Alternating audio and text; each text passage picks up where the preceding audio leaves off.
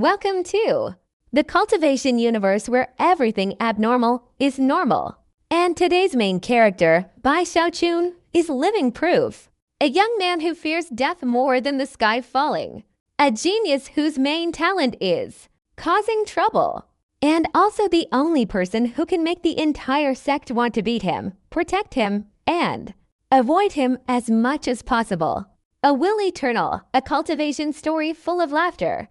But beneath it is the emotional journey of a seemingly useless person who carries within him a will that can shake heaven and earth. If you want a story that's addictive from the first listen, humorous, touching, and extremely captivating, then this is the perfect choice. Now let's embark on a journey where just one thought is enough to shake eternity. Over 100,000 people surrounded the area in the sky, and even distant beams of light flew towards them. This even alarmed the guards of Kuwan City, several hundred of whom were on patrol. Although there was chaos, they couldn't cause a complete breakdown because they were on guard. Zhou Hong also arrived, and not only him, but also Zi Langshen, Li Tiansheng, Maya Liner, and the second prince. The prodigies from the soul refining lake who had been bound by Bai Xiaochun also appeared. There were also some prodigies from powerful families like Chen Xiong who hadn't participated in the soul refining lake battle, and they constantly pointed at Bai Xiaochun. From then on, the scale and intensity of the competition increased significantly. Not only were there more people, more prodigies appeared, and countless people were excited. Chen Manyao was also among the crowd. She came alone, not with the second prince, and silently watched Bai Xiaochun from afar. With countless people using their divine senses to probe from all sides, Bai Xiaochun was also nervous. Although he had successfully refined the 16-colored 3-lion flame once, he felt it wasn't quite right, but there was no other way. If it were compared to the 15-colored flame, it would be better. Bai Xiaochun felt uneasy, but at this moment, he could only persevere. Praying in his heart that Sima Dao and Sun Yifan were telling the truth, that it was truly a success once every 7 or 8 attempts. Compared to Bai Xiaochun's nervousness, Sima Dao and Sun Yifan were much more relaxed. They sat cross-legged on either side of Bai Xiaochun, their eyes closed, concentrating their minds, waiting for the competition. At this moment, the surroundings returned to calm. Soon, Zhou Hong's figure appeared in midair. He lowered his head, his gaze sweeping over Bai Xiaochun before withdrawing his eyes. Master Saimei and Master Sun have invited this humble prince to preside over this fire refining competition. This humble prince is honored to be here. I won't say much. Let the competition begin. As Zhou Hong cleared his throat, everyone's eyes turned to Bai Xiaochun and the other two. In an instant, Sima Dao and Sun Yifan opened their eyes. Without any hesitation, their expressions were calm and composed. They formed hand seals, conjuring several soul towers, and then many vengeful spirits flew out. Without delay, they began refining their fire, starting with a single-colored flame. The rules of the competition were clear. The ultimate goal was a 16-colored flame.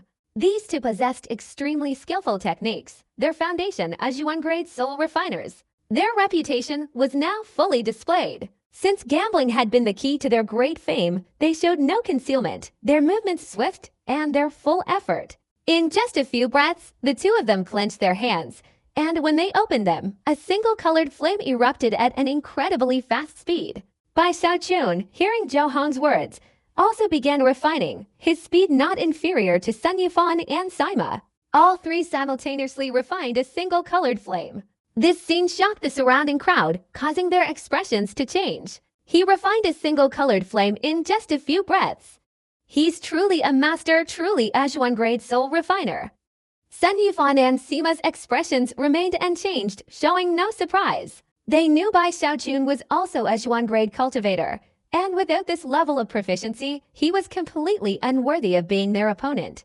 The three of them refined very quickly, gradually progressing through to colors, 3 colors, 4 colors, up to 10 colors. This process showed that the three of them were at similar speeds, essentially succeeding at the same time. Sun Yifan and Sima's hearts sank slightly, or perhaps it could be said that their hearts were shaken.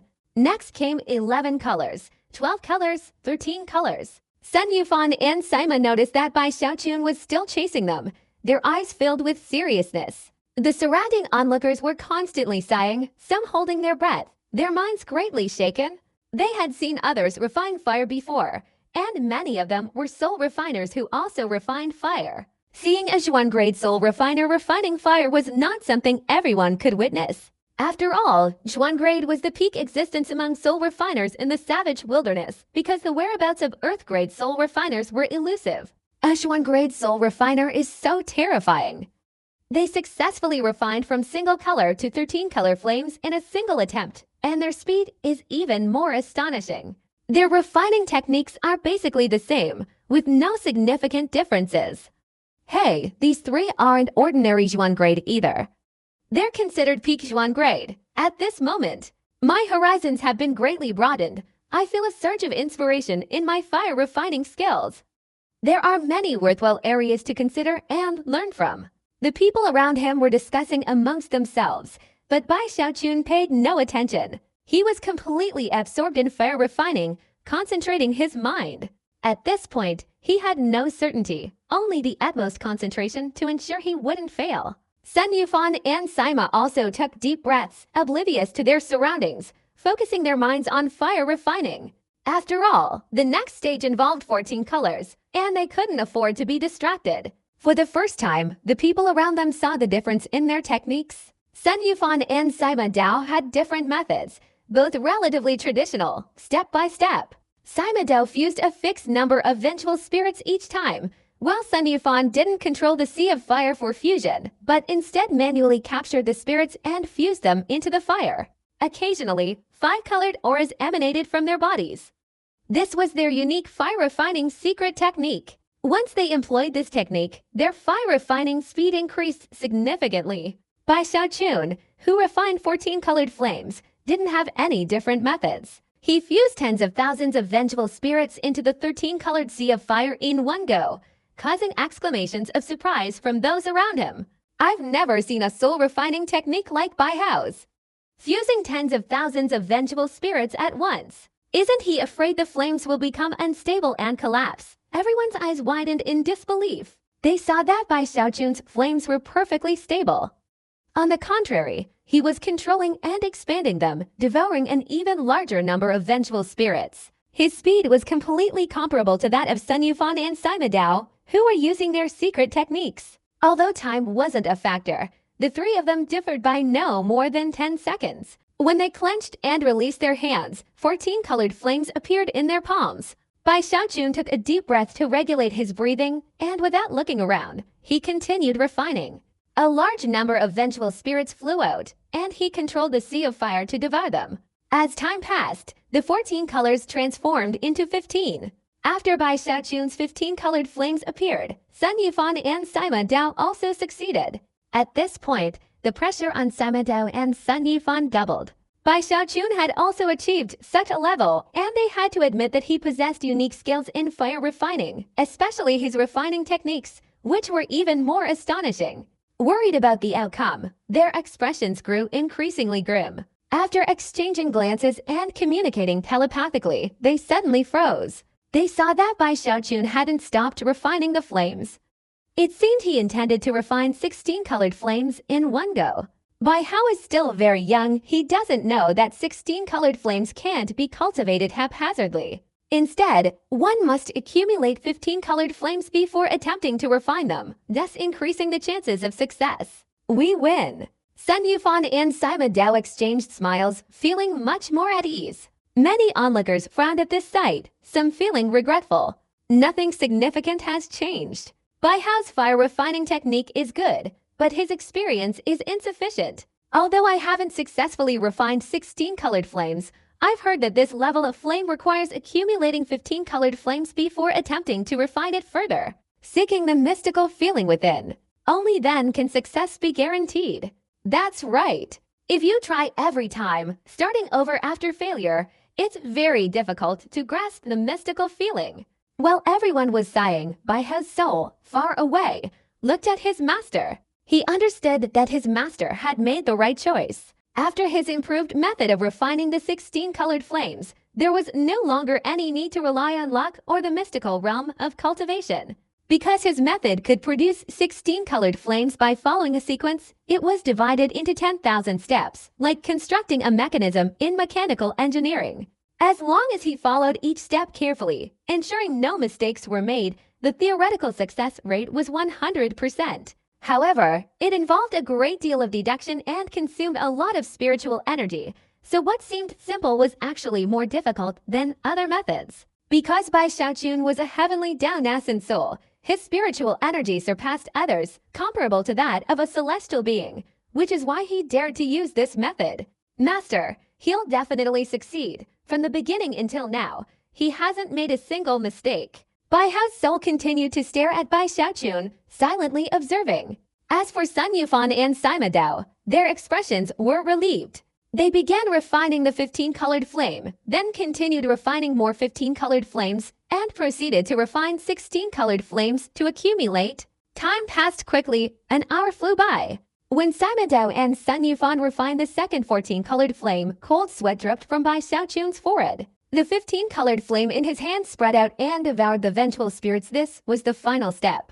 Bai Xiaochun didn't bother wiping away his sweat. In an instant, his eyes shone brightly. He roared, immediately raising his right hand and striking out with a claw.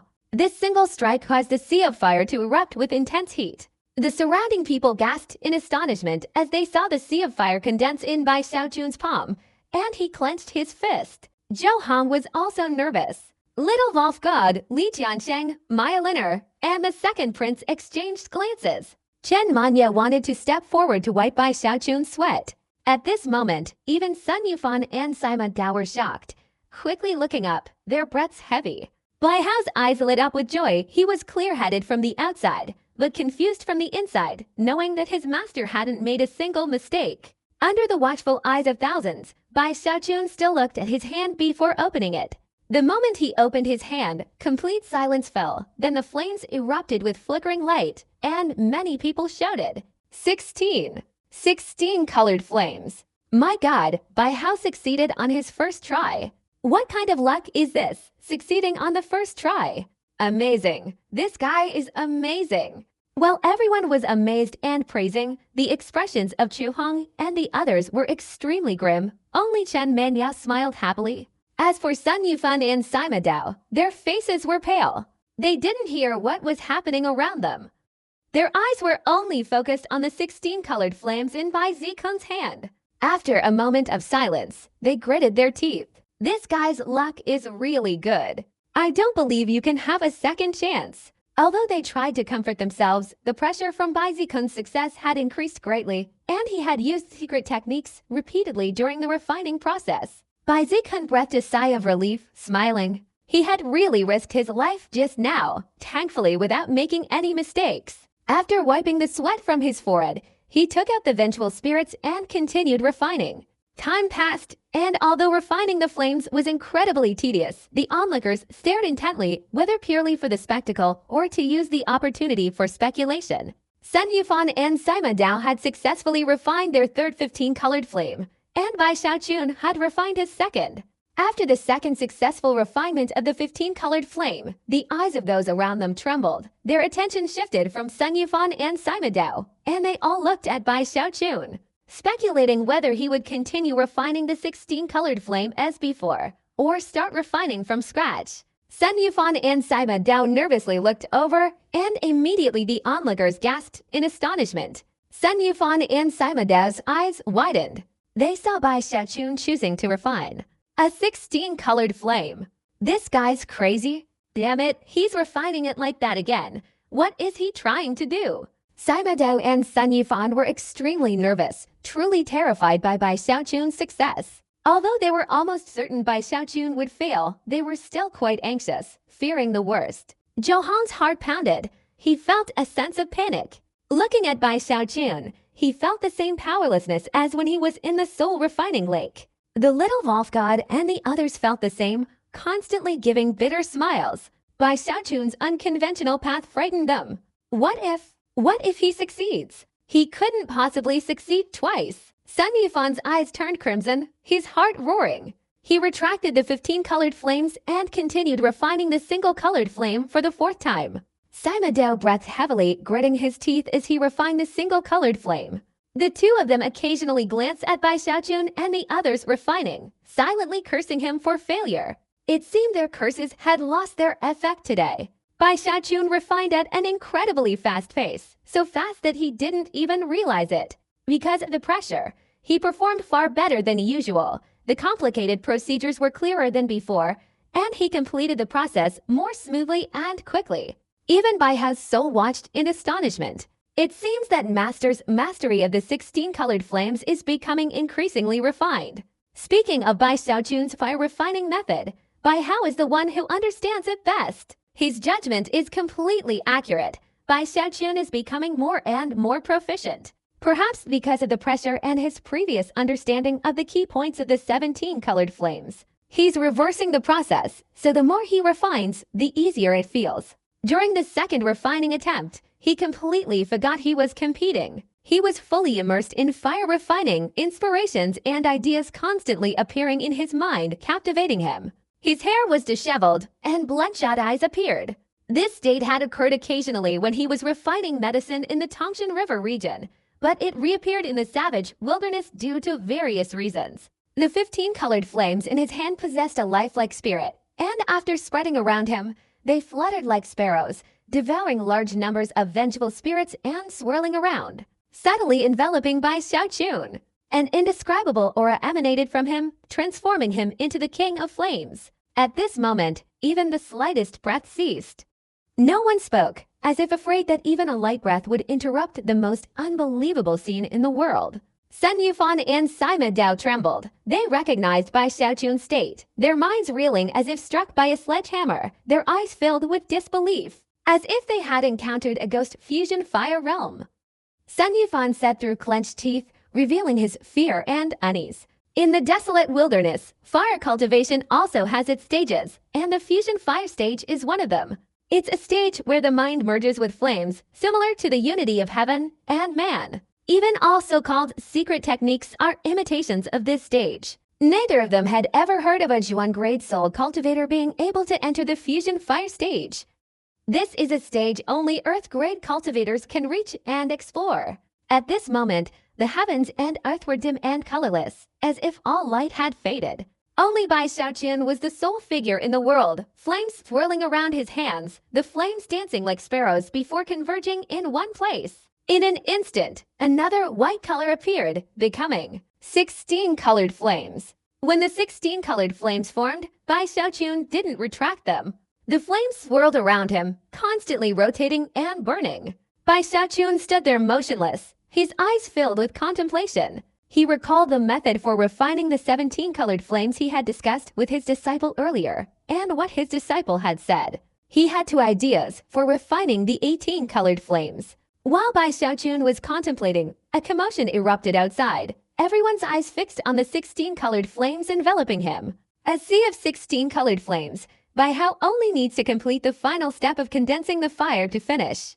He can refine a second 16 colored flame. Absolutely miraculous, completely new. I never thought someone could refine fire so brilliantly. Is this the legendary fusion fire realm? The surrounding crowd chattered incessantly, their minds truly shaken. Over 100,000 people were clamoring together like a clap of thunder. Fortunately, Bai Xiaochun was enveloped in a sea of fire, his mind completely absorbed in the process of deduction, separating him from the outside world. Otherwise, he would have been awakened, leaving him utterly frustrated. A gloomy glint appeared in Chu Hong's eyes, as did the others, including Zi Langshen. They were prodigies, and they also noticed something was wrong with Bai Xiaochun. They wanted to interrupt, but remembering Bai Xiaochun's crazy personality, no one dared. Even worse, if Bai Xiaochun went berserk, he might do something drastic, so they felt considerable inner turmoil. Damn it, since when have we been so powerless to intervene when we want to fight someone? Li Jiansheng gritted his teeth, swallowing his frustration. Seeing Chu Hong's gloomy expression, he knew Chu Hong didn't dare, and he himself didn't dare to interrupt either. This is a madman. We can use some tricks to deal with him. If we interrupt his sanity, this madman might do something outrageous and disregard everything. Chu Hong sighed bitterly, shaking his head. It was all because of Bai Xiaochun's actions in the soul refining lake, which had shaken the entire savage wilderness, casting a shadow over the hearts of the geniuses. Even Chu Hong and his group didn't dare to ponder, while Sun Yufan and Sima Dao showed expressions of despair. As Xuan-grade cultivators, they had a more accurate perspective than others. They had already guessed Bai Xiaochun's realm, which only fueled their admiration. Seeing the 16-colored sea of flames surrounding Bai Xiaochun, outsiders thought Bai Xiaochun had successfully condensed the flames. But they saw that Bai Xiaochun had mastered the 16-colored flame refining technique to an unimaginable level, a truly earth-shattering feat, a complete mastery. He was even entering the fusion flame realm. How can we compare? Sun Yufan and Sima Dao were filled with anguish and resentment. Their eyes blazed with anger as they gazed at the fourth 15-colored flame in their hands. At this moment, they had only one option: to take a gamble. They had to rely on luck to cultivate the 15-colored flame to a higher level. If they were lucky, they might even be able to surpass it and complete 3/3 of the 16-colored flame. Although the chances were slim, this was their only chance. Dare! Sun Yifan gritted his teeth, his eyes reddening. Sima Dao also lost, his eyes reddening. He struggled, then began to act. They were decisive. Bai Xiaochun looked up, grinning like a madman, even gesticulating wildly with joy. He was incredibly excited. I understand. That method is feasible.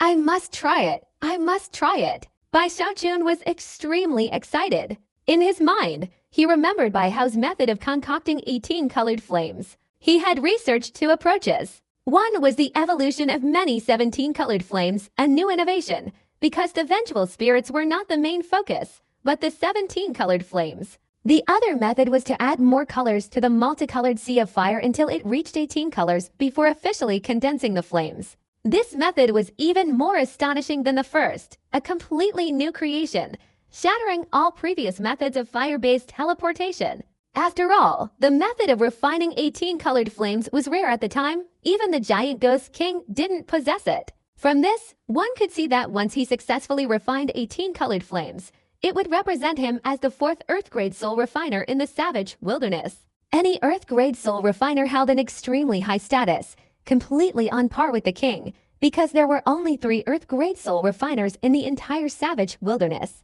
even fewer than the king. Bai Xiaochun was so excited he couldn't speak. He recovered his aura, and without thinking too much, he had long forgotten that he was in a competition.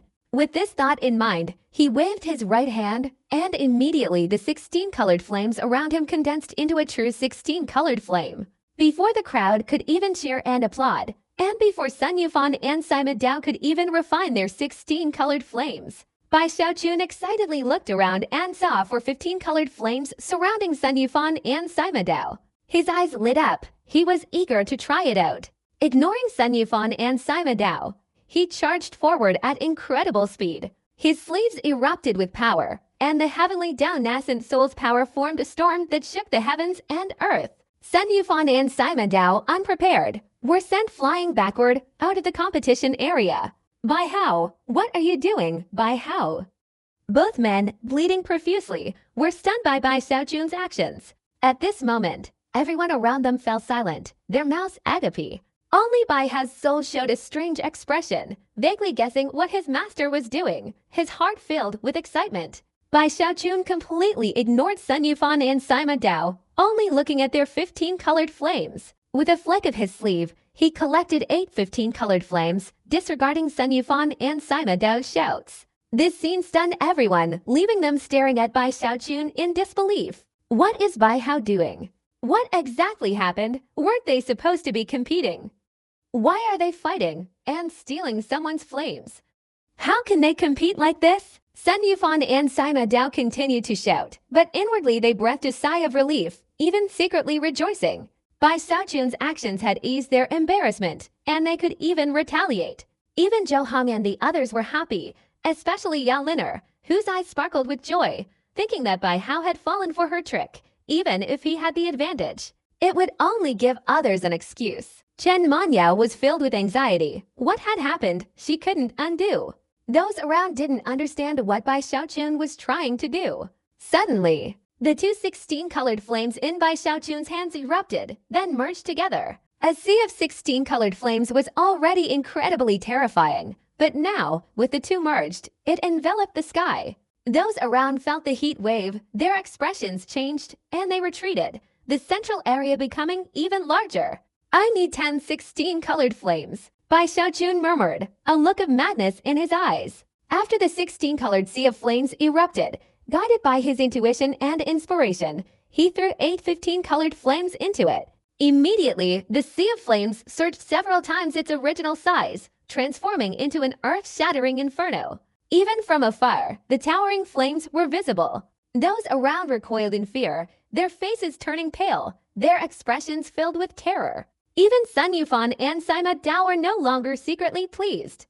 They were terrified by Bai Xiaochun's actions. He wants to, oh my god, if this sea of fire becomes unstable, a major disaster will occur. Countless people trembled uncontrollably. The guards of Kuwan City were extremely worried, surrounding Bai Xiaochun and suppressing anyone from speaking. They also set up a formation to envelop him. They dared not disturb Bai Xiaochun. If they did, the sea of fire would erupt, causing a huge disturbance, and they would report it to their superiors. Zhou's eyes flashed. He wanted to act but held back. He also dared not cheat at this moment, otherwise he would also face great trouble. While everyone was in a state of panic, Bai Xiaochun chanted incantations within the formation. He controlled the sea of fire, which, as if possessing sentience, was incredibly docile, constantly swirling around his hand.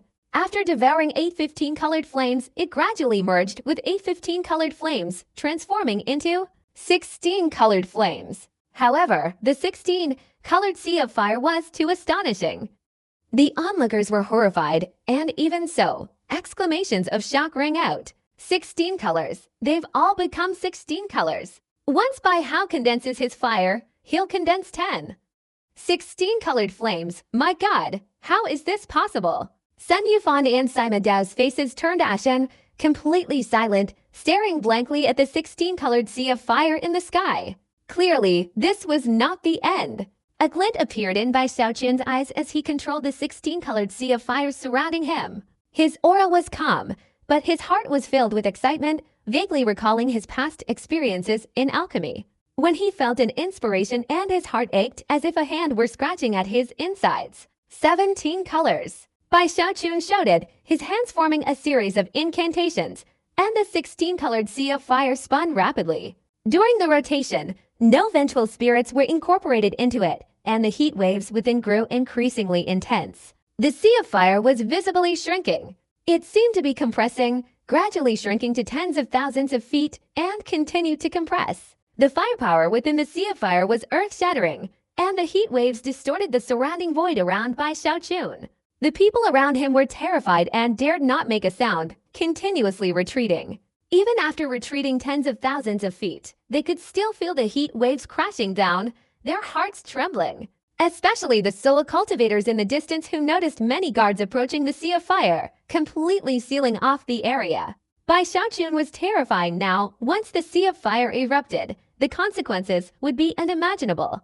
Chu Hong was extremely nervous. As for Sun Yufan and Sima Dao, their bodies trembled, their faces turned ashen, and excitement flickered in their eyes. Although they opposed Bai Xiaochun, they were also Xuan-grade soul refiners, and they were even more eager to understand and practice fire refining. Seeing this unprecedented fire refining technique filled them with excitement and exhilaration. They didn't even care about competing with Bai Xiaochun. Everyone's eyes were fixed on the figure standing in the sea of flames like the midday sun. The sea of flames was swirling, earth-shattering explosions resounded, and the sea of flames continuously contracted from a radius of 10,000 feet to 8,000 feet, then 6,000 feet, 5,000 feet, 3,000 feet, even 1,000 feet. In an instant, the sea of flames, which had become 1,000 feet, had acquired another color. Under the watchful eyes of tens of thousands, the sea of flames transformed into 17 colors. When the 17-colored sea of flames appeared before everyone, even the guards felt as if they had been struck by lightning. Even those who had previously speculated, seeing it with their own eyes drove everyone into a frenzy. This scene shattered their thinking, completely broke tradition, and opened a new chapter in the history of fire refining. No soul needed, just fire alone can produce 17 colors. I'm not mistaken, and I've never heard of anything like this. This Bai Hao will surely become famous throughout the savage wilderness from now on. He has pioneered a new path in fire refining, As countless people exclaimed in astonishment, Sun Yufan and Sima Dao's bodies trembled.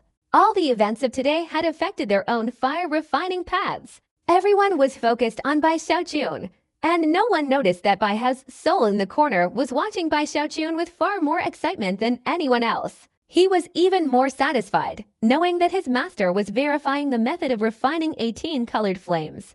This fact was extremely valuable.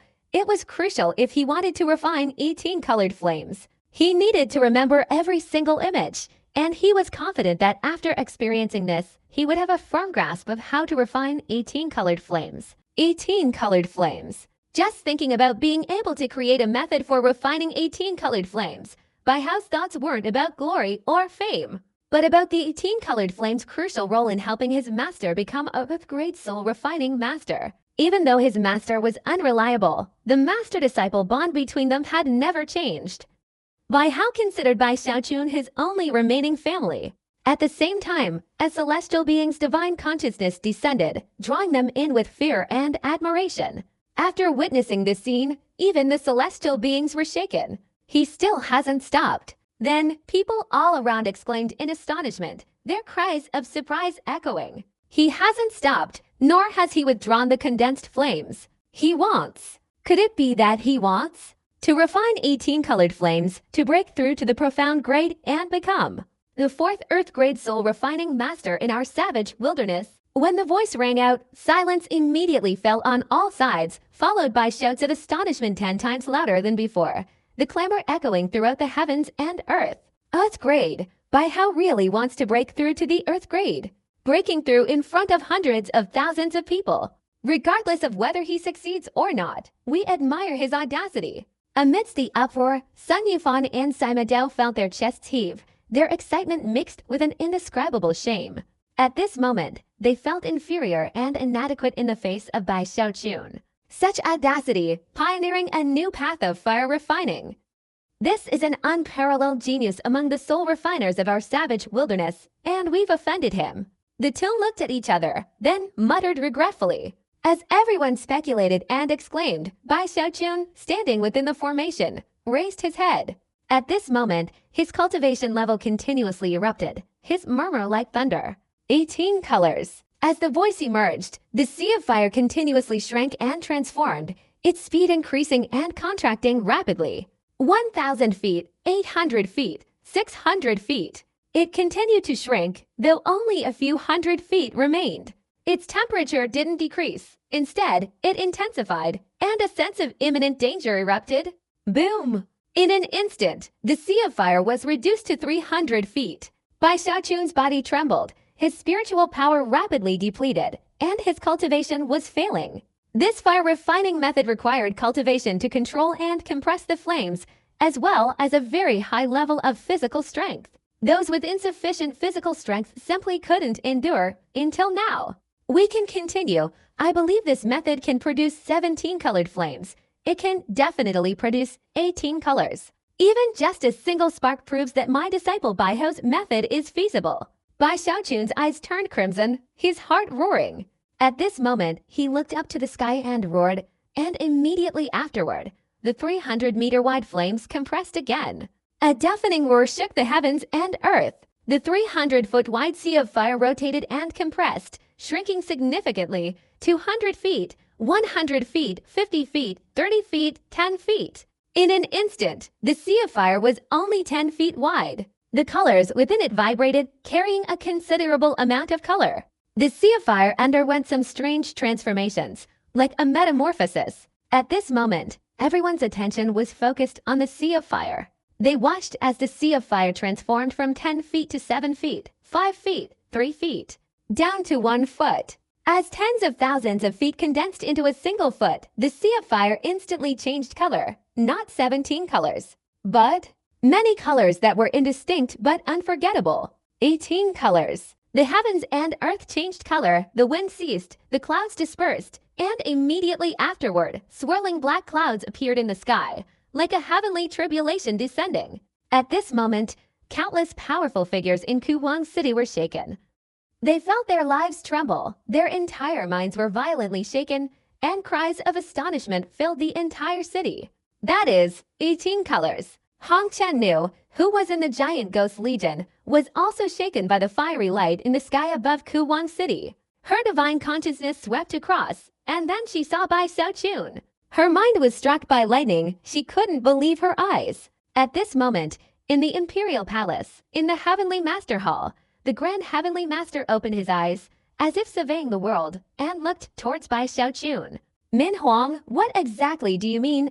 After a long pause, the Grand Celestial Master whispered, then closed his eyes. As the storm raged on all sides, Bai Xiaochun's face turned pale. His physical strength and cultivation were greatly depleted. His body was exhausted, and the sea of fire, a meter in diameter, rapidly shrunk into 18 colors. It only lasted 3 seconds before instantly disappearing. The 18-colored sea of fire, like a fleeting flower, vanished in an instant. As the sea of fire disappeared, Bai Xiaochun spat out a mouthful of fresh blood and fell to the ground. He staggered back a few steps. Those around him silently watched him, their gazes filled with regret and reverence. Everyone, including the guards, bowed their heads in respect to Bai Xiaochun.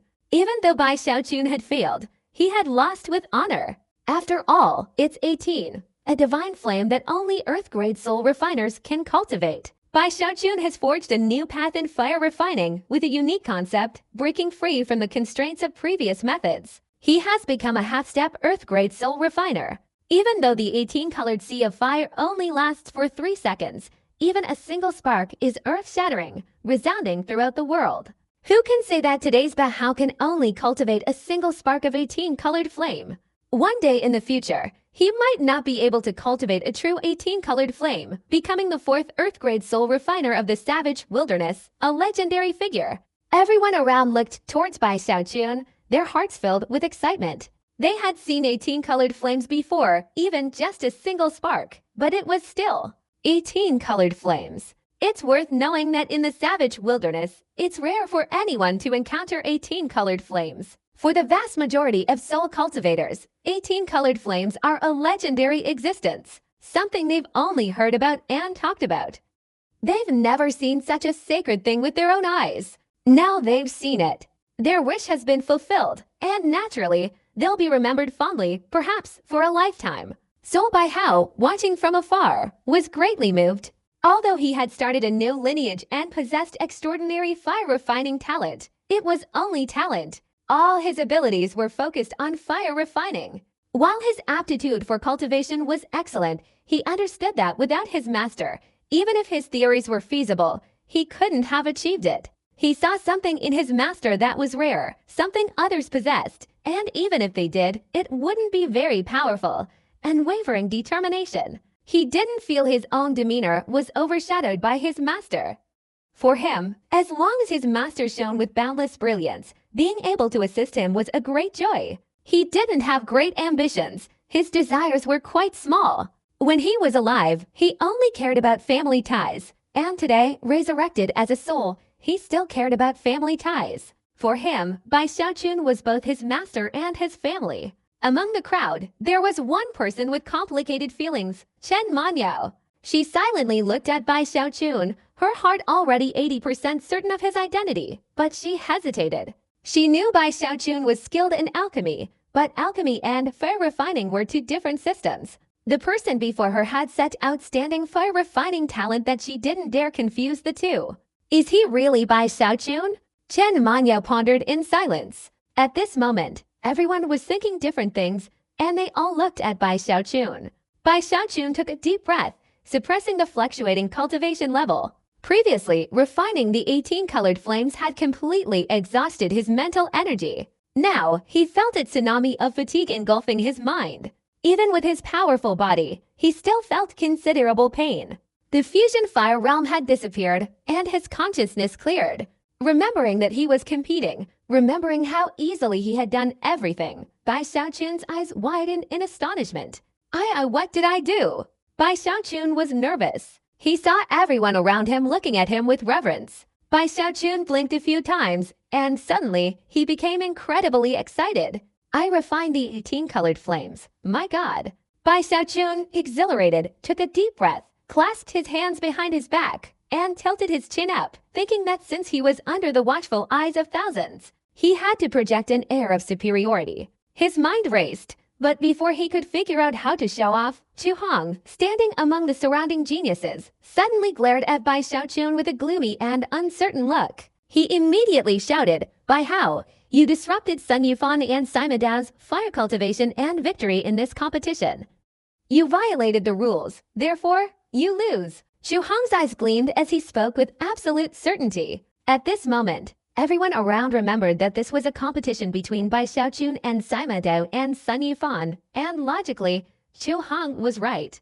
Everyone hesitated. Chu Hong's heart was also unsettled and filled with bitterness. No matter what, he never expected Bai Xiaochun to perform so brilliantly, to pioneer and even cultivate the 10 dark flames. He could imagine that in the future, if he wanted to cause trouble for Bai Xiaochun, it would be extremely difficult, unless these powerful figures themselves intervened. But thinking of Bai Xiaochun's ferocity in the soul refining lake, even Chu Hong was terrified, so he had to seize this opportunity, even if the timing wasn't right. After all, according to the rules of the competition, Bai Xiaochun had made a mistake first. After Chu Hong spoke, the eyes of the group including Zi Langshen and Li Tianxing lit up, and they immediately shouted, "That's right, Bai Hao, you've lost this time. Disturbing Master Sun and Master Sima's fire refining, Bai Hao, even if you refine 18 colored flames, you've still lost." Bai Xiaochun glared, knowing that his momentum was at its peak at this moment and was about to retort, even provoking many to angrily retaliate against Chu Hong.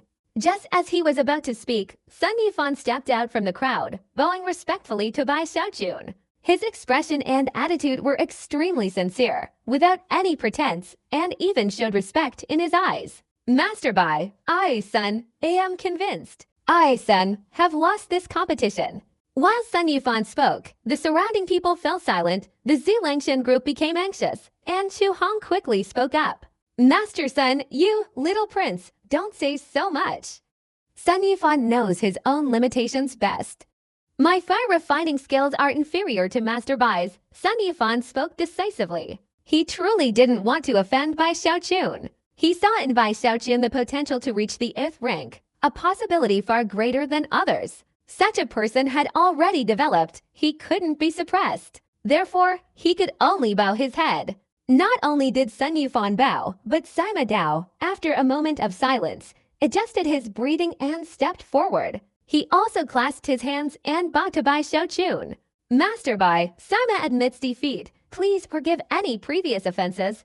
Even Sima Dao spoke up, causing a commotion among the surrounding crowd. And the faces of Zhou Hong and the others in the air alternated between red and white. Chu Hong was furious, his face turning green, but he was powerless. Sun Yufan and Sima Dao had both voluntarily admitted defeat. What could he do? Feeling too ashamed to stay any longer, he gritted his teeth, flicked his sleeve, and a beam of light flew away. Little Wolf God and Li Tianxing sighed and turned to leave.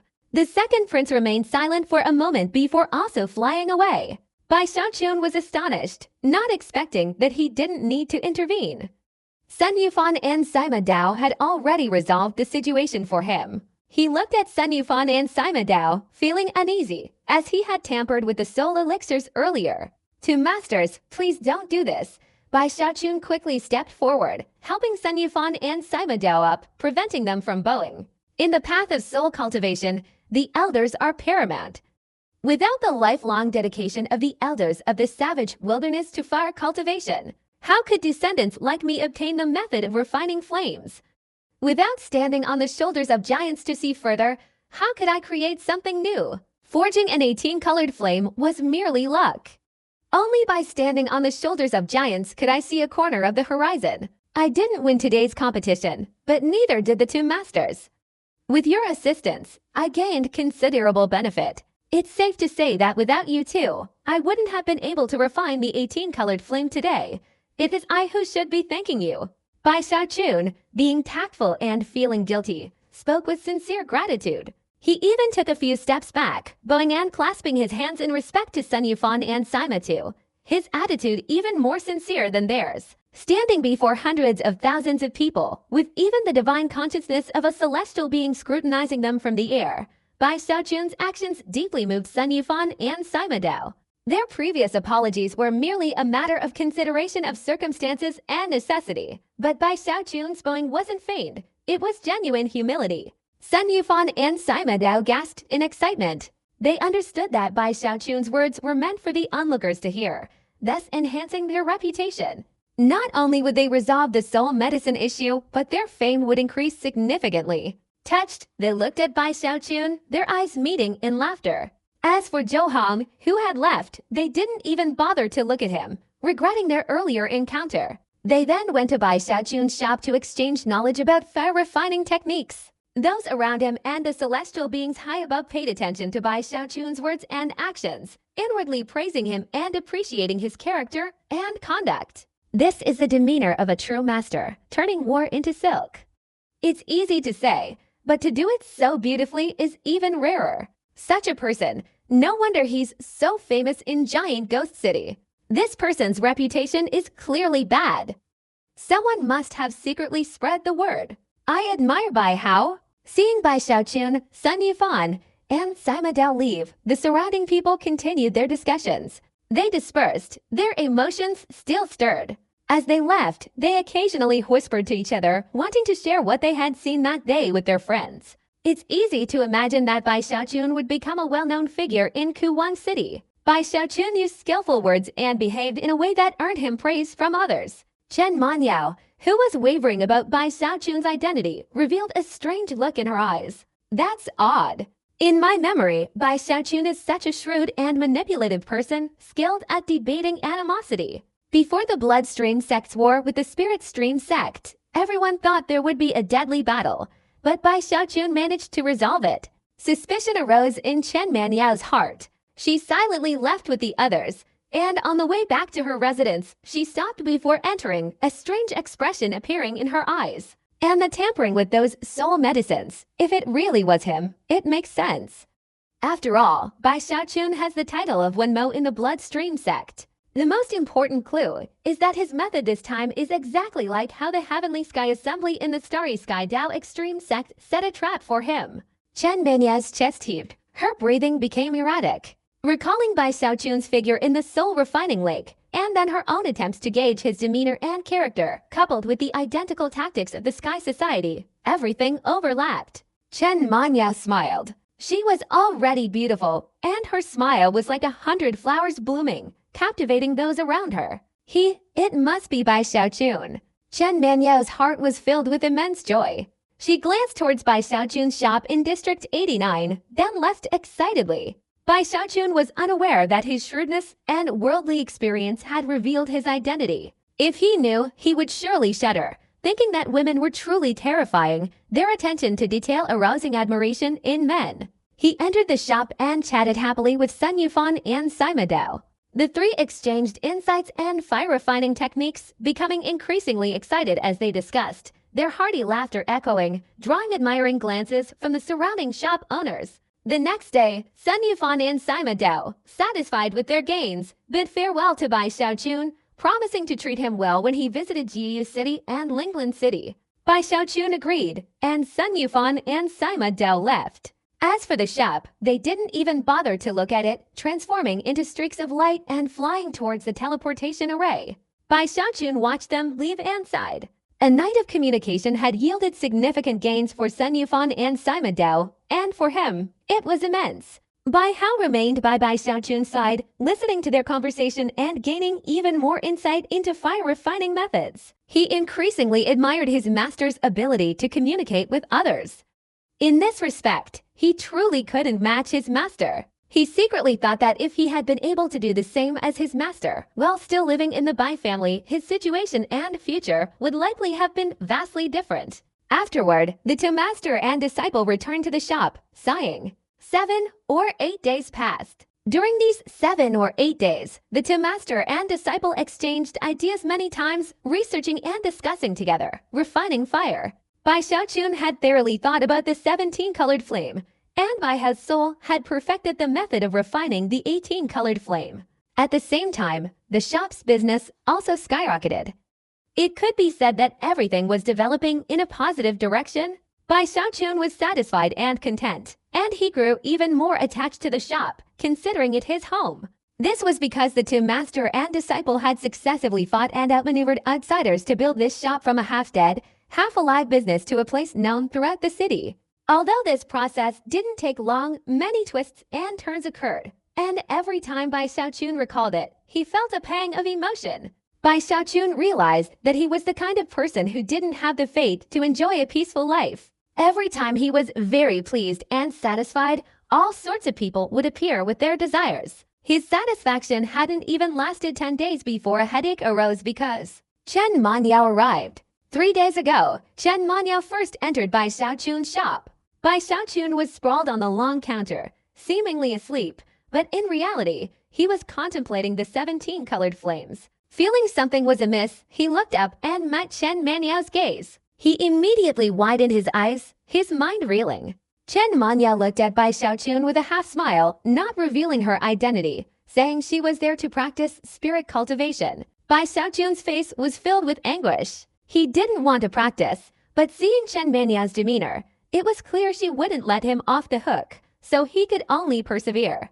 The next day, Chen Manyao came again. Now, on the third day, as soon as the shop opened, Chen Manyao, with her graceful figure and stunning beauty, appeared before Bai Xiaochun. "Sister Chen, why are you here?" Bai Xiaochun flapped his forehead, tragically standing up. "Call me sister." "That's fine, little brother Bai, why aren't you welcoming me?" Chen Manyao said with a natural smile. She stood in front of Bai Xiaochun, her fragrant scent wafting into his nose. Bai Xiaochun wasn't in the mood for romance, only able to give a wry smile at Chen Manyao. He had already figured out that Chen Manyao had almost certainly recognized him. As long as she didn't point it out, Bai Xiaochun didn't dare to speak directly, only continuing to feign ignorance. His acting skills were nothing to others, but in Chen Manyao's eyes, they were almost certainly riddled with flaws, making him even more amused. She also enjoyed this feeling, repeatedly failing to expose him. Bai Xiaochun was very uncomfortable and could only try his best to avoid Chen Manyao. Chen Manyao wasn't impatient since Bai Xiaochun was avoiding her. She simply stayed in the shop to help Bai Hao receive the customers. Chen Manyao's reputation in Kuwang City was immense. Not only was she a disciple of the Grand Heavenly Master, but her appearance alone attracted countless suitors. Now she had appeared in Bai Xiaochun's shop. If that were all, it would be one thing. But she acted like the proprietress, attending to the customers coming and going. All the solo cultivators who saw her were moved, and they recognized Bai Xiaochun's formidable abilities once again. This news spread quickly, startling even Bai Xiaochun.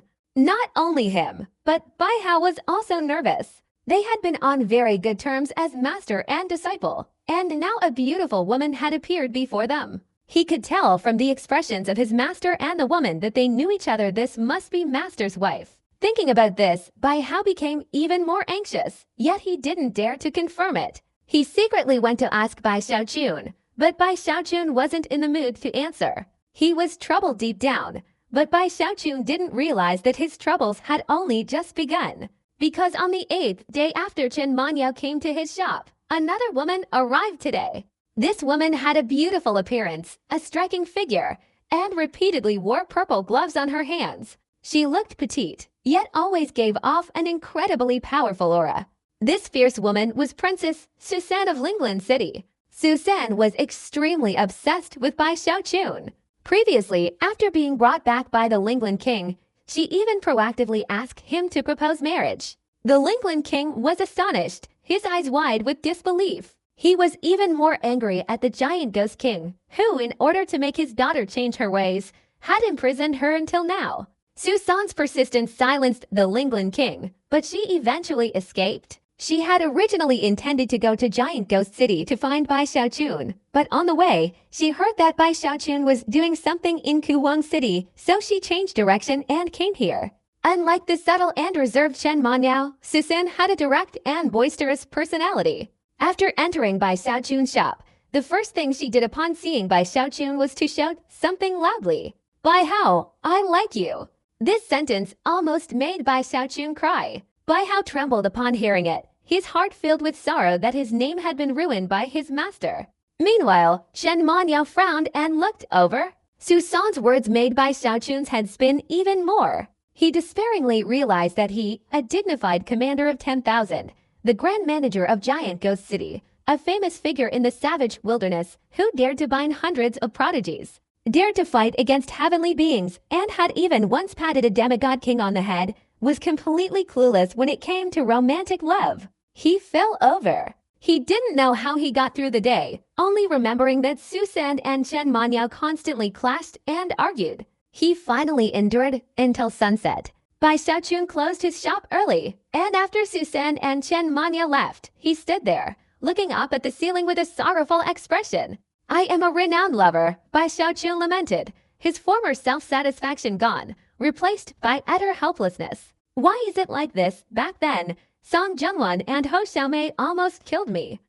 I was careful enough when I came to the savage wilderness, afraid that my excessive excellence would attract other girls. I used the appearance of Bai Hao's disciple, but I couldn't hide my handsome face. Why am I still favored by others? Oh heavens, why are you treating me like this?" Bai Xiaochun pounded his chest and stomped his feet, his expression one of injustice and lamenting the heavens and earth that wouldn't listen to his heart. Bai Hao's soul beside him opened its eyes wide, listening to his master's words. His expression was somewhat dejected and helpless. He touched his face, intending to refute his master, but seeing his master's current unusual state, he hesitated and remained silent. "Could it be that I'm so exceptionally talented that I can transcend time and space, surpassing everything? And that just my charisma and pure soul are enough to make countless women fall in love with me?" Bai Xiaochun angrily pounded his chest and stomped his feet. "Could it be that I, Bai Xiaochun, have truly reached the highest and most supreme realm? What should I do now? Being excellent isn't my crime." Bai Xiaochun shook his head vigorously. As he sighed, Bai Hao's soul couldn't bear it any longer. He was provoked by his master's words and couldn't restrain himself, so he spoke up. "Master, are you blaming yourself or boasting?" Bai Xiaochun turned and glared at his disciple. "My disciple, can't you see that your master is truly sad? Alas, you don't understand. My disciple, do you know that back when your master was just a mortal, he was also very troubled? The girls in the village, Da Yichui, Da Huang, Da He, they all loved me, chasing after me every day, and I rejected them countless times." In Bai Xiaochun's eyes, there was a look of reminiscence, his heart filled with pain. Bai Hao's soul, standing beside him, was also bewildered, thinking that the name Da Yichui sounded like a cat's name, and Da Huang was a dog's name. So what kind of animal was Da He? He thought for a long time, but couldn't figure out how a girl could be named Da He. "I thought that after I entered the path of immortality, I wouldn't attract any more girls' attention. You wouldn't believe it, but soon Hou Xiaomei took a liking to me, and Zidudu also took a liking to me. I was at my wit's end, so I fled to the Bloodstream sect. But little did I know that Song Zhengwan also took a liking to me." Bai Xiaochun didn't know what Bai Hao's soul was thinking, and he kept lamenting the unfairness of life. "What could I do? I didn't want to either, so I left. But I never dreamed that when I entered the Reverse River sect, thousands of girls would send me love letters. Disciple, tell me, why did heaven give me such outstanding qualities? What is the reason?" Bai Xiaochun sighed, secretly glancing at Bai Hao's soul.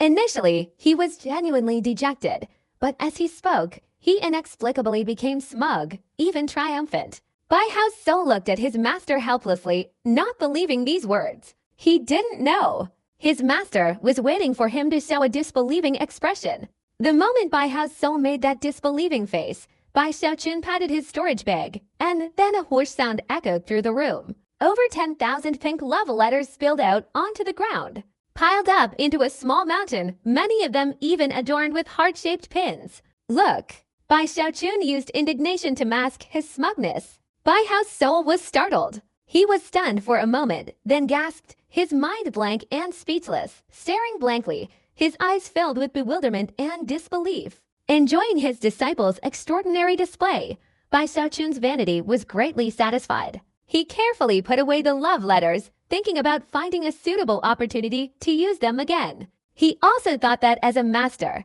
he should do something to impress his disciple, so he should frequently show his disciple how powerful he was. Ignoring Bai Hao's soul, Bai Xiaochun stood there dejectedly. After half a day, he returned to his room in frustration. He pondered all night but couldn't come up with a solution. only sighing and using his research on the 17 colored flames to kill time. But this was ultimately unavoidable. The next day, Susan and Chen Minyao arrived, especially Susan, whose domineering personality made her sit motionless beside Bai Xiaochun. Wherever Bai Xiaochun went, she followed, seemingly saying to everyone, "This is my man," occasionally glancing at Chen Minyao. Chen Minyao acted as if she didn't see anything, sometimes making sarcastic remarks, and often, after a few words, Susan would directly yell at her, looking like she wanted to attack. Each time, Bai Xiaochun trembled, and he quickly stepped forward to mediate. Bai Hao's soul was also worried and terrified. He couldn't interfere in the affairs of the two women. He remembered that he was a dry soul slave and shouldn't get involved. It seems this Susan is also a master's wife. Bai Hao took a deep breath, determined to maintain a poker face, absolutely not letting anyone see any weakness. Bai Xiaochun wasn't in the mood to pay attention to Bai Hao. He felt his hair had turned a little grayer, but he could only try to calm the two girls down. After all, this shop was his life's work, and he was very worried that the two girls fighting would cause terrible damage, and his shop would be ruined. He could still intervene for a day or two, but as time passed, after half a month, Bai Xiaochun was going crazy. Susan and Chen Minyao were very hot-tempered, and the arguments were getting bigger and bigger. Finally, today, the two girls had a major conflict. "Chen Minyao, you slut. What did you just say?" "Susan, don't use your status to oppress people.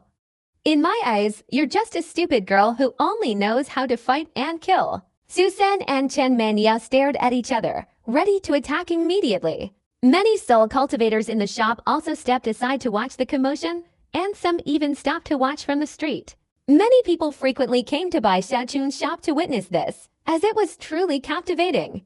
Bai Xiaochun was in the 17-colored flame research room, trembling and on the verge of tears upon hearing the commotion outside. He rushed out and stood between Susan and Chen Minyao, earnestly trying to reason with them, but his persuasion was useless. Just as the two women were about to attack, Bai Xiaochun, who had been suppressing his emotions for over half a month, finally couldn't bear it any longer and shouted.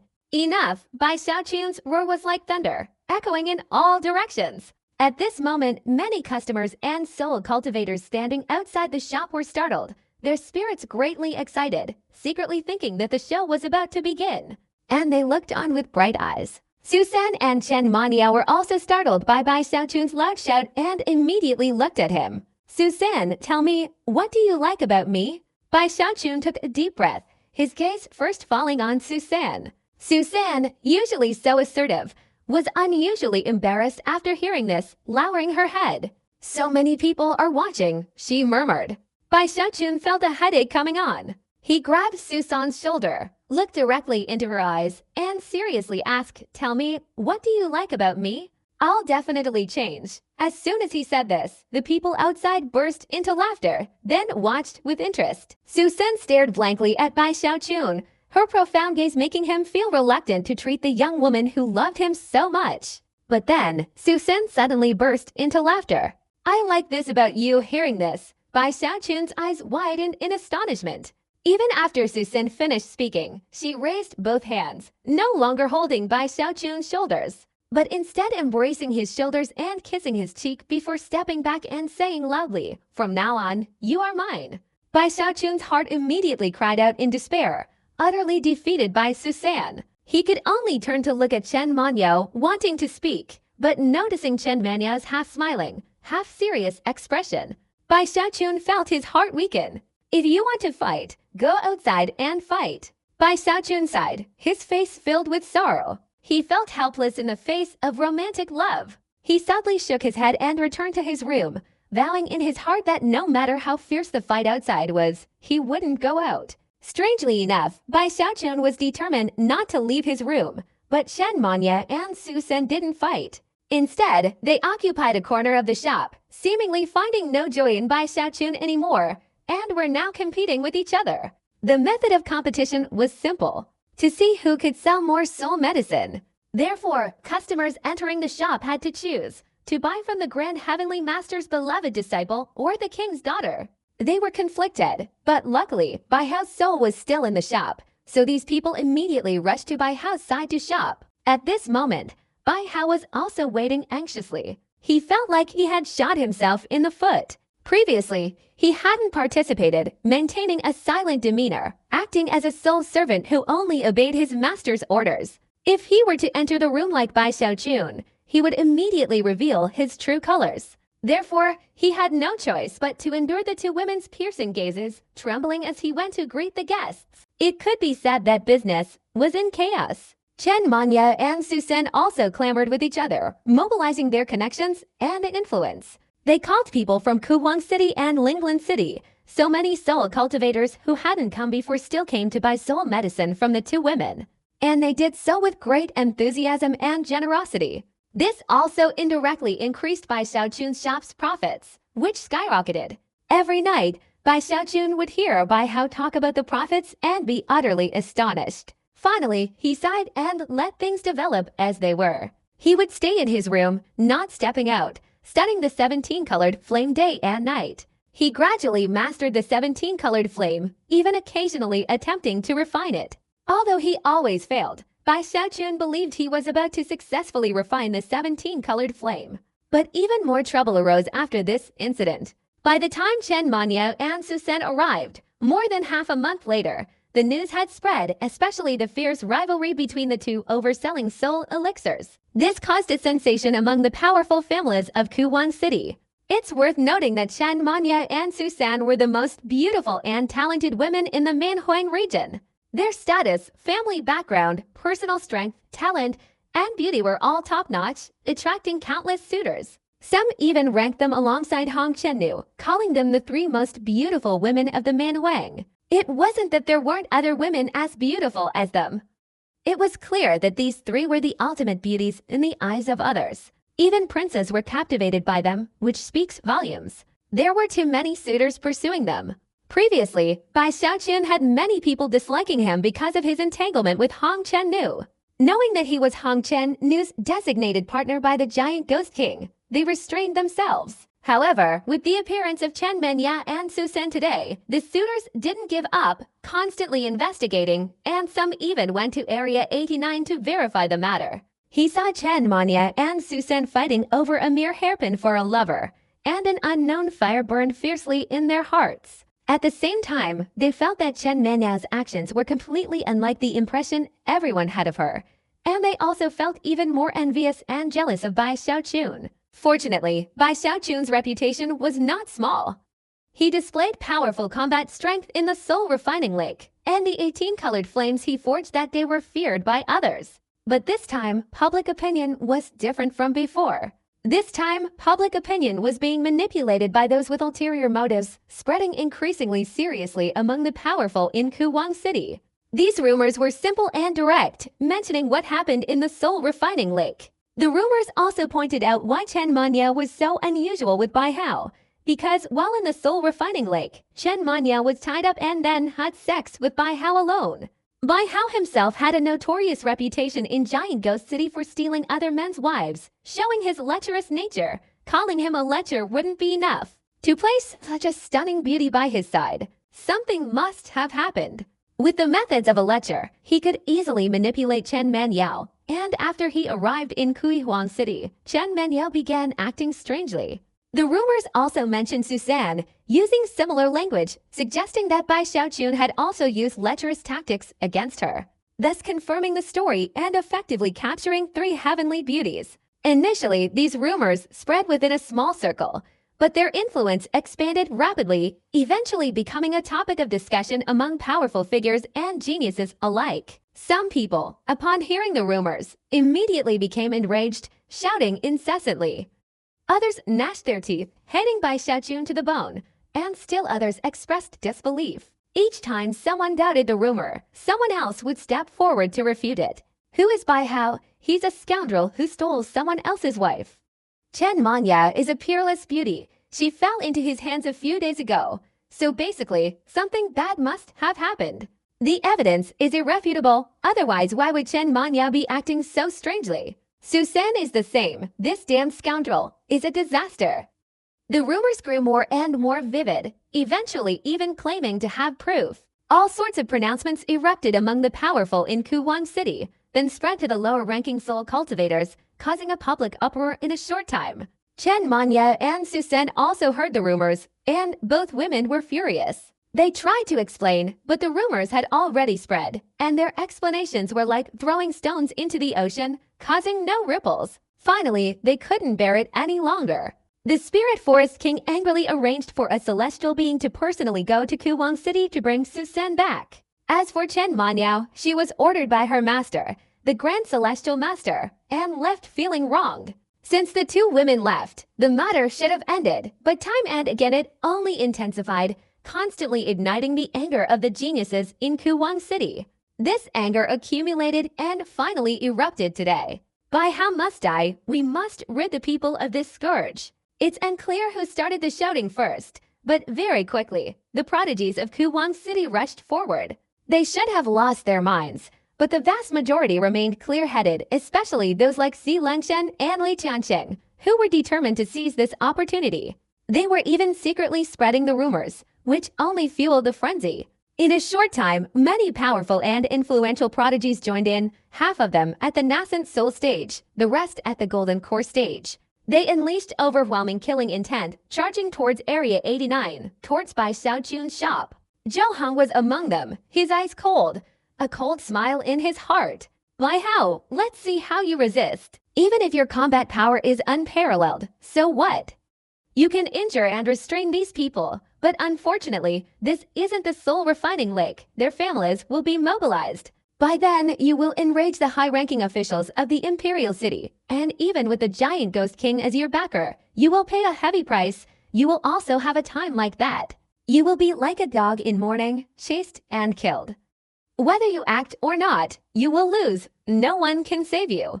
Thinking of this, Chu Hong's heart was filled with excitement. He was a man who always sought revenge. Being trampled underfoot by Bai Xiaochun in the soul refining lake was a lifelong nightmare and humiliation. His hatred for Bai Xiaochun was deep, and he had tried revenge many times, although he had always failed. But he was confident that this time he could succeed.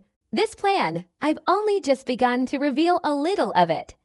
Even if there's an investigation, I bear some responsibility, but it's not absolute.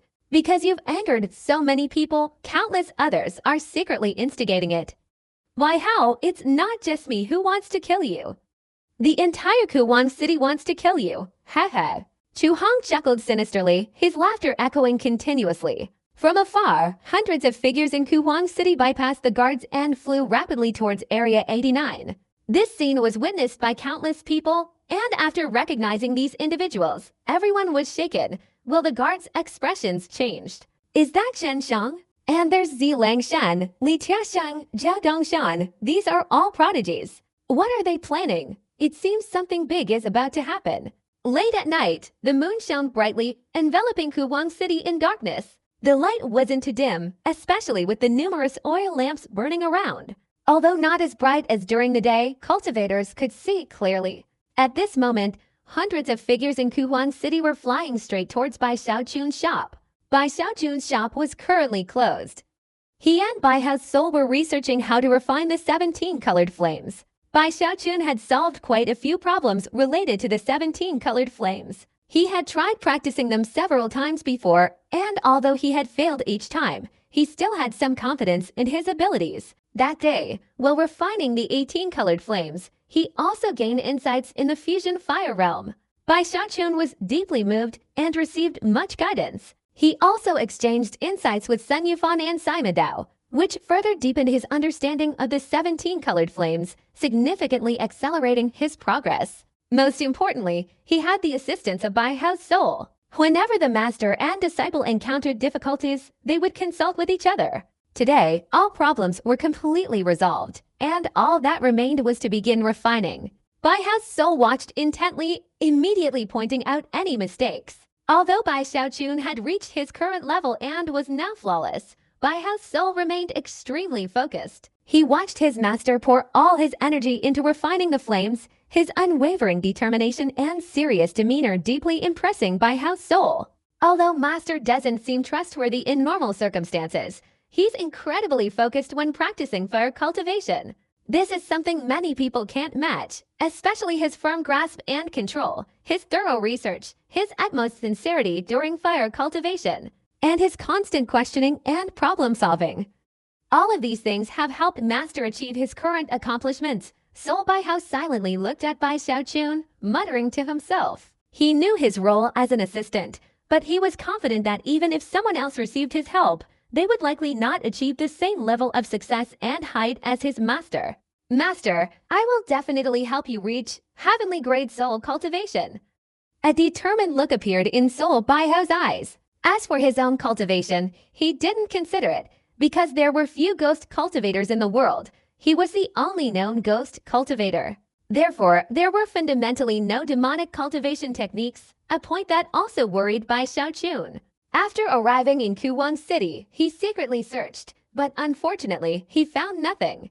It seemed Bai Xiaochun had another direction. He reassured Baihao's soul, telling him not to be impatient, that he would definitely help his disciple find a demonic cultivation technique. Remembering his master's words, Baihao felt reassured. He knew that although his master wasn't entirely trustworthy, he would definitely keep his word.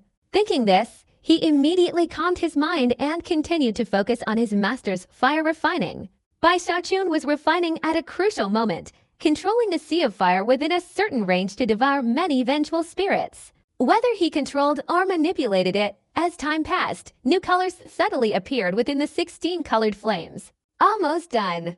Bai Xiaochun was overjoyed and was about to concentrate his mind to control it. But at this moment, an earth-shattering explosion erupted outside the shop. The ground shook, and a terrifying killing intent enveloped the area. Baihao, accept your death. As the roar echoed, more than 10 figures kicked open the large door and tore through the roof, rushing inside. Bai Xiaochun was astonished. He was at a crucial moment refining the 17 colored flames. The ground shaking was disruptive, and the appearance of more than 10 figures carrying killing intent further shocked and bewildered him. At this moment, the 17-colored sea of flames surrounding him trembled, and because Bai Xiaochun's mind was not focused, it became unstable. Unable to control it, his expression changed, and his room was also being attacked. Damn it! Bai Xiaochun's expression changed. Without time to think too much, the uncontrollable sea of flames immediately erupted outwards. In the face of imminent danger, Bai Xiaochun only had time to grab Baihao's soul and use the turtle pattern cauldron to shield himself. As he was protected by the turtle pattern cauldron, a sea of 16 mixed colors and 17 colors erupted with earth-shattering force, engulfing everything around him. More than 10 figures of prodigies rushed into the room, but before they could see clearly, they were engulfed by the flames. They retreated in panic, but it was too late. They were consumed by the sea of 16 mixed colors and 17 colors. A mournful, heart-wrenching scream echoed as more than 10 figures transformed into firemen. 3 of them, unable to dodge or use any protective objects, were surrounded by the terrifying sea of flames, screaming in agony. Immediately afterward, both their bodies and souls were devoured by the flames. They were dead. This scene caused many cultivators to recoil in shock, their expressions changing drastically. A raging sea of fire engulfed the shop, burning everything from the inner rooms and courtyards to the shop itself, reducing it to barren land. Even the surrounding shops were affected. The flames soared to the sky, causing considerable commotion. In the distance, more than 10 figures rushed forward. Upon seeing the sea of fire, they gasped in disbelief at the sudden turn of events. But having come this far, there was only one way forward. Attack simultaneously. Little Wolfgott stood among the crowd. He had no intention of charging forward. Even if he did, he intended to act from behind. For now, he could only grit his teeth and shout. Just then, a furious roar erupted. After the earth-shattering sea of fire had erupted, Bai Xiaochun lifted the turtle pattern cauldron. He saw his shop, the culmination of his life's work, his disciples who had painstakingly resolved numerous problems, and the once bustling shop reduced to barren ruins. His anger was unparalleled, his eyes blazed blood, and the rage within him burned like a volcano. This was his home, the only place in the savage wilderness where he had found true loyalty, and now it was gone, destroyed by a gang of thugs. Bai Xiaochun was consumed with rage. This is outrageous! This is outrageous! Bai Xiaochun was so enraged that his whole body trembled. He immediately retrieved Baihao's soul and protected it well. Then, with bloodshot eyes, he tried to restrain himself. In his divine consciousness, he detected enemies all around him. dozens of them, and even hundreds more rushing towards him from afar. All of this made Bai Xiaochun realize that today's events were definitely a death trap for him, especially seeing the way those outside were attacking. He immediately confirmed this. He suppressed his anger and did not attack. He used a jade slip to transmit a message to the Giant Ghost King. The Giant Ghost King, knowing all this, was also surprised. He was a domineering person, and after a moment's thought, he replied to Bai Xiaochun. "Bai Hao, you are my son-in-law, the Giant Ghost King. You can't be treated like this. Fight for me. With me here, what do you fear? As long as you don't die, that's all that matters. I'll have Zimai help you, and I'll also communicate with the Grand Heavenly Master. I'll stand up for you." Hearing the Giant Ghost King's reply, Bai Xiaochun's courage surged. He raised his head, finally unable to suppress the anger in his heart. The rage erupted, transforming into a sea of fire. "You've encroached on my house, destroyed my shop. You forced me." Bai Xiaochun's roar echoed like thunder in all directions. His figure flashed like lightning, appearing before a nascent soul cultivator. This nascent soul cultivator was Little Wolf God. He felt a dizzying sensation, and after recognizing Bai Xiaochun, he was terrified. Bai Hao listened to my explanation. Little Wolf God's heart trembled. As he tried to retreat, Bai Xiaochun angrily threw a punch. "Didn't you have plenty of life force? Coming here to seek trouble? Ha! Lie down." Bai Xiaochun's punch produced an earth-shattering explosion. No matter how much Little Wolf God struggled, even if he transformed to resist, he couldn't change the outcome, just like in the soul refining lake. His whole body trembled violently, then he let out a mournful scream, and was slammed from the air by Bai Xiaochun, crashing to the ground.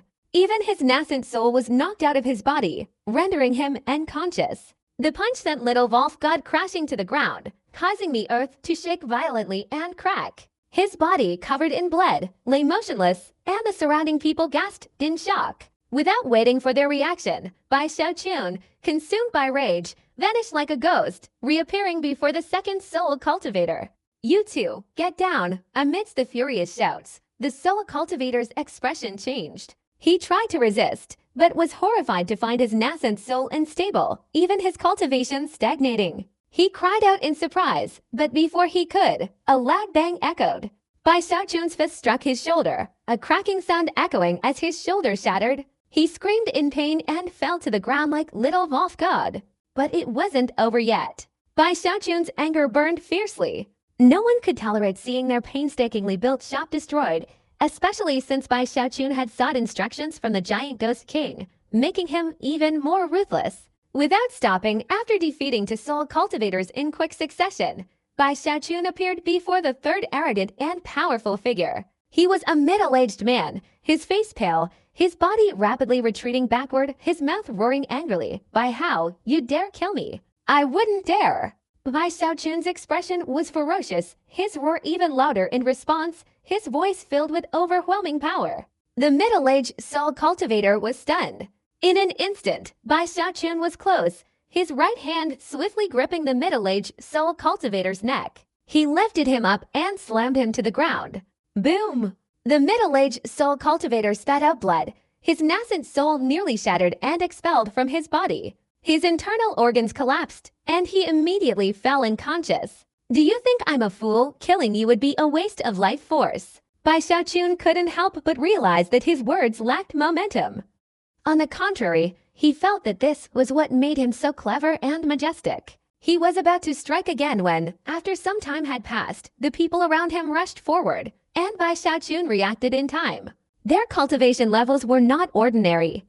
Although there were quite a few core formation cultivators among them, they were still the prodigies of their respective families, their strength far surpassing others at the same level. Although they recognized Bai Xiaochun's strength, they were outnumbered and outmatched. At this moment, someone shouted loudly, "Attack together!" Even if Bai Hao is powerful, he doesn't have 3 heads and 6 arms. He has angered so many people. Today he must give us an answer. More than 10 people said these words, channeling their cultivation and chanting incantations. Various divine abilities appeared, and 5 colored light formed waves of magic attacks against Bai Xiaochun. Within this wave of magic, 3 spells transformed into fire dragons, along with numerous tornadoes, accompanied by flashes of swords and blades. Behind them, someone even used magic to transform into a peacock, creating a beam of sword light that pierced through the void and flew directly towards Bai Xiaochun. In the distance, 40 or 50 figures were flying towards him at top speed, some even unleashing their magical artifacts and urging them to attack Bai Xiaochun before they even arrived. Not to mention, behind these 40 or 50 figures, in the darkness from all directions, many more figures were flying towards him, their target being Bai Xiaochun. This was a killing trap.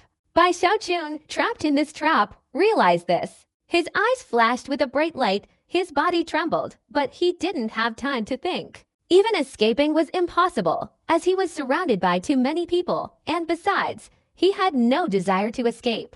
The only solution was fight. Thanks to the powerful defensive capabilities of the Bone Refining Realm, he can fight against the Soul Cultivators here.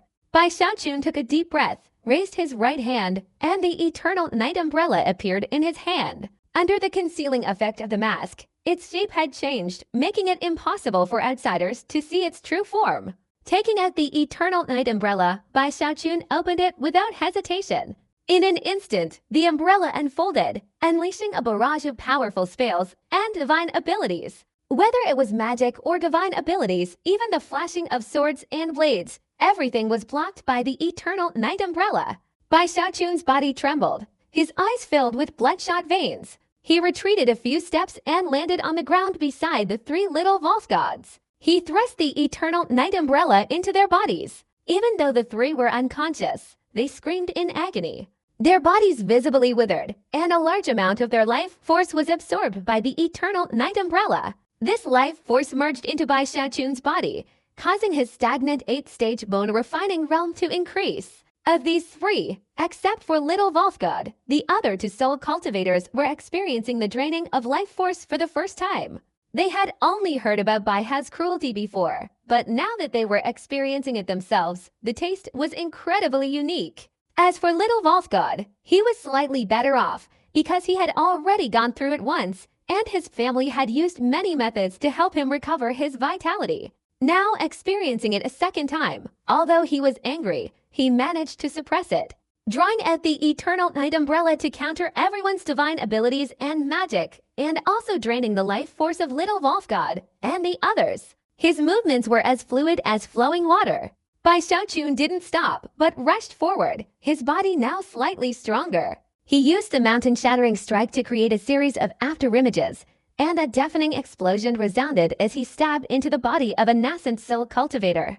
The nascent soul cultivator spat out fresh blood, his body trembling violently. At this moment, he wanted to retreat, but a core formation cultivator beside him, oblivious to the danger, pointed his finger at Bai Xiaochun. Beneath his finger, a fist-sized green bead flew straight towards Bai Xiaochun. Bai Xiaochun's expression changed. The appearance of the bead caused a strong tremor in his heart. Knowing that this bead was extraordinary, he pressed his left hand, chanting a spell, and pointed at the bead. As soon as he touched it, the object-controlling spell within it pulled the dangerous bead back. The face of the core formation soul cultivator changed. He wanted to retreat, but it was too late. A loud explosion rang out. The green bead struck him and instantly shattered into green poisonous smoke. This poison was terrifying. Wherever it passed, the void became hazy. The core formation soul cultivator screamed in agony, only able to last 2 seconds before turning into a pool of blood. His body and soul were utterly destroyed. The surrounding soul cultivators gasped in shock. This scene terrified the Little Wolf God lying on the ground, and a bright light shone in his dim eyes, starting to kill people. Bai Xiaochun's expression also turned grim. He didn't want to kill anyone, even though the 17 colored flames had killed several people earlier. But now, he was actively killing people. Strictly speaking, he wasn't wrong, but Bai Xiaochun understood that the other party's family wouldn't listen to his explanation. He understood that the situation was somewhat similar to when he was at the Soul Refining Lake, but the circumstances were different. He could use the fog inside the Soul Refining Lake to escape, and those people couldn't find him. This was Kuwang City, the environment was different, and he had nowhere to hide. He feared that the elders of these geniuses would appear soon. That's why Bai Xiaochun secretly transmitted a message to the giant ghost king, and from then on, he restrained himself from killing anyone. Right now, there's no other way. Kill them then. What else can I do? If the tiger doesn't show its might, do you think I'm a sick cat? Although I don't want to kill, you're forcing me. A cold glint appeared in Bai Xiaochun's eyes. Facing the group of soul cultivators who were targeting him, his eyes filled with murderous intent, and he immediately attacked. Wherever he went, he transformed into a battle immortal, a primeval beast, relentlessly slashing and killing. From all sides, various spells and divine abilities flew towards him, explosions resounding continuously. Bai Xiaochun's right fist unleashed a sonic boom, creating a deafening roar. Figures fell one after another, the eternal night umbrella instantly piercing their bodies and absorbing their life force. Without stopping, he switched to others, continuously absorbing their life force. Dozens of soul cultivators around him couldn't stop a single move from him. From afar, it looked like many magical techniques and divine abilities were being used, but they couldn't keep up with Bai Xiaochun. Even if they hit him, they were blocked by the eternal night umbrella. Wherever he went, he swept through like a force of nature. The blood-red light illuminated the heavens and earth. The imperial city of Kui was certainly not peaceful that night.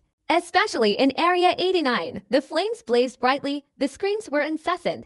Bai Xiaochun's eyes, filled with killing intent, had turned a deep crimson. Around him lay a group of people, some dead, some alive, all severely wounded and having their life force drained.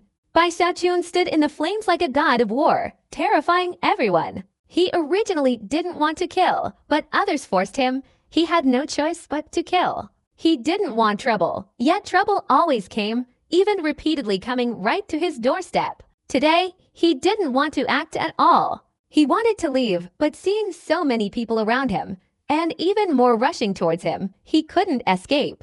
He wasn't familiar with Kuwang City, so he had no way to flee. You're oppressing me. You're going too far. Bai Xiaochun's body trembled. On one hand, he was angry and indignant. On the other hand, he was terrified but helpless. He could only hope that the giant ghost king could save him, because he couldn't resolve this deadly situation. Just then, from afar, various divine abilities, techniques, and magical treasures flew towards him. The second group of powerful and noble geniuses followed closely behind the nascent soul cultivator, attacking. A group of nascent soul cultivators, seeing Bai Xiaochun's ferocity, found themselves in a situation where retreat was impossible and had no way out, so they prepared to strike. Amidst the resounding roar, over 100 second-generation heavenly cultivator soul talents approached from all directions, some of whom were familiar faces. Bai Xiaochun recognized Zhao Dongshan and Li Tiansheng among them. The urgent situation didn't allow Bai Xiaochun much time to consider. A terrifying killing intent erupted in his eyes. Instead of retreating, he charged straight forward, his terrifying aura visible from afar. Boom! A deafening explosion resounded, and the slaughter began again. Bai Xiaochun's attack was earth-shattering, unstoppable and sharp. Wherever he went, anyone who faced him spat out blood and was sent flying backward. His power, ferocity, and brutality were deeply etched in the minds of many. He's even stronger than he was in the Soul Refining Lake. This is Bai Hao. Bai Hao defeated everyone in the Soul Refining Lake. He's incredibly strong, but we're outnumbered, and this is Kuwang City. At this moment, many voices of encouragement rang out. People around moved quickly and attacked continuously, and for a moment, chaotic figures appeared in all directions, making it impossible to see clearly. Li Tiansheng stood among the crowd, muttering spells, poisonous mists swirling around him. Knowing Bai Zikun's power, he didn't approach him directly. In fact, he was well prepared to escape if things went wrong. In the blink of an eye, as he was calculating, Li Tiansheng's expression suddenly changed. His gaze swept across the crowd, and he saw Bai Xiaochun's eyes staring intently at him. Li Tiansheng's scalp almost peeled off. He was familiar with that gaze. He immediately recalled what had happened in the Soul Refining Lake. Bai Xiaochun had looked at him with the same gaze, instantly ignoring Zhou Hong and appearing before him, turning him into a nightmare. Li Tiansheng's heart raced, and he suddenly wanted to retreat. But as he did, Bai Xiaochun let out a sinister laugh. He unleashed the mountain-shattering charge again, his physical strength surging to its limit, his body almost instantly shattering the air. The Eternal Night Umbrella destroyed all incoming spells and divine abilities, ignoring everyone else. Bai Xiaoqun aimed directly at Li Tiansheng. Li Tiansheng's face turned pale with fear. Seeing Bai Xiaoqun approaching and fearing another nightmare would descend, he immediately took a blood-soaked heart from his storage bag. His face contorted into a ferocious grin as he roared and crushed the heart. The moment he crushed it, a woman's scent wafted out, and a faint, ethereal female figure appeared, writhing in agony as it flew straight towards Bai Xiaoqun. Bai Xiaoqun's expression changed. He realized Li Tiansheng's technique was extraordinary. The heart looked exactly like a human heart, and the illusory female figure had an empty chest, clearly indicating its heart had been ripped out. Suddenly, Bai Xiaoqun retreated, dodging the female figure with extreme speed. He threw the Eternal Night Umbrella, transforming it into a beam of light that flew straight towards Li Tiansheng. Li Tiansheng didn't have time to retreat. The Eternal Night Umbrella enlarged before his eyes, piercing his chest. His life force drained away, and he felt excruciating pain in his chest. The world spun around him. In the next instant, Bai Xiaoqun pointed his finger from afar, sending the Eternal Night Umbrella flying back. He immediately tapped his toes on the ground, creating a powerful explosion. Numerous sharp spikes suddenly sprouted from the ground, forming a protective shield against the surrounding magical abilities. After completing this, Bai Xiaoqun breathed heavily, his life force surging, propelling him through the immortal bone refining realm to break through to the 9th level. Just a little more, and I can break through. Just as Bai Xiaoqun thought this, the surrounding spikes collapsed, and dozens of figures attacked. He felt dizzy, but he didn't need to look closely or care who they were. He only knew that everyone around him was his enemy. Boom, rumble, the earth-shattering explosions echoed in all directions. Bai Xiaoqun's speed was incredibly fast. He teleported without needing cultivation, relying solely on his physical body. This reduced the consumption of spiritual power, allowing him to last longer, and his physical strength was replenished. In his eyes, the people around him were like tonics. The sounds of killing and screams filled the air, spreading everywhere. Because there were so many soul cultivators around, the Eternal Night Umbrella could hardly defend against them all. So many spells and divine abilities struck Bai Xiaoqun. Regardless of the spells and divine abilities that hit him, Bai Xiaoqun remained unaffected. Especially with his body like that of a celestial being, he could ignore the spells and divine abilities of the core formation soul cultivators, a fact that left many gasping in disbelief. Neither the magic nor the artifacts of a nascent soul cultivator could significantly affect Bai Xiaoqun. As long as more than 10 divine abilities didn't strike him simultaneously, he wouldn't even frown. Even with the Eternal Night Umbrella, Bai Xiaoqun could only withstand 1 or 2 attacks, and a single counterattack could send someone flying. A single thrust from the Eternal Night Umbrella could absorb their life force. The surrounding geniuses looked at him, most of them unprepared for a nascent soul cultivator to be this powerful. It was unbelievable. Even just thinking about it felt absurd.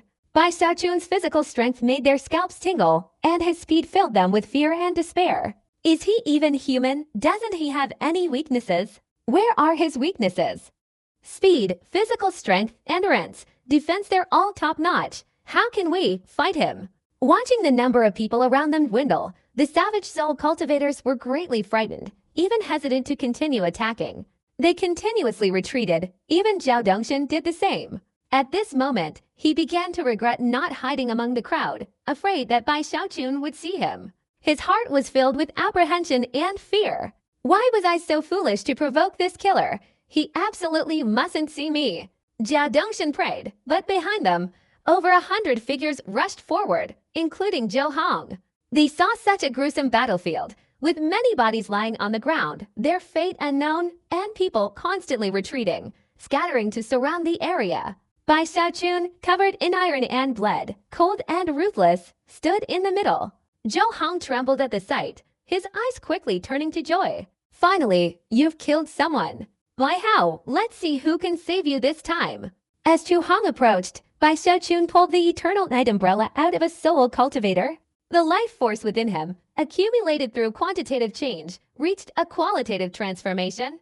At that moment, a resounding explosion echoed in his mind and body. He felt he had broken through the bone refining realm, no longer stuck at the 8th level. but had broken through to the 9th level. Looking up, Bai Xiaochun saw Chu Hong in the distance. Chu Hong! Killing intent flashed in Bai Xiaochun's eyes, and his body instantly lunged towards Chu Hong. At the same time, in the giant ghost legion outside Kuwang City, Hong Chennu sat in a large red tent, her face grim. In her hand, she held a jade slip containing a sound transmission, the voice of the giant ghost king echoing in her mind. This Bai Hao is a disaster. Hong Chennu gritted her teeth, acknowledging that she had helped the other party once. If it hadn't been for her, the Chen family would have pursued the matter. Although she had benefited from it, she felt a little moved, but not deeply, and after a while, she became indifferent again. Now, hearing her father want her to protect Bai Hao, she refused without hesitation. If you want to die, then die. Hong Chennu snorted coldly, about to put down the jade slip, when the angry voice of the giant ghost king echoed from within it. She didn't know what he was saying, but Hong Chennu remained silent for a moment before taking a deep breath and standing up. This is the last time I'll help him. With that, Hong Chennu, filled with anger, left the main tent, summoned the giant ghost soul cultivator legion, and, along with 10 others, flew straight towards Kuihuang City, to Area 89. At the same time, all the powerful and noble figures in Kuihuang City received a telepathic message from their respective prodigies, and their expressions changed drastically. How audacious! Especially after hearing that someone had died. Every family with a member participating in this battle immediately sent representatives, some even going there themselves. As Hong Chennu and the other powerful and noble figures set out, Bai Xiaochun, his eyes red, transformed into a beam of light and rushed towards Zhou Hong, who was trying to escape the encirclement. Chu Hong's expression changed. He knew Bai Xiaochun was powerful, but he didn't want to confront him directly. He retreated quickly and shouted, "This Bai Hao has killed someone. He must die today. What we need to do is stop him from leaving here." Everyone attacked together to stop him. The surrounding people all saw the problem, especially the soul cultivators involved in the soul refining lake incident, who knew this was a good opportunity. At this moment, they all attacked, their spells suddenly becoming much stronger than before, transforming into waves that rushed straight towards Bai Xiaochun. Bai Xiaochun's body moved swiftly. He used the Eternal Night Umbrella to block, and not only did his speed not decrease, it actually increased. As he advanced, he potted his storage bag with his right hand and pulled out the 16 times refined black spear. He gripped the spear and, relying on the Eternal Night Umbrella, charged forward. Bai Xiaochun shouted and thrust the spear forward. A gigantic vortex appeared as Bai Xiaochun charged forward, the explosion echoing in all directions. Zhou Hong gasped, retreating once more. At the same time, a young man appeared beside Zhou Hong. From beginning to end, he had only followed along. The young man's expression was grim, his eyes seemingly calculating. Seeing Bai Xiaochun approaching, he took out an ancient-style compass. "Fellow Taoists, follow the guidance of my compass to return to your positions," the young man said, and the compass in his hand emitted an extremely powerful radiance, illuminating Bai Xiaochun in all directions, creating a projection. In the projection, more than 100 points of light swirled around Bai Xiaochun's body. Even when he flew towards them, the points of light followed. The eyes of the surrounding soul cultivators lit up, and they immediately chose to approach the points of light and return to their positions. After the first soul cultivator took his place, a light armor appeared on his body, and streaks of empty mist began to appear around Bai Xiaochun. Bai Xiaochun's expression changed. He sensed danger approaching. More and more people took their places, each with a light armor. These light armors linked together, and the mist around Bai Xiaochun grew thicker and thicker. A terrifying pressure erupted, trapping Bai Xiaochun within the formation.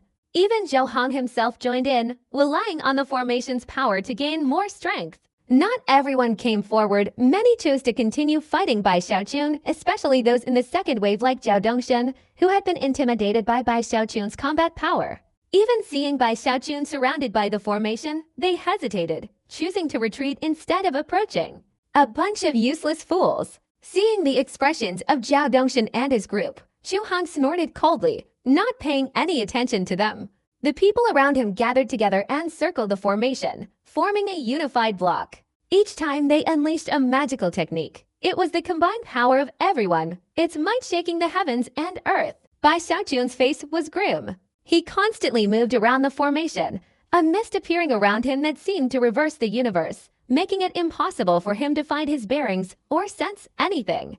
And that wasn't all. The pressure from all directions grew stronger, and at the same time, sword and blade flashes approached. These sword flashes made by Xiaochun frown.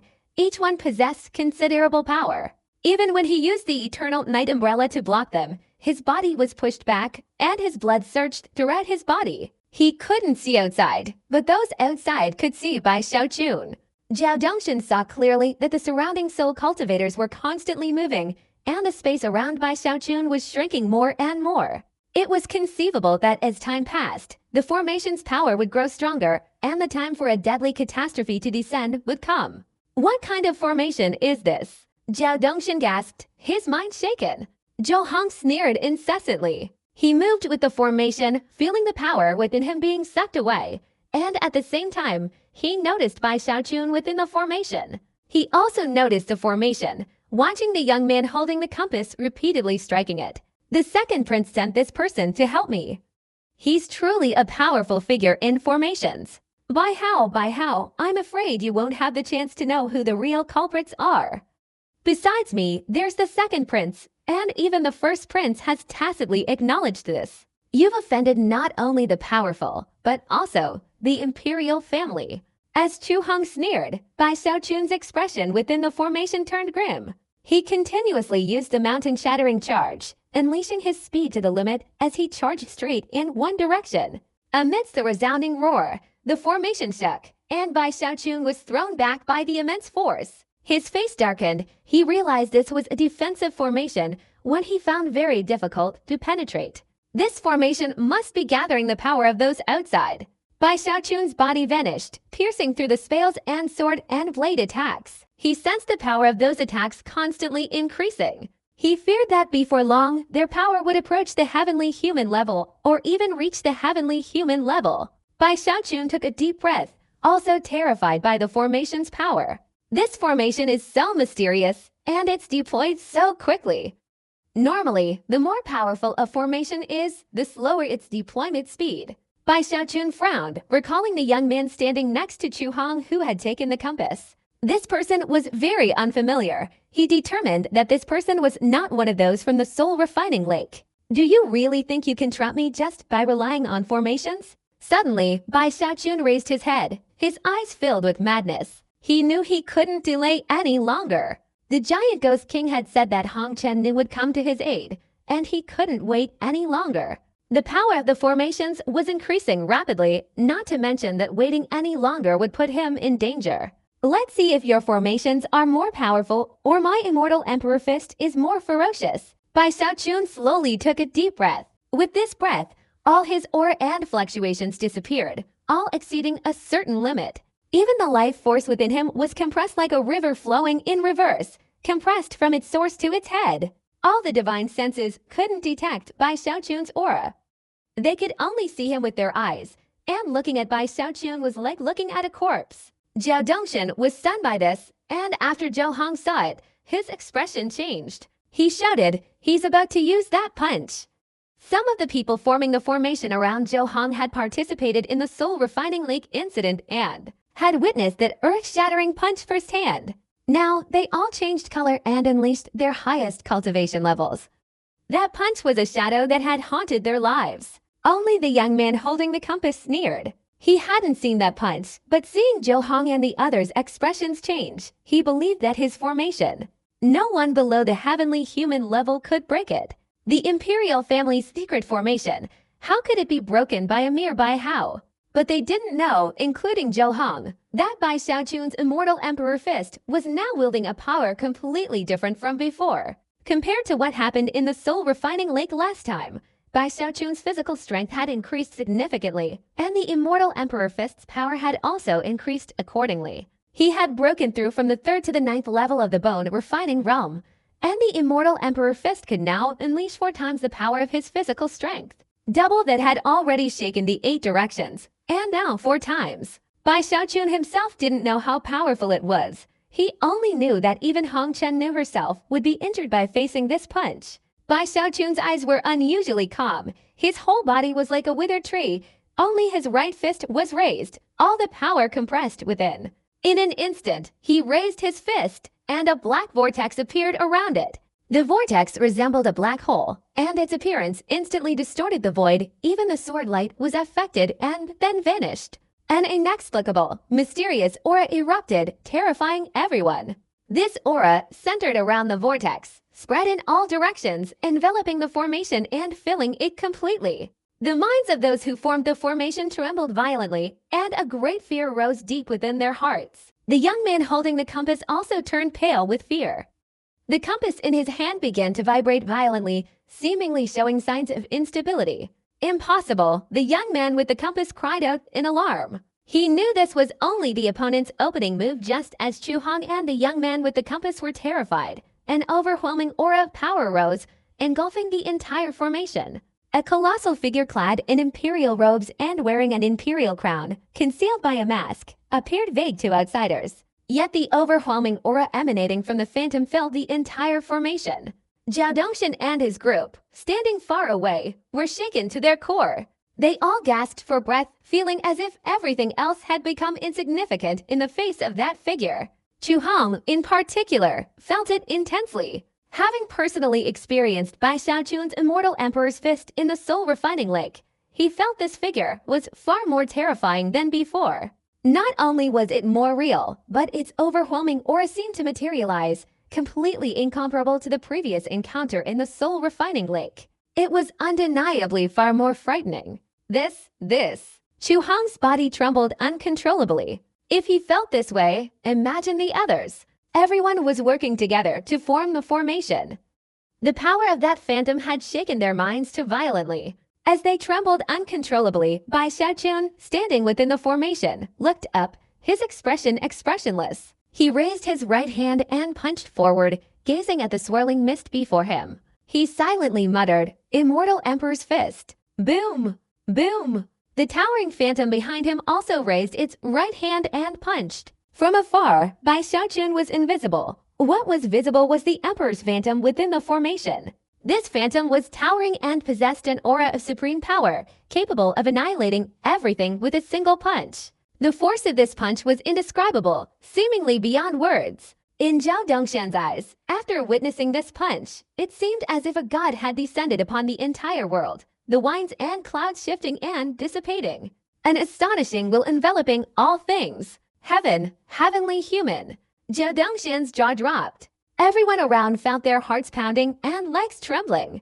The formation erupted with deafening explosions, the creaking sounds constantly erupting all around. Everyone in the formation, even Chu Hong inside, had countless cracks appear on their light armor.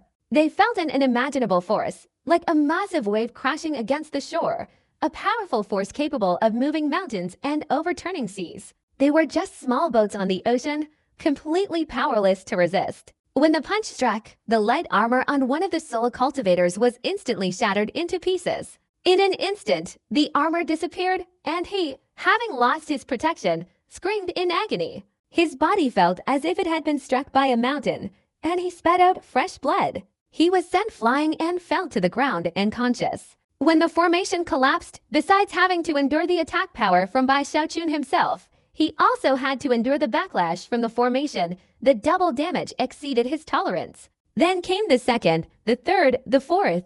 In the blink of an eye, there were 20, 50, 80. Over 100 people forming the formation all screamed in agony, their bodies blown away, their blood boiling, their internal organs nearly shattered, and their cultivation collapsing. They crashed into the ground or surrounding buildings, their severe injuries leaving them on the verge of death. Chu Hong managed to persevere to the end, but he still spat out blood, his entire body almost collapsing. He retreated, and the formation crumbled. When the formation collapsed, the young man holding the compass also suffered a backlash. The compass in his hand shattered into pieces, and he himself was also affected. At this moment, his figure aged, his hair turned gray and white, and he continuously vomited fresh blood mixed with fragments of internal organs. After all, he was the one controlling the formation, so the backlash was far greater than that of others. Even though he used a secret technique to neutralize the backlash, it was still not enough. At this moment, he let out a desperate, tragic laugh. His body exploded, and his spirit was utterly destroyed. A whirlwind swept through the formation, obliterating the heavens and earth. A deafening roar echoed in all directions, stirring up countless terrifying gusts of wind. Bai Xiaochun's figure emerged from the formation. His hair was disheveled, his body no longer exuded the initial domineering aura, nor the terrifying presence that had once filled him. Instead, he had transformed into a demonic immortal in everyone's eyes. The moment he stepped out, Zhao Dongshan shrieked, his mind jolting. He retreated swiftly, not daring to approach. The rest of the group also distanced themselves, scattering like frightened rabbits. They felt immense fear, for Bai Xiaochun exuded an overwhelming sense of danger. Ignoring Zhao Dongshan and his group fleeing, Bai Xiaochun's breathing became unsteady. That punch had completely drained his strength. He had exhausted all his physical power. If it weren't for his remaining cultivation, which allowed him to control his body, he probably wouldn't have been able to lift a finger. In the blink of an eye, he stepped out of the formation. Bai Xiaochun channeled his cultivation and flew straight towards the group of people who had been knocked away. The more than 100 people who had formed the formation were all severely injured, and now their minds were overwhelmed by Bai Xiaochun's attack. Although Bai Xiaochun had exhausted his physical strength, his cultivation remained. He swiftly captured these people, including Zhou Hong, and threw them all to the same place. After doing all this, he felt exhausted. Bai Xiaochun paused and channeled his cultivation. His eyes were blurry from looking at the scenery. He bit his head hard to maintain his composure, panting heavily as he stared at the more than 100 people in front of him. Time and time again, you have all been too arrogant. Bai Xiaochun gritted his teeth and spoke, his voice hoarse, but the faces of the people present turned pale, especially Zhou Hong, who looked at Bai Xiaochun as if he had seen a ghost. He truly dared not imagine why the person before him was so incredibly powerful, beyond his comprehension. What kind of divine ability is that, in the nascent soul stage? How can there be such a secret technique? What kind of punch is that? Chu Hong's heart screamed, his face pale. He understood that Bai Hao was constantly getting stronger, while he himself had unknowingly become much weaker. That punch was his nightmare. At this moment, not only had the nightmare not disappeared, but it had become increasingly severe, transforming into a demonic curse that enveloped his mind. Not only him, but everyone in the crowd stared at Bai Xiaochun, their scalps tingling with extreme fear. Many of them had heard of Bai Hao's formidable strength, but now they felt that such rumors were inaccurate. Bai Hao wasn't just strong, he was a mutated being. He wasn't human. Bai Xiaochun adjusted his breathing much more easily than before. His bloodshot eyes stared intently at the group of prodigies before him. He immediately consumed a creation pill, and his whole body trembled. The creation pill was truly miraculous. Not only did his cultivation recover instantly, but although his physical strength hadn't fully recovered, he felt much better. He took a deep breath and, holding the eternal night umbrella, approached a soul cultivator. In the terrified eyes of this soul cultivator, he stabbed him. Instantly, life force surged out. Bai Xiaochun's body trembled, and his physical strength recovered somewhat. The soul cultivator let out a mournful scream, his body withering instantly. Fortunately, Bai Xiaochun's killing intent had also diminished considerably after using the immortal Emperor Fist. At this moment, he withdrew the eternal night umbrella and moved to another person. The scalps of the onlookers tingled. Whether they had experienced what happened in the soul refining lake or not, they all screamed in unison. Bai Hao, let's talk things over slowly. Bai Hao, you can't do this. You've already sucked me dry once in the soul refining lake. You don't need to. Bai Hao, you dare to kill me. You dare. My ancestor is the heavenly emperor. Bai Hao, this isn't the soul refining lake. This is the imperial city.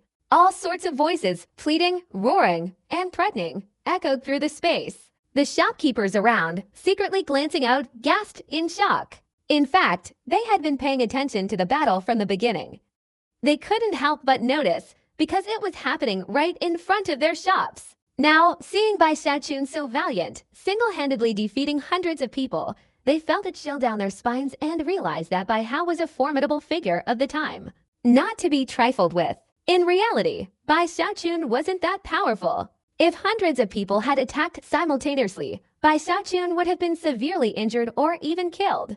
But they split into 3 groups, and some, like Zhao Dongshan, fled, so Bai Xiaochun was able to seemingly single-handedly defeat them all. The formation forced Bai Xiaochun to use all his strength, leaving him with only the immortal Emperor Fist. Fortunately, he had the creation pill, otherwise, Bai Xiaochun would have been helpless. He was still furious, looking at the group of prodigies before him, each of whom had been stabbed, especially Zhou Hong and his group, whom Bai Xiaochun had viciously stabbed several times. Screams of agony rang out continuously, but only Zhou Hong, clenching his teeth, remained silent, staring intently at Bai Xiaochun. "What, do you still have something to say?"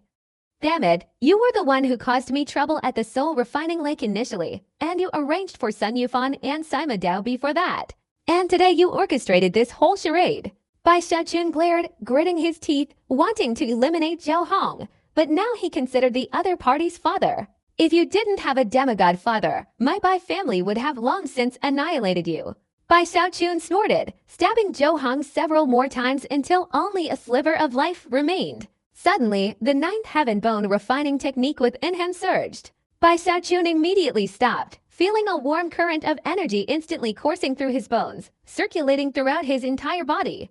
His body trembled, and he felt his physical strength and defense increase several times over. At the same time, he also broke through the bone refining realm, truly entering the bone strength realm. "Humph, you guys have backgrounds, but I have backgrounds too." The increase in the immortal bone realm would have excited Bai Xiaochun at any other time, but although he said so now, he was inwardly uneasy and quite distressed. "Giant Ghost King, you have to be reliable this time, otherwise I'm in danger. Although I'm not your son, I'm still your son-in-law, and they say a son-in-law is half a son." Bai Xiaochun sighed, feeling extremely annoyed. This time he was truly wronged, completely caught in the crossfire. He hadn't done anything. He was refining fire in the shop, and yet problems kept arising. Everyone was coming to pick a fight with him. "What can I do? If I don't fight back, I'll be killed." "I don't want to kill anyone. It was unintentional." The more Bai Xiaochun thought about it, the more miserable he felt. Time and again he couldn't escape. Once he ran, there would be nowhere to hide. He imagined himself being hunted down by the entire savage wilderness, yet unable to reveal his true identity. "If it really comes to that, I'd be such a failure. The savage wilderness is my nemesis. Both my identities would be wanted." Thinking of this, Bai Xiaochun wanted to cry. Then worried that his current cultivation level prevented him from cultivating his nascent soul, as it would reveal his true identity. "What should I do? My head hurts." Bai Xiaochun sighed, quickly sending a telepathic message to the Giant Ghost King, informing him that he had killed someone. The Giant Ghost King remained silent for a long time before cursing Bai Xiaochun a few times and quickly going to deal with the matter. Hearing that the Giant Ghost King could still curse him, Bai Xiaochun felt comforted, thinking that his absolute loyalty to the Giant Ghost King hadn't been in vain. "And there's Susan and Chen Manyao. These two are the source of trouble."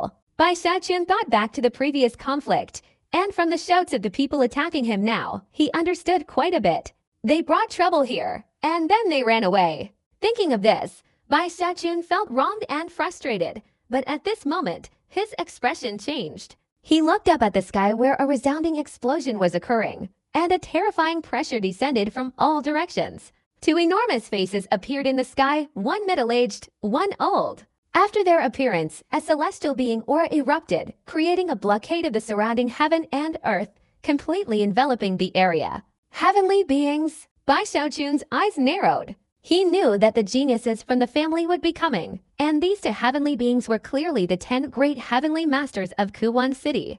As soon as the 2 heavenly beings appeared, many half-step heavenly being auras flew in from all directions, even creating a sense of danger as if concentrated killing intent was present. Bai Xiaochun's eyes lit up. 2 heavenly beings, 9 half-step heavenly beings, and countless soul cultivators. Bai Xiaochun muttered to himself. He understood that this was Kuwang City, a gathering place for powerful figures in the savage wilderness. Therefore, although heavenly beings appeared frequently, in reality, there were only a few such heavenly beings in the entire savage wilderness. Bai Xiaochun was nervous. The people around him, including Zhou Hong, were emaciated. After seeing the 2 heavenly beings and many others, even though their bodies were currently unable to move, their eyes showed unspeakable joy. At this moment, two celestial beings appeared in the sky. They looked at the people surrounding Bai Xiaochun, seeing their life force being drained, especially since some of their descendants were among them, their expressions extremely grim. Their eyes fixed on Bai Xiaochun, instantly filled with murderous intent. With their current status, they didn't need to personally intervene. Simply showing their support was enough. Captured by how the middle-aged man with celestial being cultivation shouted, his voice carrying a divine aura that echoed in all directions. As soon as he gave the order, 9 half-step celestial being marquises unleashed their killing intent. They too saw their own descendants' prodigies lying below, especially the 2 marquises whose eyes turned red, clearly indicating their descendants had perished here. Now that the celestial lord had spoken, the 9 immediately transformed into 9 streaks of light and flew straight towards Bai Xiaochun. Bai Xiaochun gasped for breath. Without time to think, he instantly retreated. As he withdrew, a deafening explosion erupted where he had just been standing. The ground collapsed, the void crumbled, and everything shattered. If he had dodged even slightly slower, he would have been caught in the blast.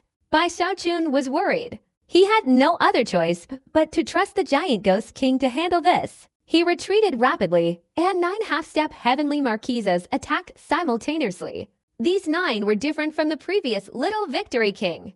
The Little Victory King, Gongsunyi, had broken through in a battle with Bai Xiaochun, his realm unstable from the recent entry. These 9, being heavenly marquises, were not only fully half-step heavenly humans, but had also been immersed in their cultivation for many years, making them outstanding among half-step heavenly humans. Any one of them could rival Bai Lin.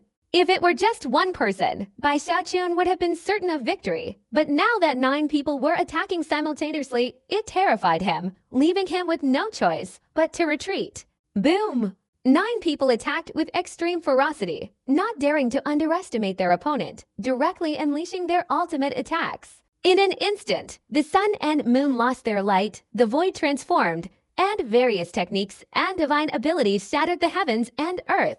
A hand with 9 fingers slammed straight towards Bai Xiaochun. This hand was incredibly terrifying, filling Bai Xiaochun with a sense of dread. He had a premonition that if he were caught by this hand, no matter how strong his physical body was, he would be utterly annihilated. Giant Ghost King, if you delay resolving this, my life will be over. Bai Xiaochun screamed inwardly, cold sweat dripping from his forehead. A loud explosion occurred, and he moved swiftly to dodge. He understood that if he was even a little slow, he would surely be crushed to death by that 9-fingered hand.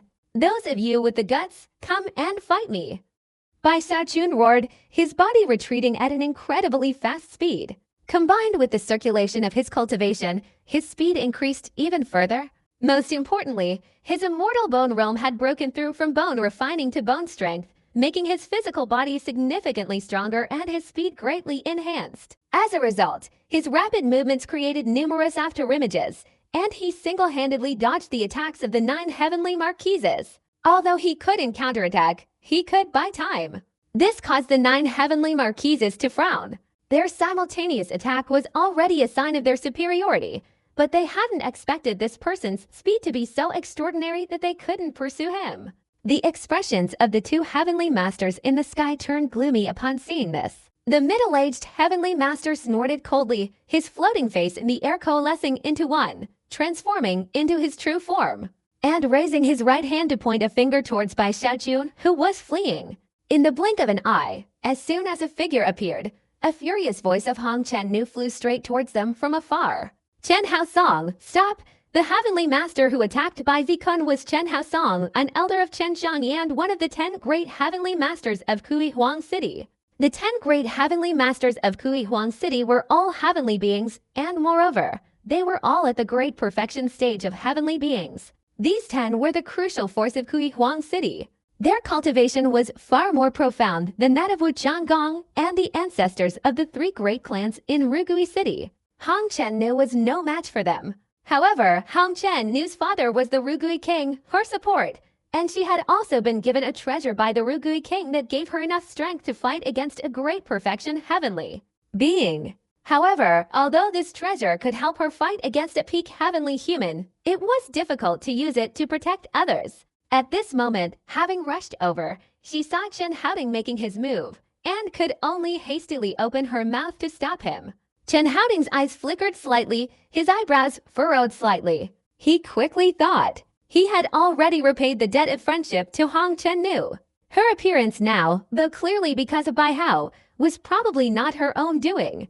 It must have been orchestrated by the giant ghost king. If Bai Hao were dead, the giant ghost king might not have intervened, Chen Haoding sneered. Although this was his first time meeting Bai Hao, he already harbored animosity towards him. The previous loss of over 80 million yuan had greatly annoyed him. At this moment, he paid no attention to Hong Chen-nu. Instead of retracting his finger, he accelerated his attack towards Bai Xiaochun. When Chen Haoding unleashed his finger, Bai Xiaochun felt his mind reel. Before Chen Haoding made his move, Bai Xiaochun had only sensed that the old man's oppressive aura was very strong.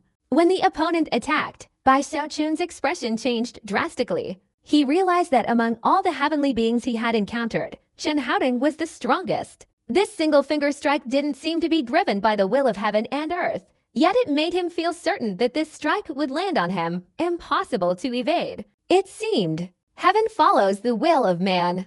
Indeed, this was heaven follows the will of man, a supreme and unparalleled realm within the heavenly being realm. Bai Xiaochun couldn't think of anything else, nor did he pay attention to the surrounding heavenly marquises. At this moment, his mind was completely filled with this earth-shattering finger strike. In his eyes, this single finger strike had replaced the heavens, infinitely vast. Once it descended, it would be like the heavens and earth collapsing upon him. He felt as if his body and soul were about to shatter. In this moment of life and death, Bai Xiaochun roared ferociously. This feeling of being on the brink of death made him understand that if he couldn't resist its finger strike, he would surely die today. Without further thought, Bai Xiaochun took out the 16 times refined black spear that the giant ghost king had given him and threw it. The spear transformed into a black lightning bolt, shooting straight towards the finger strike. At the same time, he hastily retreated, one hand holding the eternal night umbrella taut, the other reaching behind to grab Zhou Hong. Just as he grabbed Zhou Hong, a deafening explosion resounded, thunder and lightning roaring. It was the 16 times refined spear that had collided with the finger strike. A raging storm erupted. Boom boom. Bang bang. The black spear shattered into pieces, instantly destroyed. The finger also dimmed considerably. This was a magical artifact that had been refined 16 times. If it were an ordinary celestial being, the spear would have been able to neutralize this attack upon shattering. But Chen Haotong was a great perfection celestial being, and his attack was far more powerful. As soon as the spear shattered, the illusory finger immediately appeared in front of Bai Xiaochun, pointing directly at the eternal night umbrella. A deafening explosion resounded. The protective force of the eternal night umbrella couldn't withstand it, and the umbrella was torn apart. The half-smiling, half-crying face on the umbrella screamed, leaping out to devour the giant finger. However, it was like a snake swallowing an elephant. The demonic face quickly cracked and shattered. The umbrella was torn apart, but the umbrella's ribs, made of some unknown material, remained undamaged. Bai Xiaochun was heartbroken and quickly retracted the eternal night umbrella. He also used the recoil to jump backward. One finger, having been obstructed twice, had weakened, its light dimming, but its speed remained undiminished, continuing to surge forward. Zhou Hong, who had been used as a shield, screamed in panic. "I don't believe you dare kill the son of a demigod." Bai Xiaochun, hiding behind Zhou Hong, shouted, then quickly took out a creation pill. This series of swift and skillful movements made Chen Haotong frown. Seeing that Zhou Hong was blocking Bai Hao's path, his expression turned grim. He waved his hand a few times, and half of the giant finger's power dissipated. The finger became illusory but still landed on Zhou Hong, who was standing in front. Strangely, after hitting Zhou Hong, the finger suddenly pierced through him, directly hitting Bai Hao. In that instant, Bai Xiaochun let out a loud shout, raising his right hand to throw the creation pill into his mouth.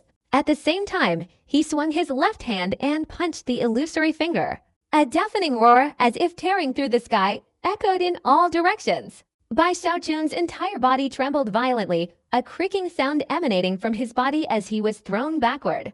At this moment, the power of the creation pill erupted, and the rapidly spreading injuries suddenly healed completely. After flying 100 feet, Bai Xiaochun twisted his body and fell to the ground. When he looked up, his face was pale, and he was breathing heavily, but his injuries were completely healed. Although Bai Xiaochun appeared unharmed, his heart was churning with emotion. He realized the vast difference between heavenly beings was immense. This Chen Haotong is probably a great perfection heavenly being. When he attacked, it felt like the sky was collapsing. It was terrifying. Bai Xiaochun looked up at Chen Haotong, who was standing in midair, his heart pounding violently, yet filled with indignation. Is he bullying the weak? Wait until I become a demigod, then I'll take revenge for that bullying. While Bai Xiaochun was still trembling, someone else was even more terrified. Zhou Hong had just felt like he just returned from the gates of hell. Having survived the ordeal, he was utterly terrified of Bai Hao. He understood now. This Bai Hao was truly a madman with the audacity to cause trouble. At the same time, a figure in red rushed forward and stood before Bai Xiaochun. Hong Chen had witnessed the entire process of Bai Hao deflecting Chen Haosong's attack earlier, and she was utterly astonished. She suddenly realized that due to her prejudice, she didn't truly understand Bai Hao. Chen Haosong, I'm here on my father's orders to protect Bai Hao. Knowing the situation was tense, Hong Chen didn't hesitate, glaring at Chen Haosong in midair. Silence reigned all around. Bai Hao's action of deflecting a demigod's attack had caused the 9 heavenly marquises to change color, their hearts pounding with shock. The technique seemed ordinary, but it happened in a flash. It required honed reflexes and an extremely heightened fighting instinct to withstand such a blow. An ordinary person couldn't possibly achieve this. This scene also made Chen Haotong frown, sighing inwardly. Bai Hao's formidable strength startled him, but given his status, it wasn't appropriate to intervene again. Furthermore, Hong Chen had appeared, and behind her was the giant ghost king. Despite his thoughts, his expression darkened as he looked at Hong Chen. You couldn't protect him. Chen Haotong said indifferently. My father has already sought instructions from the Grand Celestial Master. Before receiving the Grand Celestial Master's decree, even though I couldn't protect Bai Hao, Chen Haotong, do you dare to attack again? Hong Chen's eyes narrowed, revealing a cold glint. Chen Haotong narrowed his eyes. If what Hong Chen said was true, and the giant ghost king had already sought instructions from the Grand Celestial Master, then before receiving the Grand Celestial Master's decree, no one would dare touch Bai Hao. The reason for saying this is that in the entire Imperial City, only one person has the authority to disregard the Grand Heavenly Master's decree, but even that person doesn't dare to use it. That person is the current Imperial Emperor. Bai Xiaochun looked from Hong Chen to Chen Haosong. He hadn't even recovered from the shock of Chen Haosong's grasp when he was once again filled with anxiety and sorrow. Why am I so unlucky? Will my life be safe today? Knowing that this matter had caused such a commotion, even reaching the Grand Heavenly Master, his heart was restless. Although Bai Xiaochun had never met this Grand Heavenly Master in the savage wilderness, he knew exactly who he was. When he was at the Reverse River sect, Chen Manyao's master had tried to connect with Bai Xiaochun. Because he could only project his image onto the Tongshan River area, he couldn't discern the old man's cultivation level. But thinking back now, such a sophisticated technique couldn't possibly belong to a simple person. Filled with fear, Bai Xiaochun's mind raced, calculating how to escape from Kuwang City if things went wrong. What to do? What to do? While Bai Xiaochun was worried, Chen Haotong took out a jade slip and sent a message to the Grand Heavenly Master. The old man beside him also pondered and took out a jade slip. Silence fell all around, but this oppressive silence made Bai Xiaochun feel wronged. He felt utterly innocent. Since arriving in Kuwang City, he had always lived with his tail between his legs, yet troubles kept piling up. While the situation here was in a stalemate, in the Imperial Palace, the center of all power in the barbarian wilderness, a seemingly ordinary old man sat cross-legged, his face pensive. This old man looked ancient, but the aura around him was strangely eerie, as if his age was merely a facade concealing an extremely vigorous body, capable of enveloping the entire Kuwang City if unleashed. The old man was dressed only in a simple white robe, but no one dared to disrespect him, for he was the Grand Celestial Master. In his hand, the Grand Celestial Master held a jade slip containing a message. Numerous people had contacted him seeking instructions regarding the situation in Zone 89. This wasn't a particularly important matter, yet it had caused the Grand Celestial Master considerable contemplation. Interesting. Half a day later, The Grand Celestial Master suddenly smiled, a smile that was both cold and held a hidden meaning. Everything surrounding this Baihao could stir up such a storm. The Great Demon King has set his sights on him as his son-in-law and wants to save him. The Spirit Forest King wants me to execute him to quell his daughter's feelings, and the Nine Nether King is plotting a massacre for his son. 3 out of the 4 Heavenly Kings are involved in this matter. Not to mention, this incident in Zones 8 and 9 has caused a huge uproar throughout the Imperial City, drawing in a whole host of Heavenly Marquises. Just one Baihao can stir up such a huge storm. Interesting, and the source of this is those 2 restless princes. The Grand Celestial Master's eyes flashed with cold light as he looked towards the depths of the Imperial Palace. A puppet unwilling to accept his fate, trying to seize this opportunity to forge connections. Unfortunately, you don't know that this Baihao you're using has many unimaginable secrets. This person is very likely Bai Xiaochun, but just as I was about to investigate him, he appeared outside Kuwang City, and I saw Ming Huang Quan. The Grand Celestial Master narrowed his eyes. This made him uneasy. Ming Huang, was it you who wanted me to see him? Was it you who wanted me to believe him?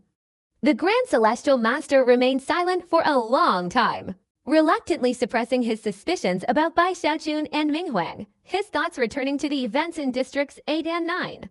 It seems Kuwang City has been too quiet for too long, and Kuwang has become restless again. Which of the civil and military officials in the court are now leaning towards Kuwang? A cold glint flashed in the Grand Celestial Master's eyes as he lowered his head to look at the jade slip.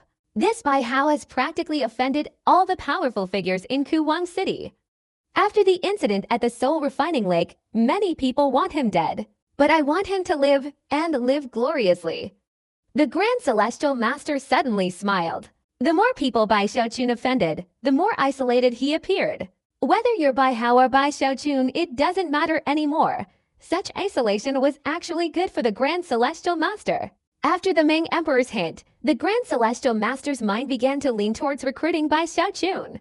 Ironically, the shadow of the giant ghost king loomed over Bai Xiaochun, further satisfying the Grand Celestial Master. If he had truly become Chuzumai's partner, I might hesitate. But now, there's no possibility between them anymore. The Grand Celestial Master smiled. He knew Bai Xiaochun was a good weapon, perfectly suited for him at this moment. With Bai Xiaochun oppressed by the entire city, he had become Bai Xiaochun's only support, so naturally, Bai Xiaochun would be wholeheartedly loyal to him. After learning about Bai Xiaochun's house raid in Giant Ghost City, he realized Bai Xiaochun's character was one of relying on power and seeking revenge. He would also help him cut off those secretly colluding with the Emperor. Thinking this, the Grand Celestial Master had a plan. He said indifferently, guards, go to areas 8 and 9 and deliver my decree. Appoint Baihao as the supervisory envoy, commanding 1,000 troops. Tell him to come see me. As soon as the Grand Celestial Master finished speaking, the space before him warped, and a blurry figure emerged, surprised by the position of supervising envoy. Then, respectfully bowing, he vanished without a trace. Meanwhile, in areas 8 and 9, Bai Xiaochun was filled with anxiety and uncertainty. He racked his brains but couldn't come up with a viable plan, growing increasingly anxious. If there's really no other way, I can only risk my life to escape. Fortunately, I can still consume a few more creation pills, and this mask. I'll change my appearance as soon as I leave Kuwang City.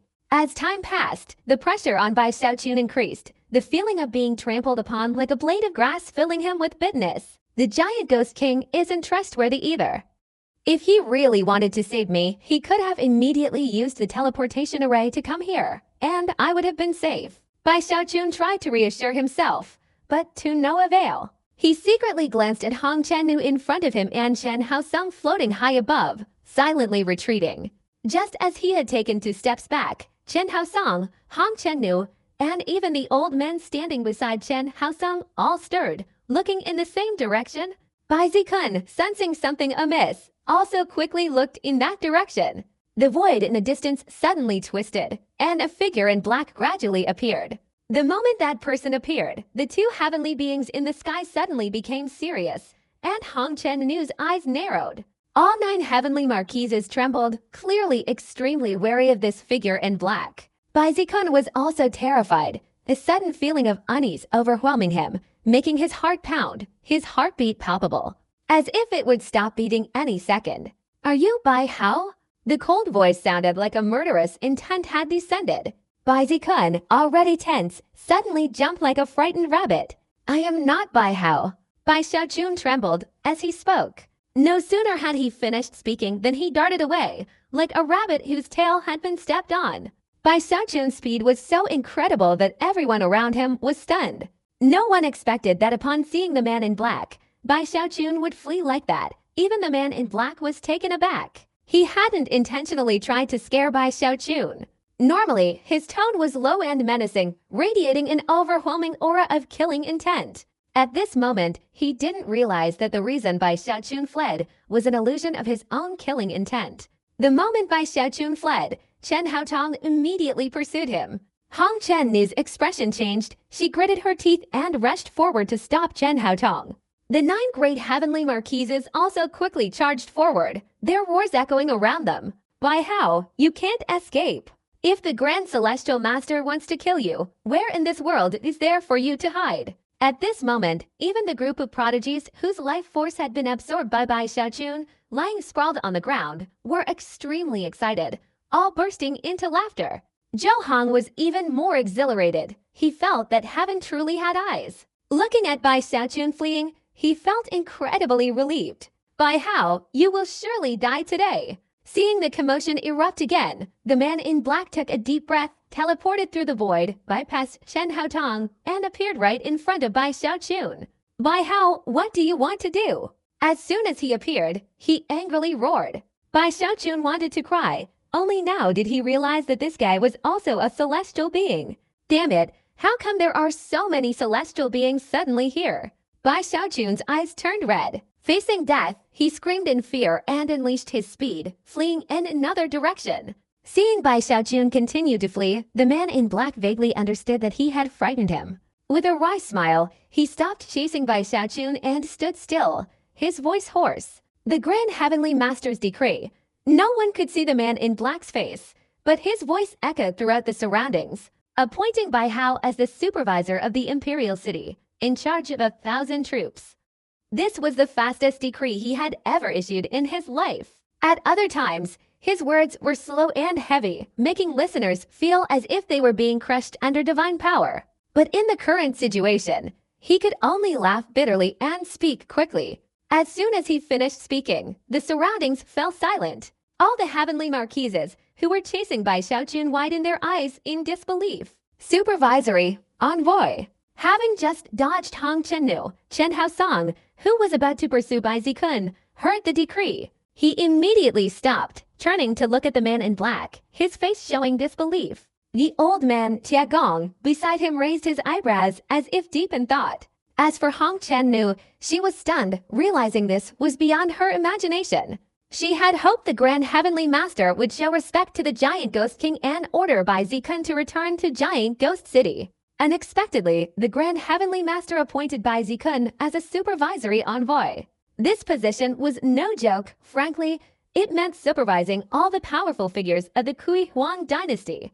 This position wielded immense power, enough to strike fear into others. Previously, during his rise to power, the Grand Heavenly Master had arranged for someone to hold this position. This man held power for 100 years, committed countless murders, stirred up countless bloody conflicts, intimidated the powerful and wealthy throughout the court, and still inspires fear in people's hearts to this day. Finally, seeing that the imperial court was at peace, the Grand Celestial Master abolished the position of supervising envoy and made the other person his personal retainer. And that person was this man in black. Afterward, the position of supervising envoy was left vacant until now, when it was appointed to Bai Xiaojun.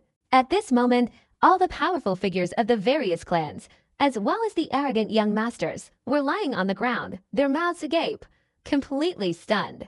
After a moment, they all cried out in disbelief.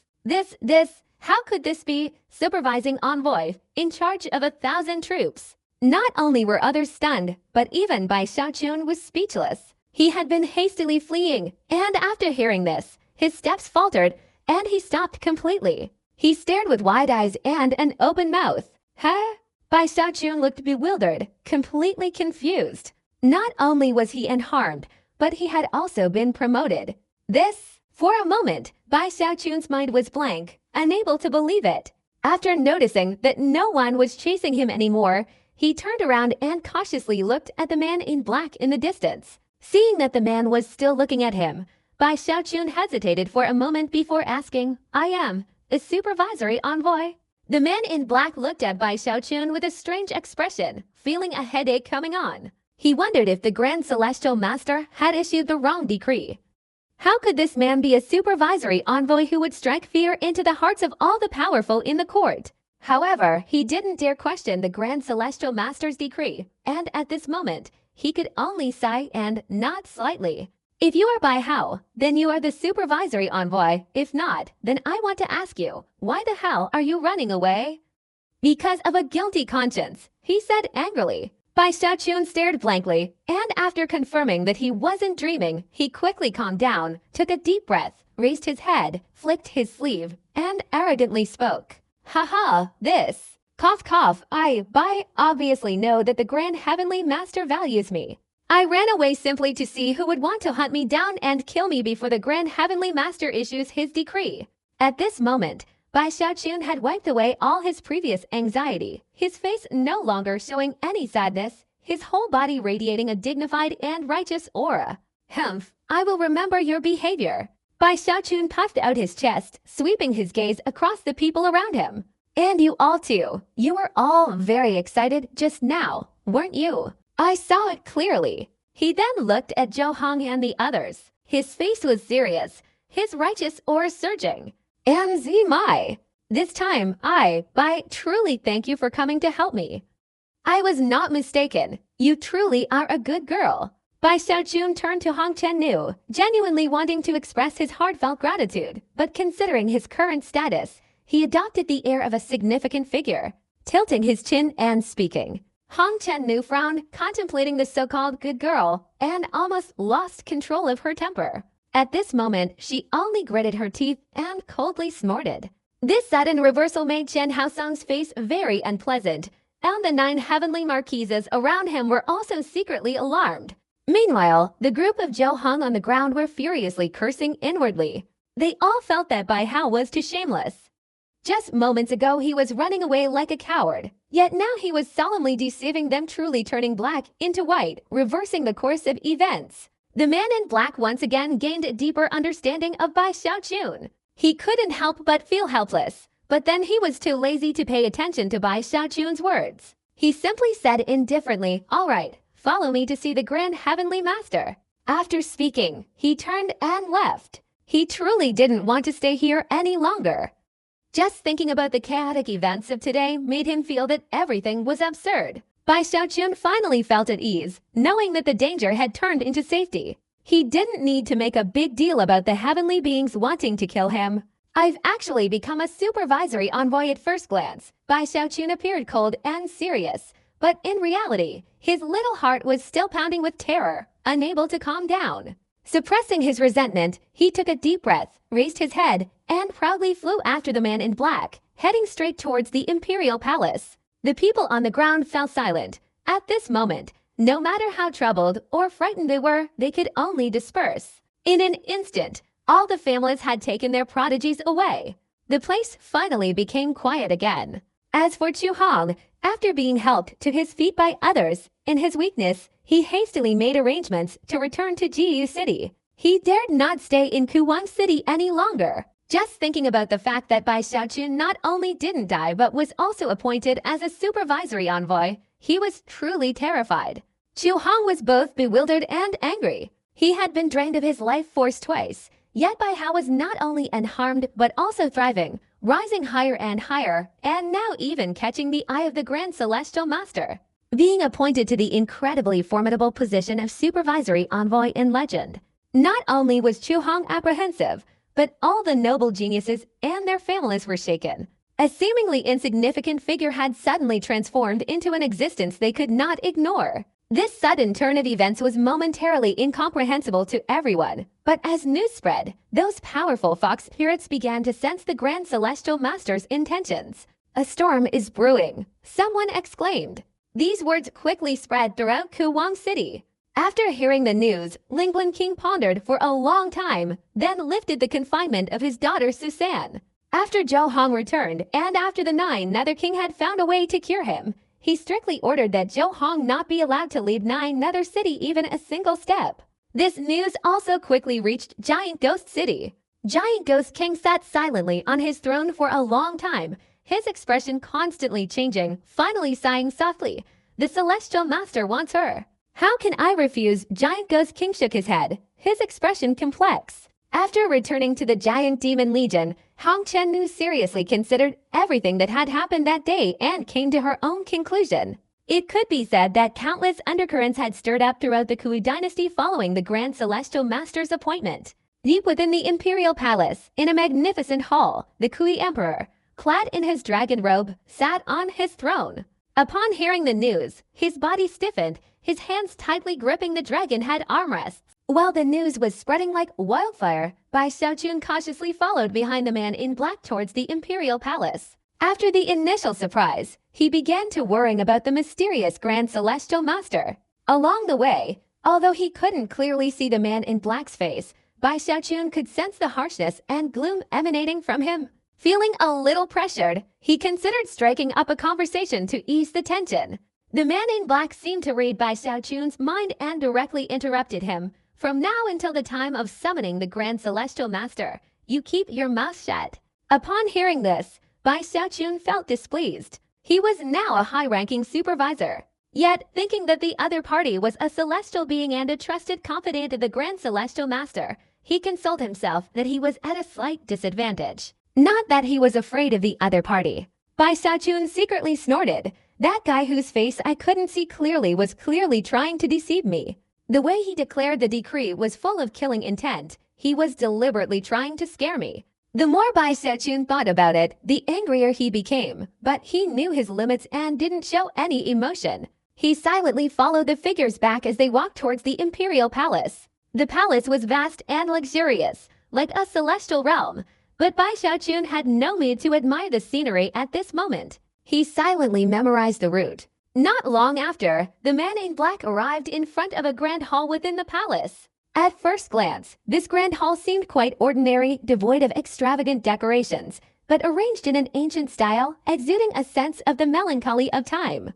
Outside the square in front of the grand hall stood a large incense burner, its smoke swirling around.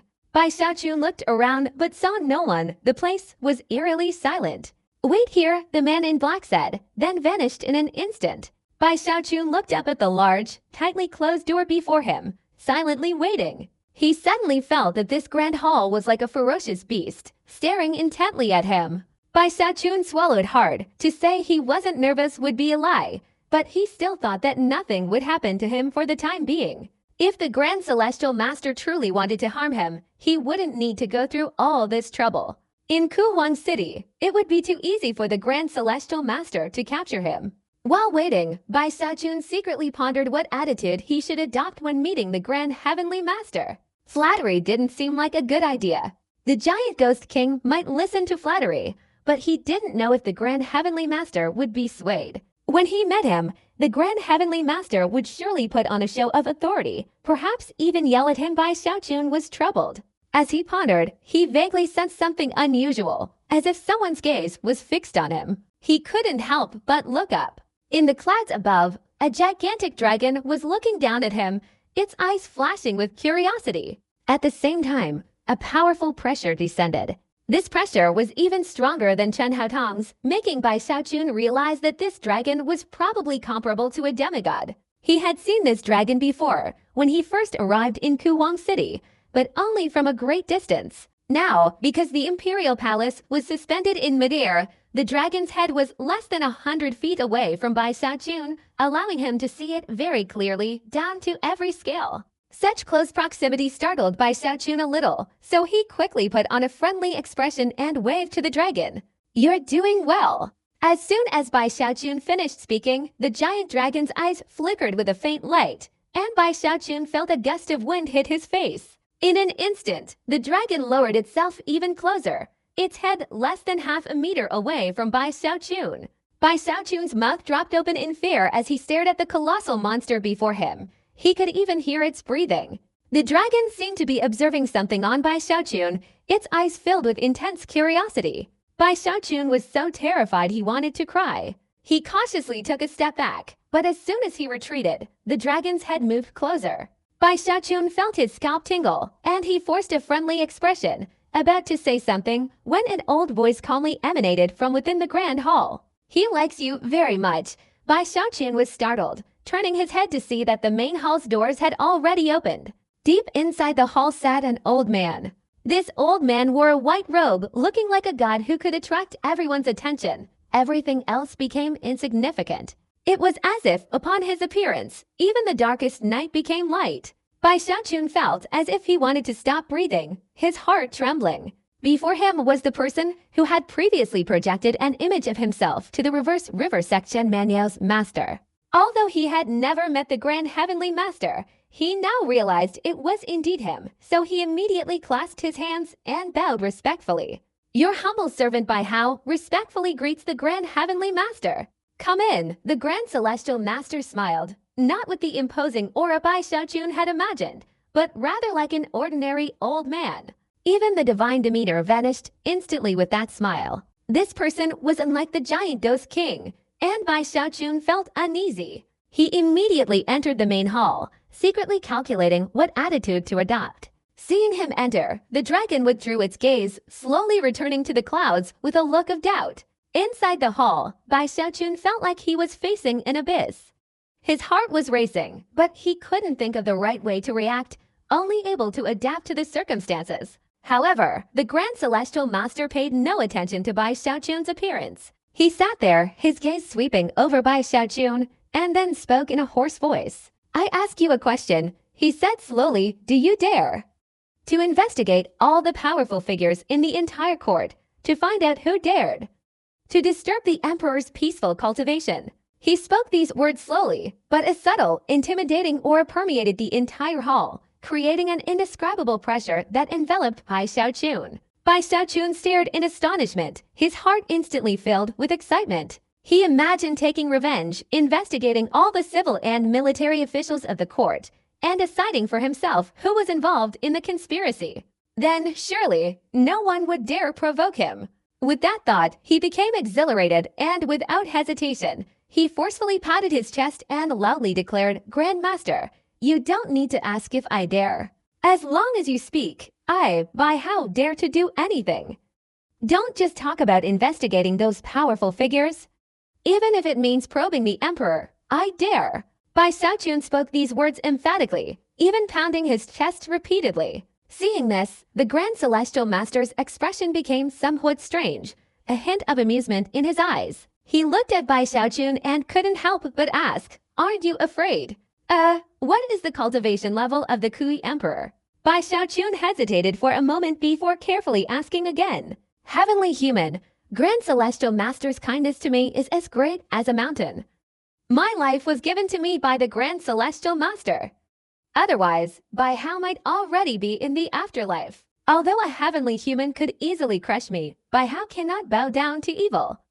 Besides, how could the Grand Celestial Master allow a loyal and devoted child like me to be bullied?"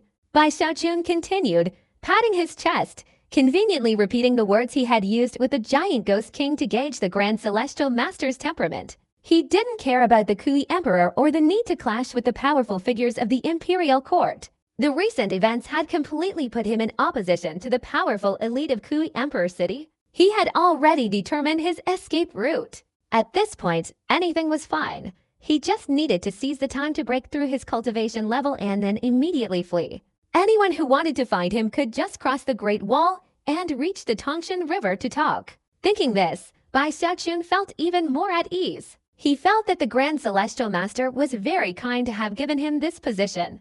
The supervisory envoy had immense power, which made him even happier. Such good fortune surely didn't come often. Should he seize the opportunity to flatter him? The Grand Celestial Master's expression became increasingly strange. He had heard about Bai Hao before when he was in Giant Ghost City. Now, seeing him firsthand, he felt that the rumors were largely inaccurate. This guy wasn't just flattering. He truly knew how to take advantage of everything. His level of sycophancy had reached a point where he could fit through any hole. Even so, the Grand Celestial Master was very pleased with Bai Xiaojun's answer. His expression gradually brightened, but his smile was somehow enigmatic, as if he could see through Bai Xiaojun's thoughts. Go ahead. Someone will lead you to the supervisory mansion outside. That is your future residence. The Grand Celestial Master spoke indifferently, and with a wave of his sleeve, the surroundings around Bai Xiaojun changed. In an instant, Bai Xiaojun found himself outside the Imperial Palace. The man in black from before was standing there, completely surprised by Bai Xiaojun's sudden appearance, and turned to walk forward. Bai Xiaojun was still stunned by the Grand Celestial Master's teleportation technique, and most importantly, he hadn't had a chance to say a whole bunch of flattering words he had prepared beforehand. All right, I'll do it once and for all next time. I'll tell the Grand Celestial Master what I prepared, otherwise, I don't know how to flatter him properly. For now, Bai Xiaojun had no choice but to let it go. He raised his head proudly and swaggered after the figure in black in the distance. As the two departed, the Grand Celestial Master gazed towards the depths of the Imperial Palace. His gloomy eyes revealed an unfathomable depth. Bearing the royal bloodline of the first emperor, has peace been too long? Why stir up bloodshed in the Imperial City once again? The Grand Celestial Master shook his head and slowly closed his eyes. The supervisory office wasn't actually above, but below, the Imperial City. To be precise, it was located in the central area, in the 4th district. After leaving the Imperial City, Bai Xiaojun flew after the man in black. Finally, he saw a magnificent mansion in the 4th district.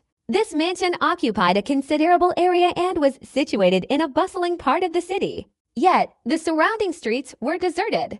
Anyone passing by avoided it. It seemed as if something incredibly terrifying existed there, preventing them from approaching. From a distance, the entire mansion was a dark color, emanating a thick and intensely chilling aura, like a monstrous beast lying there, sending shivers down one's spine. Upon seeing the mansion, Bai Xiaojun gasped in shock. He sensed the intense negative energy, clearly indicating that numerous killings had taken place here, leaving the space perpetually gloomy.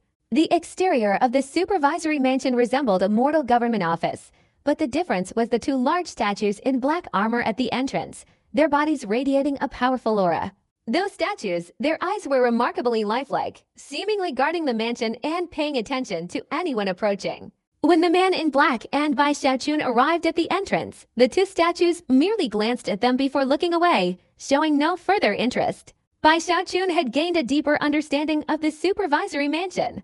Although he couldn't clearly discern the depth of these two statues, the aura emanating from their bodies was distinctly powerful, comparable to a celestial being. Statues comparable to celestial beings. Bai Xiaojun swallowed hard. He felt he had made a profit. If it weren't for the man in black accompanying him, he would have wanted to go and examine the two statues himself. The large gate of the supervisory mansion was also black. Currently, it was only half open, through which he could see the blue stone-paved path inside, as well as the pavilions and courtyards, but there wasn't a soul in sight. After entering with the man in black, Bai Xiaojun noticed that everything was still completely silent. He cautiously surveyed the surroundings, feeling that no matter how gloomy and terrifying the supervisory mansion was, this level of silence was excessive.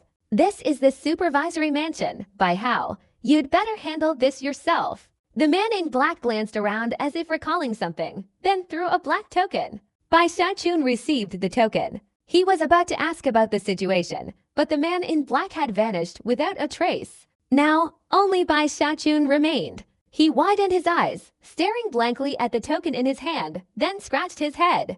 Is that all? Bai Xiaojun was very dissatisfied that, despite his high status, this man in black was so indifferent. However, considering that the other party was a confidant of the Grand Heavenly Master, he snorted softly. Well, the Grand Heavenly Master has been so kind to me. I won't argue with him. Bai Xiaojun took the token and looked around. He spread out his divine sense, but found that there was a suppression here, reducing the range of his divine sense to 9/10. This supervisory mansion is so strange. Bai Xiaojun felt a little anxious. He immersed his consciousness into the token, but discovered that it needed to be refined.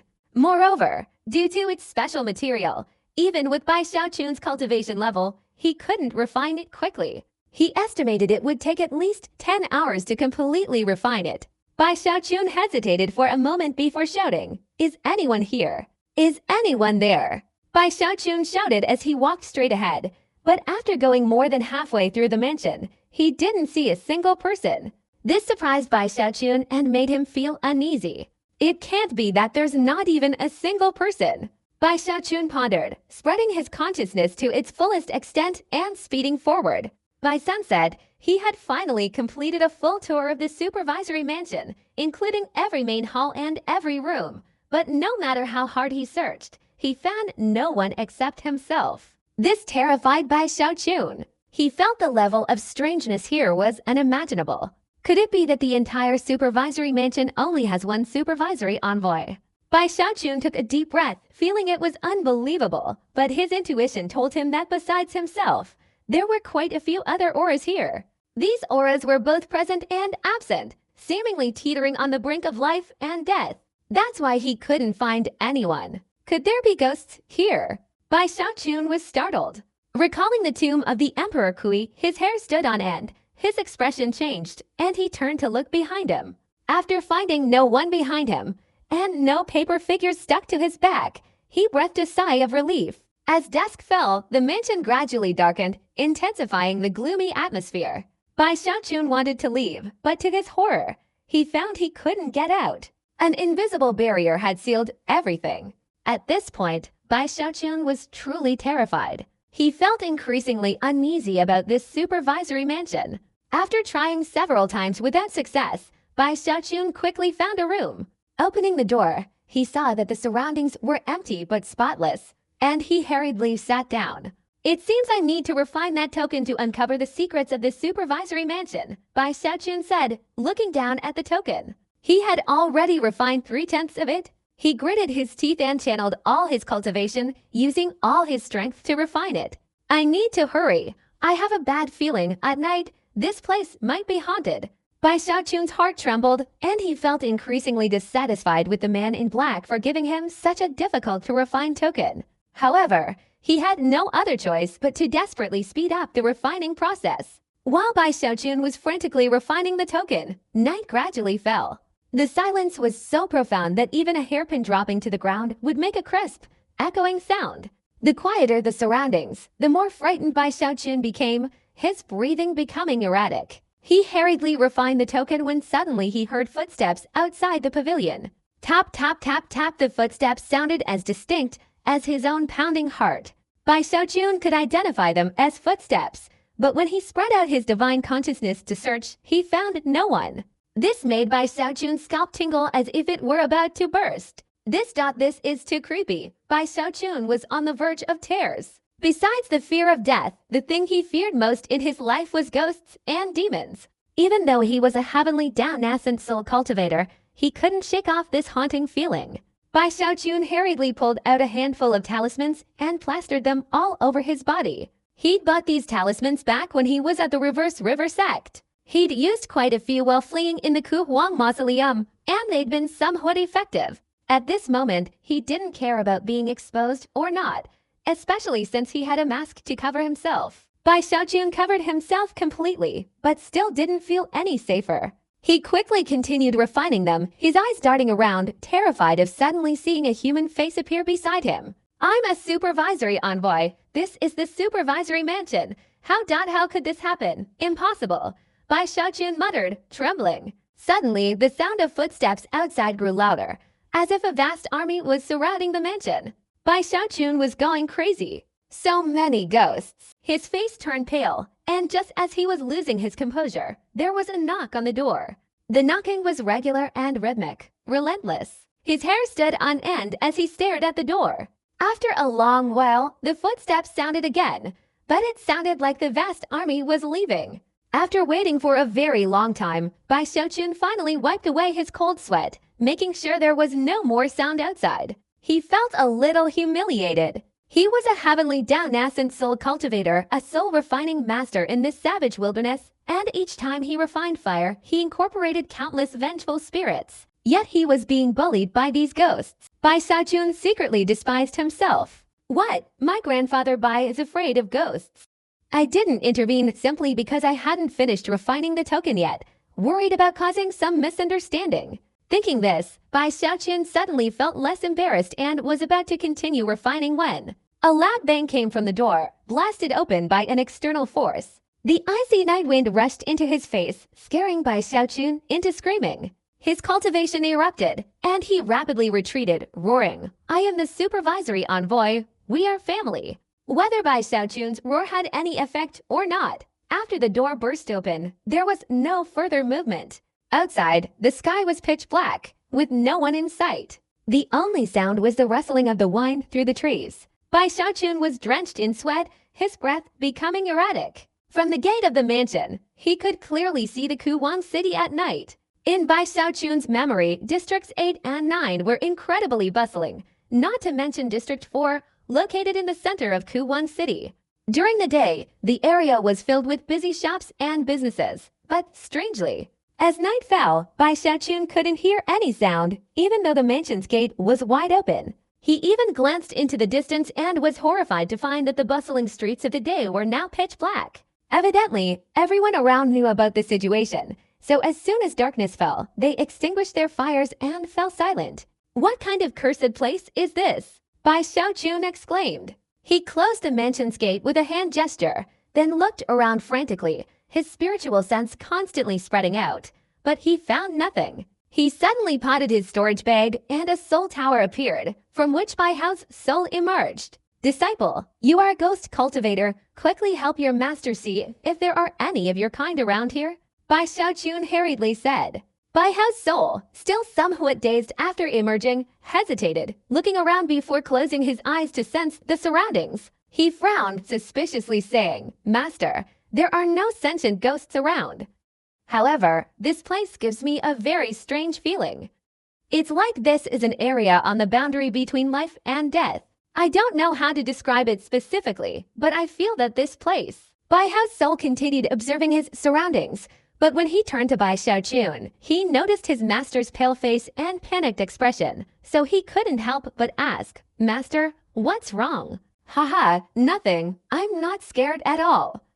"Go ahead and continue." Bai Xiaoqun licked his lips. He didn't want to show fear in front of his disciple, so he patted his chest and said loudly, "Master, I didn't say you were scared." Bai Hao stammered. "Ah, haha, let's not talk about this anymore. You weren't finished speaking just now. What's wrong with this place?" Bai Xiaoqun felt uneasy and tried to change the subject. Bai Hao's strange soul glanced at Bai Xiaoqun before continuing. "I sense that this place isn't as empty as it looks.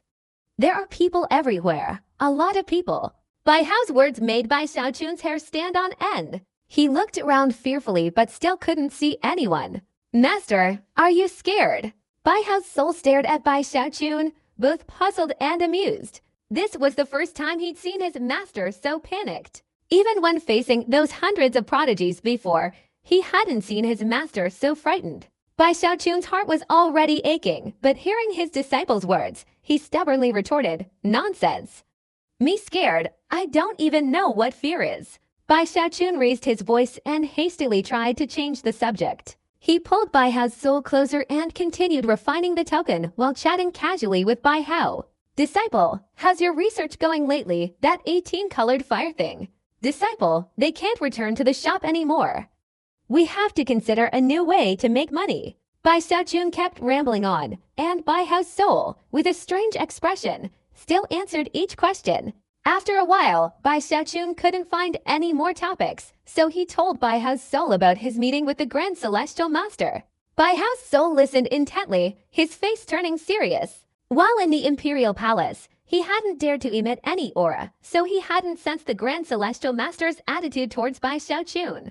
Bai Hao's soul was terrified, immediately realizing that his master had fallen into a huge quagmire.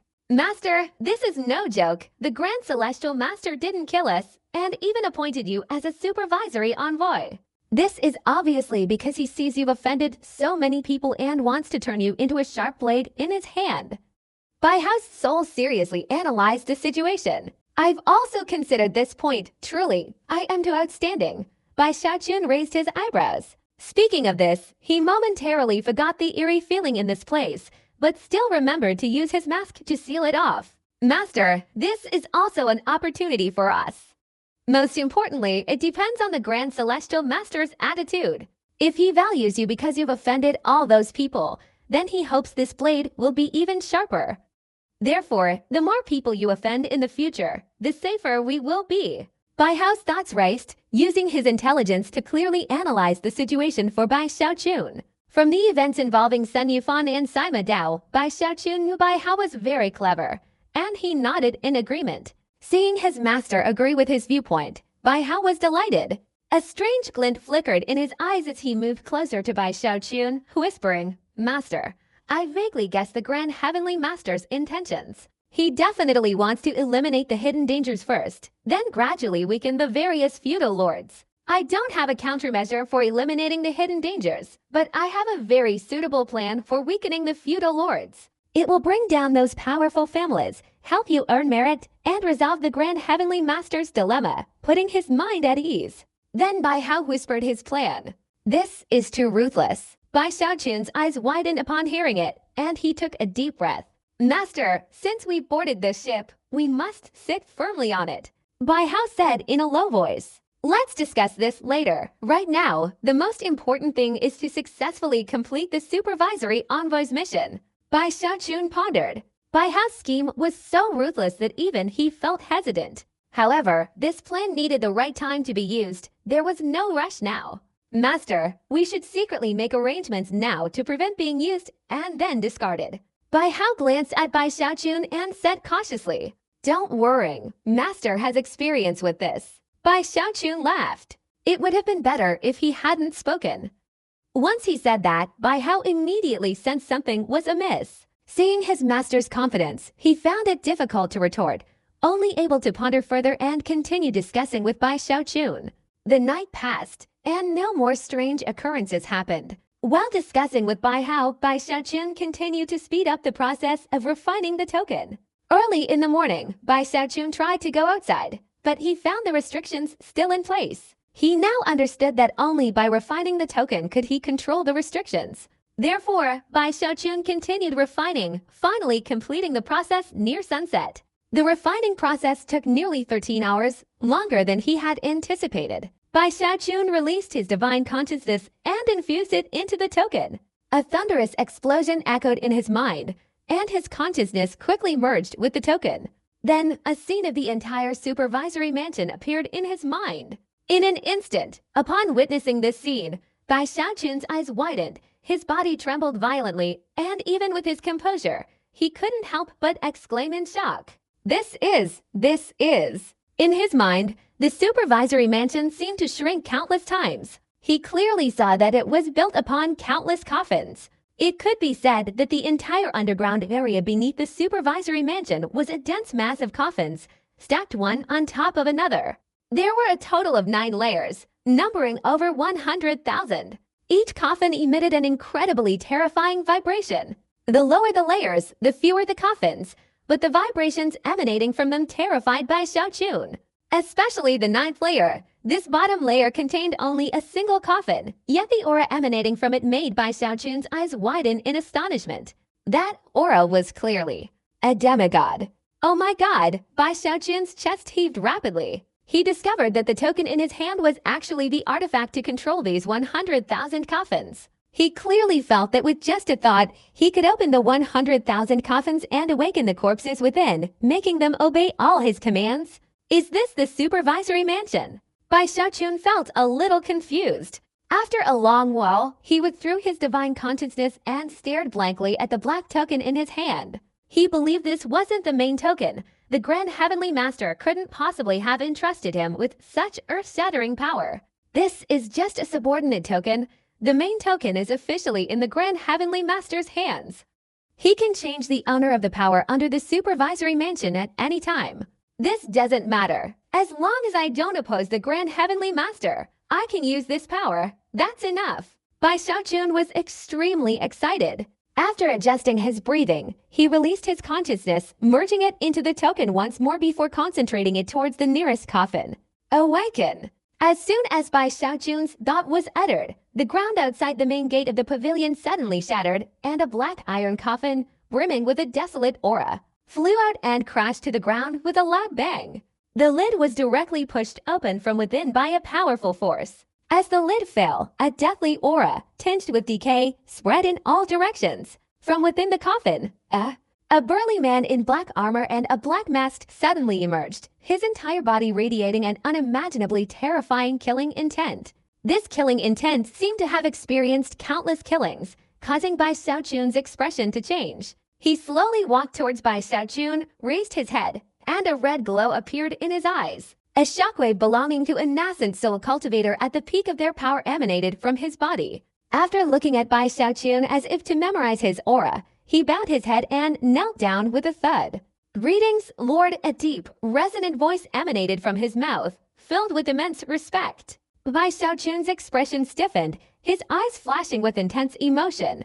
Bai Hao, meanwhile, stammered in shock. This supervisory mansion has such hidden secrets.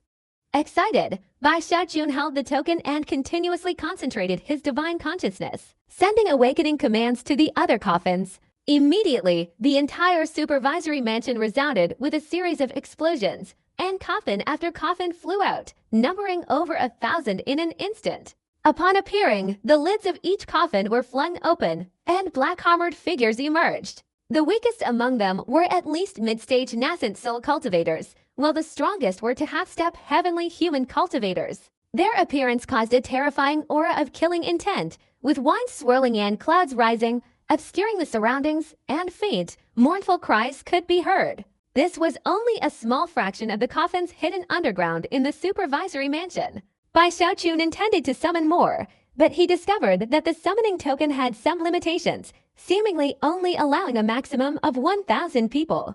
Moreover, he could only summon from the 7 upper floors. On the 8th floor, 10 coffins exuded the aura of a celestial being, but they remained motionless and unresponsive to the summoning command. 1,000 is enough. Bai Xiaochun wasn't disheartened. On the contrary, he was overjoyed.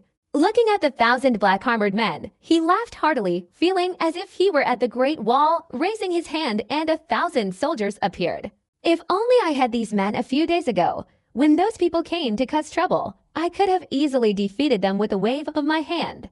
In his excitement, Bai Xiaochun's trust in the Grand Celestial Master soared to its peak. Compared to the Giant Ghost King, he found the Grand Celestial Master far more trustworthy. The Giant Ghost King only rewarded him with worthless things, unlike the Grand Celestial Master, who, with a single move, provided 1,000 troops. Besides these 1,000 troops, Bai Xiaochun also discovered another use for the Black Token. He found that the token contained a large amount of comprehensive information about the powerful figures in Kuwang City and throughout the entire savage wilderness. It was as if countless eyes were constantly watching those powerful figures, recording all their affairs in the token. Therefore, the holder of the token could know almost all the secrets of the world with just a glance. This terrified Bai Xiaochun. Immediately, from this news, he investigated and discovered that the reason hundreds of people attacked him was because someone had fabricated stories, adding fuel to the fire and enraging them to come and kill him. Among the ringleaders of this fabrication, Chu Hong was merely a spark. Almost all the people captured by Bai Xiaochun in the refining lake were involved in this, and that was only what was visible. Behind these events, he saw the faint traces of the two princes' influence. He hadn't known about these things before, but now he understood them completely.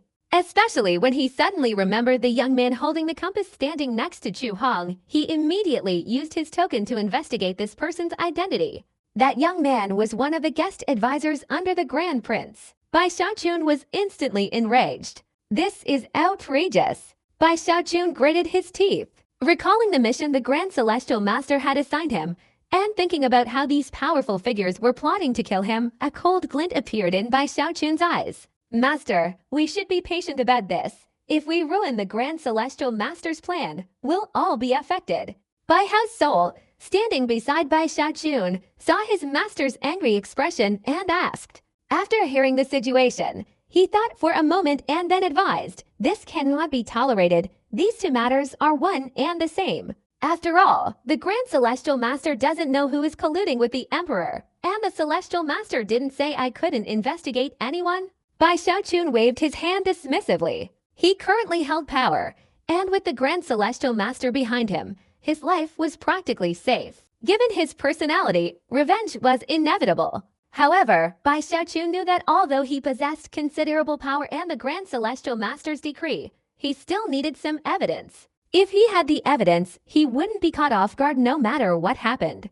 Evidence is hard to find, but that's for others. As for him, just thinking about the word evidence, Bai Xiaochun immediately remembered the dark prison in Giant Ghost City, where the serious criminals also harbored countless secrets. Let's go to the Kuwan City's main prison, Bai Xiaochun said arrogantly. Carrying Bai Hao's soul, he flew away, his thoughts subtly commanding 1,000 black-armored men.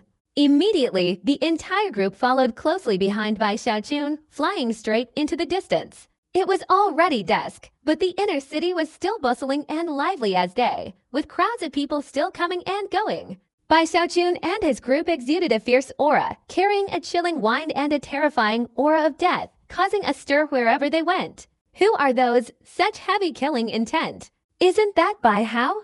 Why were the black-armored soul cultivators following him filled with such deathly aura? Whispers of discussion immediately arose from all sides. Bai Xiaochun was very pleased. He felt countless eyes on him, which only fueled his pride. With 1,000 troops at his disposal, who would dare provoke him? When Bai Xiaochun accepted the position of supervisory envoy, bestowed by the Grand Celestial Master, many eyes in Kuwan City focused on him, constantly observing the movements of the supervisory mansion. Therefore, his departure from the mansion with 1,000 black-armored men attracted everyone's attention.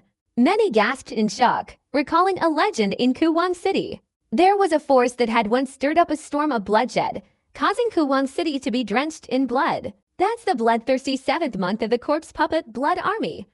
At this moment, countless eyes focused on Bai Xiaochun and the black-armored legion behind him. While the powerful and wealthy trembled with fear, they weren't afraid of Bai Xiaochun. What they feared was the Corpse Puppet Blood Army, and even more so, the Grand Celestial Master behind the scenes. There were many rumors surrounding this Corpse Puppet Army. Some said this mysterious army had existed since the 3rd Puppet Emperor's reign, always under the control of the Puppet Emperor. But in this Emperor's generation, control fell into the hands of the Grand Celestial Master. Others said that before the Grand Celestial Master appeared, there was no Corpse Puppet Army in the world. This army was created by the Grand Celestial Master himself, using the corpses of the powerful and wealthy who opposed him to form this invincible army. All sorts of rumors and fabricated stories circulated, but they were all closely related to the Grand Celestial Master. The reappearance of this army struck fear into the hearts of the powerful elites of Kuwan City, making them realize something significant was about to happen.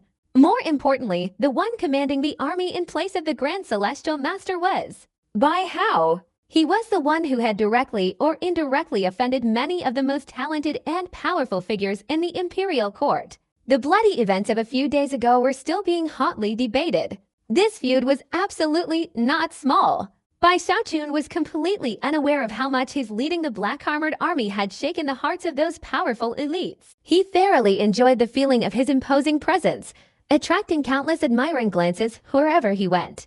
How long has it been? How long has it been since I've enjoyed this feeling of triumph? Back in Giant Ghost City, although I was the Grand Steward, I didn't have any military power in my hands. Bai Xiaochun muttered contentedly, his chin raised, displaying the demeanor of someone looking down from a high position. The army flew through the air in neat, orderly fashion, seemingly moving slowly but actually speeding forward. His target was the Kuwan City prison. The prison wasn't located in the central area but in District 49. Bai Xiaochun led 1,000 black-armored soldiers in a brazen charge, the guards at the gate not daring to stop them, letting them fly right to the prison gate. From afar, the prison looked like a giant serpent coiled up. The prison gate was the serpent's mouth. As Bai Xiaochun and his group approached, the prison guards rushed out, trembling with fear at the sight of the black-armored army behind Bai Xiaochun. Greetings, Supervisor. They had heard that Bai Xiaochun had been appointed as the supervisory envoy, and upon seeing the black-armored legion, they immediately guessed his identity and hurried forward to greet him. Do you know me? Bai Xiaochun asked coldly, his hands clasped behind his back, his chin raised slightly. Lord Bai, your demeanor is extraordinary, your reputation is illustrious, and countless people admire you. A few months ago, I was fortunate enough to witness your majestic presence from afar. May I ask what brings you here this time?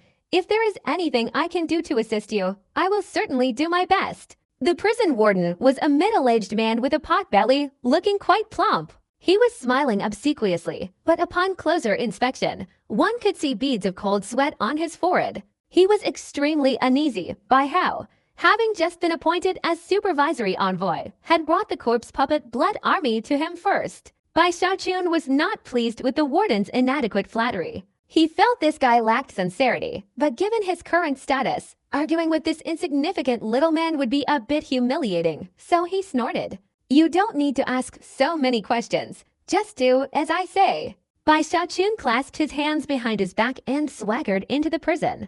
The guards were stunned by Bai Xiaochun's reply, their hearts trembling, but they didn't dare think too much and followed him with their heads down.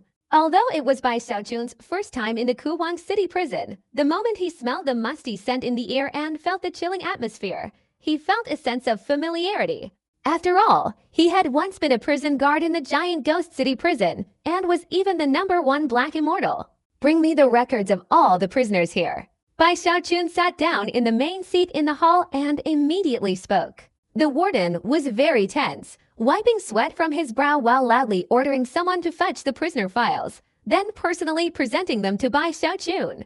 Bai Xiaochun accepted the jade slip and solemnly said, "Prepare a secret chamber for me." After saying this, Bai Xiaochun bowed his head to examine the information in the jade slip. The warden immediately arranged the best secret chamber in the prison. At this moment, he only hoped that Bai Hao could leave soon, and that he himself would be safe. The blood army of corpses had truly put immense pressure on him. This person, and this person too, bring them all to me. Bai Xiaochun's divine consciousness swept through the information in the jade slip. Based on his previous experience in the Black Prison, he quickly narrowed down 10 people who had connections with the powerful elite of Kuwang City.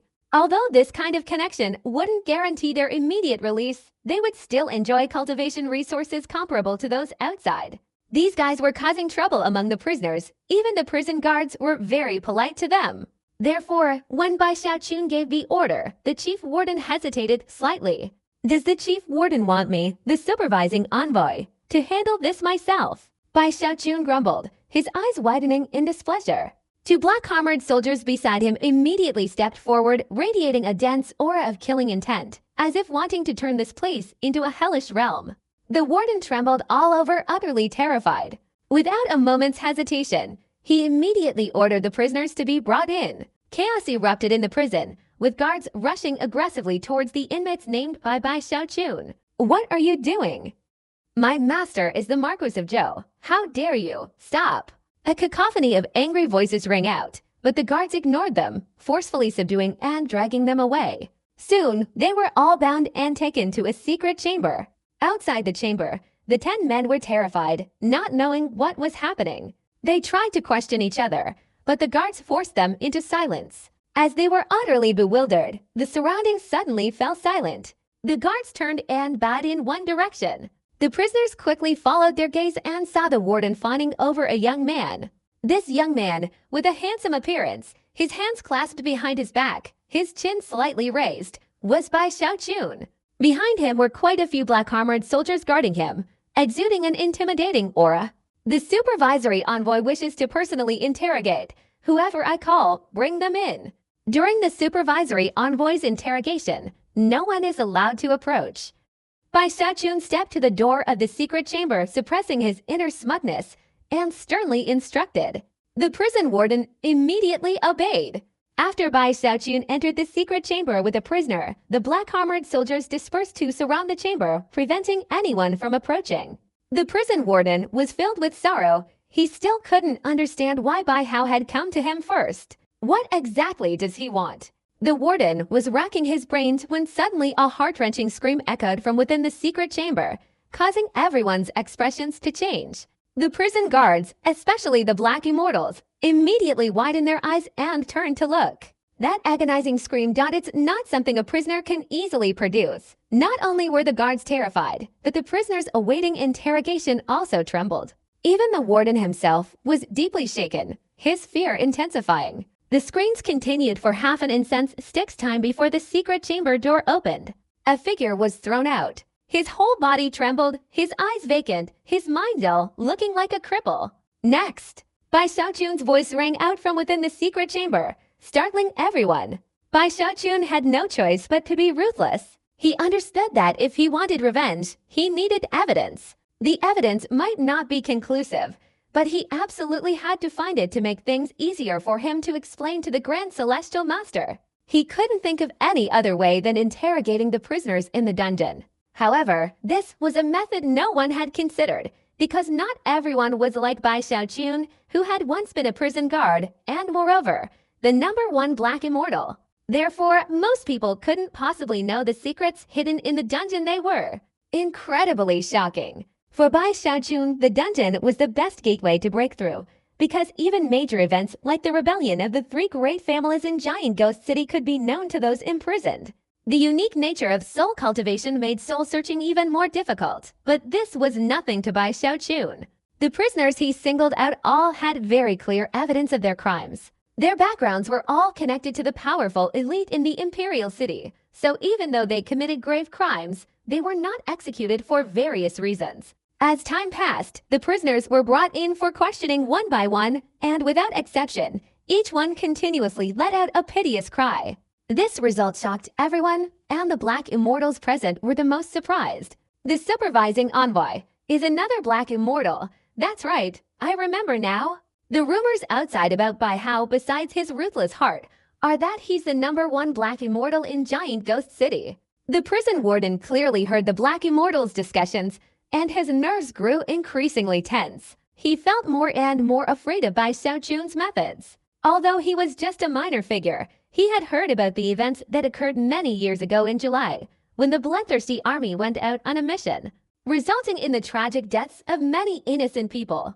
Thinking of this, his body trembled as he looked at the burly men in black armor surrounding the secret chamber. He took a deep breath, determined to satisfy all of Bai Xiaochun's demands. Bai Xiaochun spent an entire day interrogating these more than 10 people. However, the lack of clues made his expression grim. He took the jade slip and presented a list of over 100 people. Bring them all here.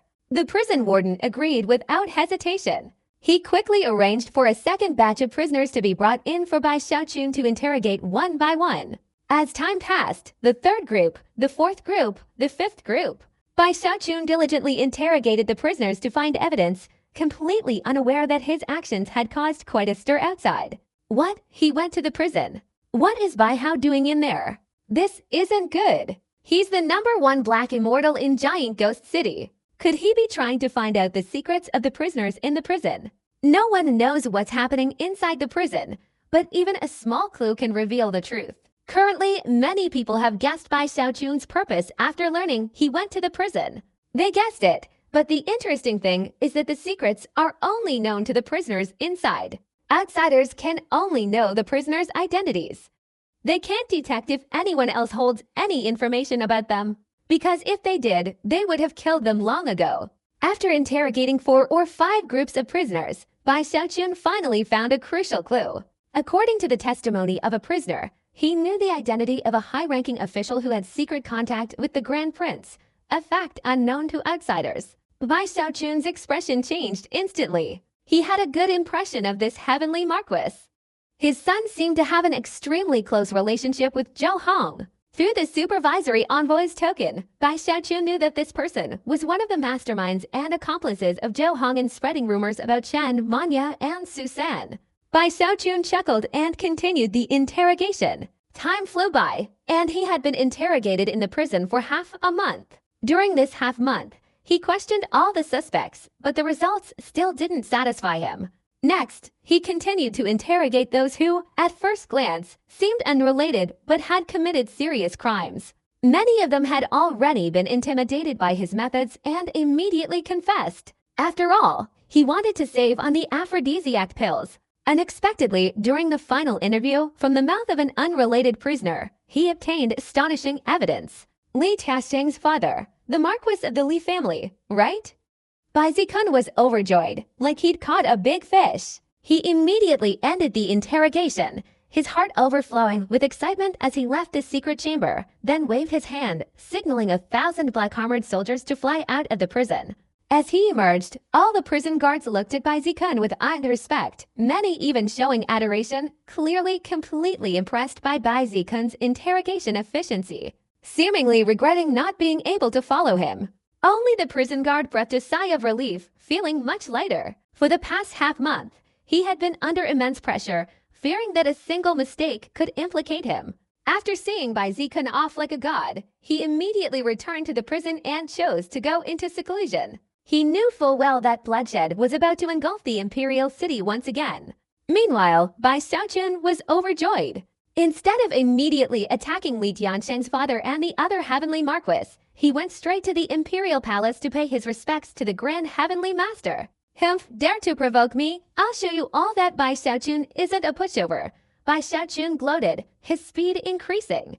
Along the way, realizing his manpower was insufficient, he sent a telepathic message to Zhou Yixing, ordering him to rush to Kuwang City. Having done all this, Bai Xiaochun arrived at the imperial palace before the grand heavenly master's hall. He bowed respectfully towards the hall and said loudly, "Your humble servant, Bai Hao, has an important matter to discuss with the grand heavenly master." As soon as he finished speaking, the old dragon reappeared in the clouds, still with a look of doubt and curiosity, intently observing Bai Xiaochun. Soon after, the hall doors slowly opened, revealing the grand heavenly master seated in the seat of honor. Bai Xiaochun adjusted his breathing, quickly entered the hall, and called out, "Grand Celestial Master, I am fortunate not to have disgraced your command.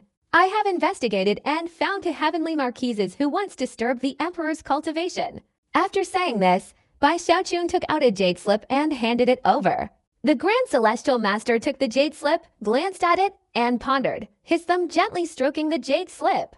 Bai Xiaochun blinked and waited, wondering if the Grand Celestial Master would allow him to personally deal with those two fellows. After all, the evidence wasn't entirely conclusive. Upon careful consideration, it was only somewhat plausible speculation.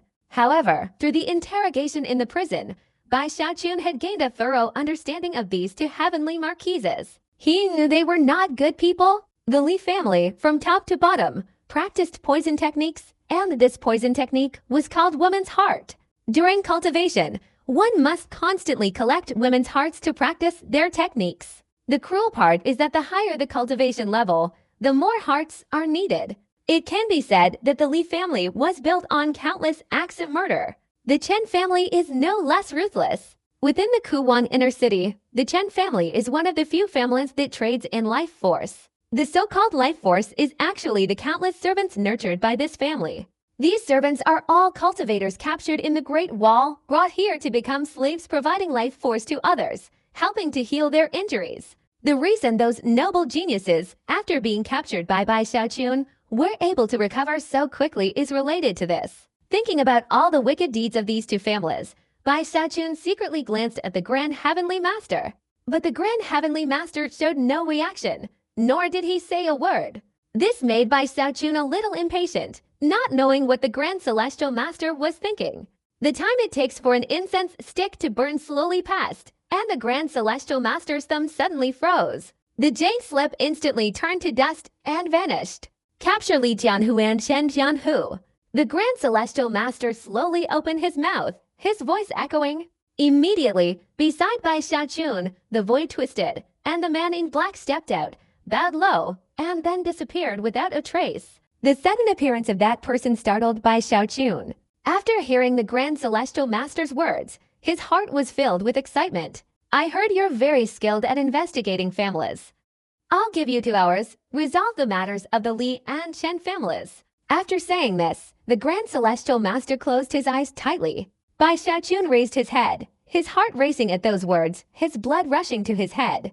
Thinking about once again leading the search party, his spirits lifted. The harvest was secondary, the most important thing was revenge, and a public revenge at that. He realized this Grand Celestial Master was truly a good person.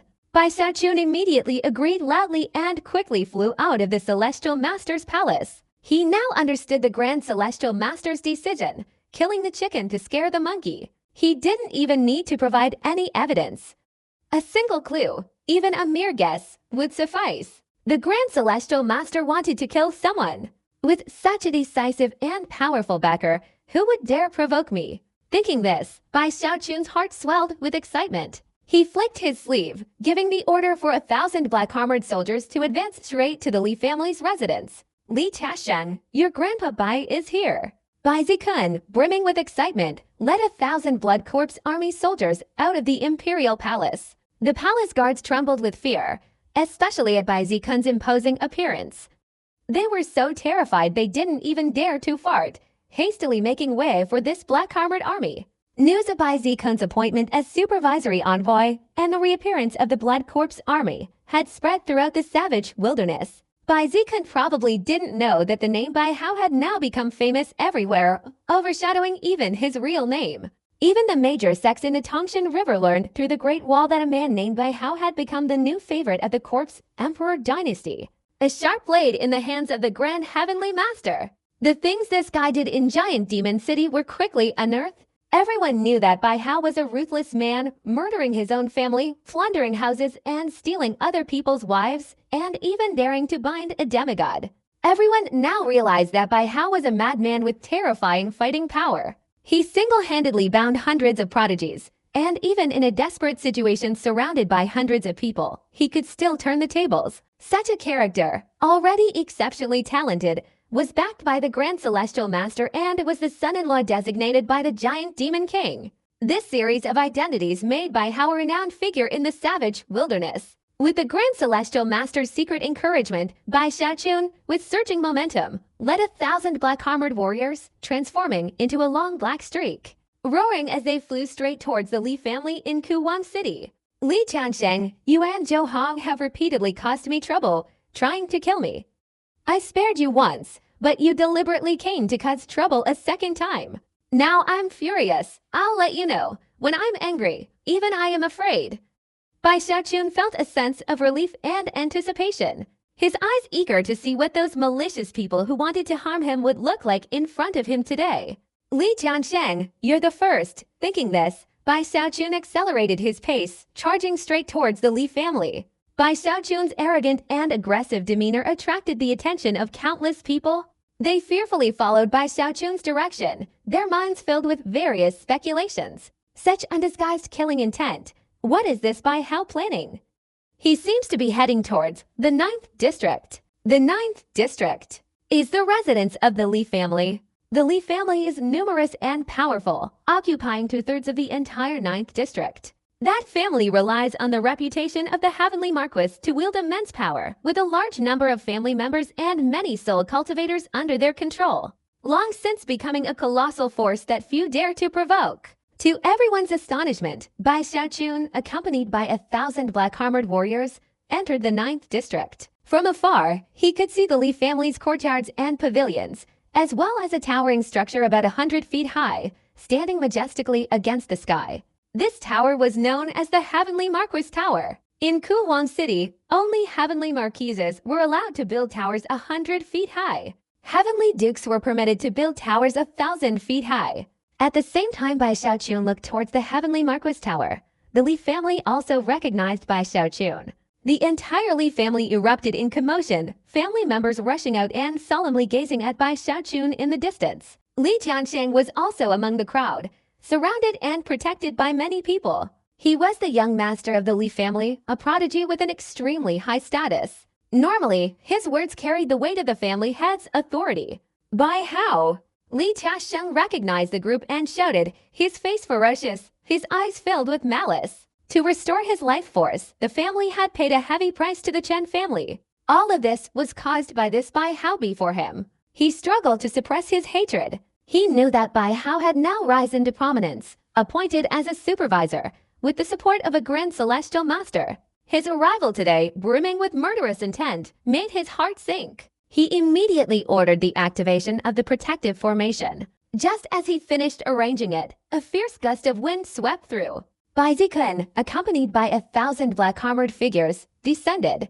The murderous aura of the corpse puppet blood army permeated the air, transforming into a dark cloud that enveloped the Li family's territory. Countless soul cultivators from all directions gathered to watch, their hearts pounding with excitement and various speculations. Could it be that the Grand Celestial Master wants to make a move? The first one is the Li family. Impossible. It's more likely that Bai Hao is using his position to seek personal revenge. Bai Xiaochun smugly enjoyed the shock of the surrounding onlookers. He stood before the corpse puppet blood army, his head bowed as he observed the Li family, his gaze sweeping across the hundreds of Li family members who were drawing their swords. He saw Li Tiansheng surrounded by them. Li Tiansheng, seeing the supervisory envoy arrive, "Why don't you pay your respects?" Bai Xiaochun glared, his voice booming like thunder. At this moment, the corpse puppet blood army behind him also emitted an even more intense killing intent. The faces of everyone in the Li family turned ferocious. Li Tiansheng's breathing quickened, his heart filled with shock and unease, but he dared not show it, only able to shout softly, "Bai Hao, you're incredibly audacious. How dare you be so disrespectful? This is the Heavenly Marquis Mansion, not a place where you can cause trouble. Get out of here quickly." Heavenly Marquis Mansion, hehe, your grandfather Bai is indeed visiting the Li family's Heavenly Marquis Mansion. I heard the Li family is quite wealthy, and I'm worried that some of your treasures might be fake, so I've come to inspect them for you. Bai Xiaochun clasped his hands behind his back, tilted his chin up, and spoke with arrogant pride. In reality, he was grinning from ear to ear, feeling incredibly powerful in his words. He loved this feeling of being in control, and moreover, using logic to overwhelm them. How dare you, Bai Hao, do you want to die? How could my Li family allow you to cause trouble? What a joke, Bai Hao, are you out of your mind? After hearing Bai Xiaochun's words, the Li family members, already accustomed to arrogance, immediately roared in response, their language extremely impolite. Li Tiansheng's expression grew even more grim. He was worried, clearly sensing something was amiss, but he thought the Grand Celestial Master's intention to attack the Li family was unlikely. The most probable scenario was that Bai Hao was using this as an excuse for personal revenge. Thinking this, a cold glint flashed in his eyes. This is also an opportunity to eliminate this man. Li Tiansheng's thoughts raced. Although wary of the bloodthirsty corpse army, he was confident in the Li family's strength, especially since Li Tianhu was currently in the mansion. With this thought in mind, his courage surged, and he declared loudly, "All Li family members, heed my command. Anyone who enters within 100 yards of the Li family will be killed without mercy." As soon as Li Tiansheng finished speaking, the faces of the surrounding Li family members instantly turned ferocious. They charged forward with overwhelming killing intent, and many figures rushed out from within. Among them were quite a few clan members, but the majority were soul cultivators affiliated with the Li family. Their numbers exceeded 10,000, all radiating intense killing intent, creating an aura that seemed to surpass even the blood corpse army hovering in the air. This scene terrified everyone, and Bai Xiaochun was even more frightened. But thinking of his identity and the Grand Celestial Master's order, he realized that if the Grand Celestial Master had ordered him to do this, he certainly wouldn't let the Li family come to eliminate him. Thinking this, Bai Xiaochun calmed down, his eyes narrowing. Feeling his previous imposing aura weaken, he took a deep breath, ignored Li Tiansheng and his group, looked towards the Li family's tower in the distance, and said in a low voice, "Li Tianhu, Bai have been ordered by the Grand Celestial Master to come here to ask you a question. Do you know your crime?" When Bai Xiaochun uttered these words, an aura that shook the heavens and earth immediately emanated from him, causing the minds of everyone around him to explode. The Li family members all changed color, and Li Tiansheng's heart pounded, his thoughts instantly becoming chaotic. In a secret chamber on the top floor of the tower, Li family's Heavenly Marquis, also the father of Li Tiansheng, sat cross-legged. After hearing Bai Zikun's words, his expression became extremely grim. It seemed the impact of those words had shaken his spirit to the point that even his half-step heavenly human cultivation showed signs of instability. He had clearly heard Bai Zikun's words. In fact, he had been observing everything since Bai Zikun entered the Li family. The unfolding events had caused his expression to shift from worry to extremely gloomy. His breathing became somewhat erratic. As a Heavenly Marquis himself, his perspective was naturally far more insightful than that of Li Tiansheng and his group. Now he understood. This must be the Grand Heavenly Master's doing. Otherwise, this Bai Hao would certainly not dare to bring people to the Li family to show off like this. It wasn't due to a disparity in strength, but rather a difference in status that led him to make such a judgment. After all, he was one of the 108 heavenly marquises of the Kui dynasty, and the supervisory envoy's blatant disregard for consequences clearly demonstrated the Grand Celestial Master's attitude. Is he mocking me? Li Tianhu fell silent, a vague sense of unease creeping into his heart. This made him extremely sensitive, recalling what he knew about the Grand Celestial Master. Sweat beaded on his forehead, and fear flickered in his eyes. The Grand Celestial Master wants to kill me. This answer caused Li Tianhu's expression to turn ferocious, his breathing becoming ragged. He knew that if the Grand Celestial Master wanted to kill him, he had no escape. He was unwilling to accept defeat. He had spent many years cultivating to reach the level of a heavenly marquis, and with such a large family in his hands, he couldn't just sit idly by and wait to die. He absolutely had to struggle to find a way to avert this disaster. Prolong the time. Li Tianhu quickly made a decision. He knew that the only solution now was to prolong the time and make the matter as chaotic as possible, so that the other heavenly marquises, heavenly dukes, and even the 4 great heavenly kings could react in time. If the Grand Celestial Master could arbitrarily deal with a heavenly marquis like him, the other heavenly marquises would definitely have a lips and teeth mentality. Therefore, at this moment, they would certainly go to save him, which would also be saving themselves. And once all the civil and military officials in the court spoke up, even the Grand Celestial Master would have to restrain himself a little. And there's the Emperor. No, I can't go to the Emperor.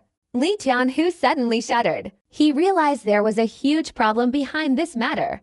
The Grand Celestial Master could easily kill me with a single finger, so why would he let this Bai-Hao step forward? Killing me is a small matter. He wants to see who among the civil and military officials in the court will speak up about this. This is luring the snake out of its hole. Thinking this, Li Tianhu took a deep breath, his thoughts racing hundreds of times before making a decision. On one hand, stall for time until rescue arrives, and on the other hand, devise a plan to escape. Stagnate, escalate the situation. Li Tianhu's eyes flashed, and he suddenly transmitted a message to Li Tianxing outside.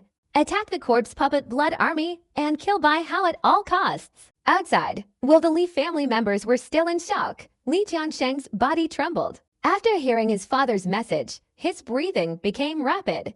Although things hadn't reached that point yet, there was no time to think too much. He raised his head, glared at Bai Xiaochun, and shouted, Bai-Hao is falsely transmitting imperial decrees and plotting rebellion. The entire Li family, heed my command, kill them all. After Li Tianxing finished speaking, the surrounding Li family members hesitated slightly, but they all understood that if the Li family was destroyed, they would all be doomed. At this moment, each of them wore a ruthless expression, shouting loudly as they charged forward. In an instant, more than 10,000 people roared and rushed straight towards Bai Xiaochun. Bai Xiaochun glared, waved his hand, and immediately 1,000 black-armored soldiers around him raised their heads and attacked the Li family members. A deafening explosion immediately resounded. Bai Xiaochun did not advance but stood in the center of the protective circle created by the black-armored soldiers. He valued his own life and did not rush to take risks. He had just witnessed the terrifying destructive power of the corpse puppet blood army. These black-armored giants felt no pain whatsoever, their bodies like those of extremely powerful body refining cultivators. Wherever they went, it was like tigers entering a flock of sheep, slaughtering at will. Magical spells or magical artifacts struck them as if they caused no pain or discomfort, and these black-armored giants paid no heed, relentlessly attacking regardless of life or death. In just a few breaths, mournful and tragic cries echoed continuously. The Li family members were no match for them. Many were even directly torn apart by the blood corpse army. The stench of blood was overwhelming, and the air was thick with the pervasive scent of blood. Suddenly, a formation exploded, and a blood red light appeared from beneath the ground, rapidly spreading in all directions. Simultaneously, the sound of pounding heartbeats emanated from within the formation. Following the echoing sound of beating hearts, the bodies of the Li clan members gradually turned black, and a poisonous mist spread. Others took out human hearts and crushed them. In an instant, the crushed hearts revealed phantom female figures, wailing mournfully, their vengeful eyes glaring at the black-armored soldiers. These phantom figures were formed from the potent poison, and the hearts themselves were the Li family's infamous poison, the first poison of the woman's heart. But in Bai Xiaochun's eyes, the most poisonous thing wasn't the woman's heart, but the ruthless individuals who used women's hearts to cultivate this unforgivable technique. This poison was terrifying. For the first time since the start of the battle, the black-armored soldiers were hampered, their movements becoming sluggish. Signs of corrosion began to appear on their bodies, especially those soldiers standing in front of Bai Xiaochun. Seeing this, he quickly ordered them to move away, but this action revealed his position. Li Tianqing's eyes were filled with murderous intent, and he immediately roared, "Destroy Bai Hao!" Li Tianqing shouted as he flew towards Bai Xiaochun. 10 elders of the Li family followed closely behind him, all at the nascent soul stage. Their bodies were pitch black, and poisonous smoke swirled around them, sometimes dissipating, sometimes condensing into illusory female figures. These women were heartless. Although they lacked souls, the appearance of these illusory figures instantly made Bai Xiaochun feel danger. Bai Xiaochun was about to retreat when suddenly the soldiers, who had been corroded by the poisonous smoke, froze. A glint appeared in their eyes, and they all simultaneously took a deep breath. 1,000 people inhaling at once created a whirlwind that sucked all the poisonous gas into their mouths. Strangely, after inhaling this gas, the black-armored soldiers' cultivation levels increased rapidly, and even the injuries caused by the corrosive poison healed quickly, their bodies returning to their original state. This poisonous smoke suddenly seemed to become a source of nourishment for the black-armored soldiers. This is the extraordinary aspect of the bloodthirsty army. These black-armored soldiers can absorb all the damaging spells and transform them into nutrients to increase their cultivation. That's why they become an invincible army, growing stronger with each battle. Bai Xiaochun, exhilarated, immediately pointed his finger at Li Tianqing and his group. "Annihilate them for me." The black-armored soldiers charged fiercely towards Li Tianqing and his group. Not good.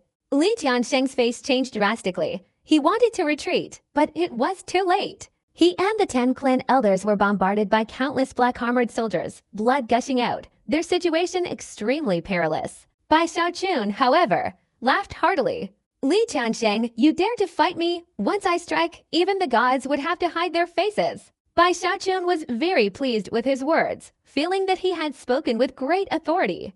Li Tianqing's hair was disheveled, his face contorted, and his entire body covered in wounds of all sizes. Upon hearing Bai Xiaochun's words, he let out a mournful roar, "Sacrifice the organs." As soon as the words left his mouth, the light screen of the formation twisted and conjured a gigantic red heart.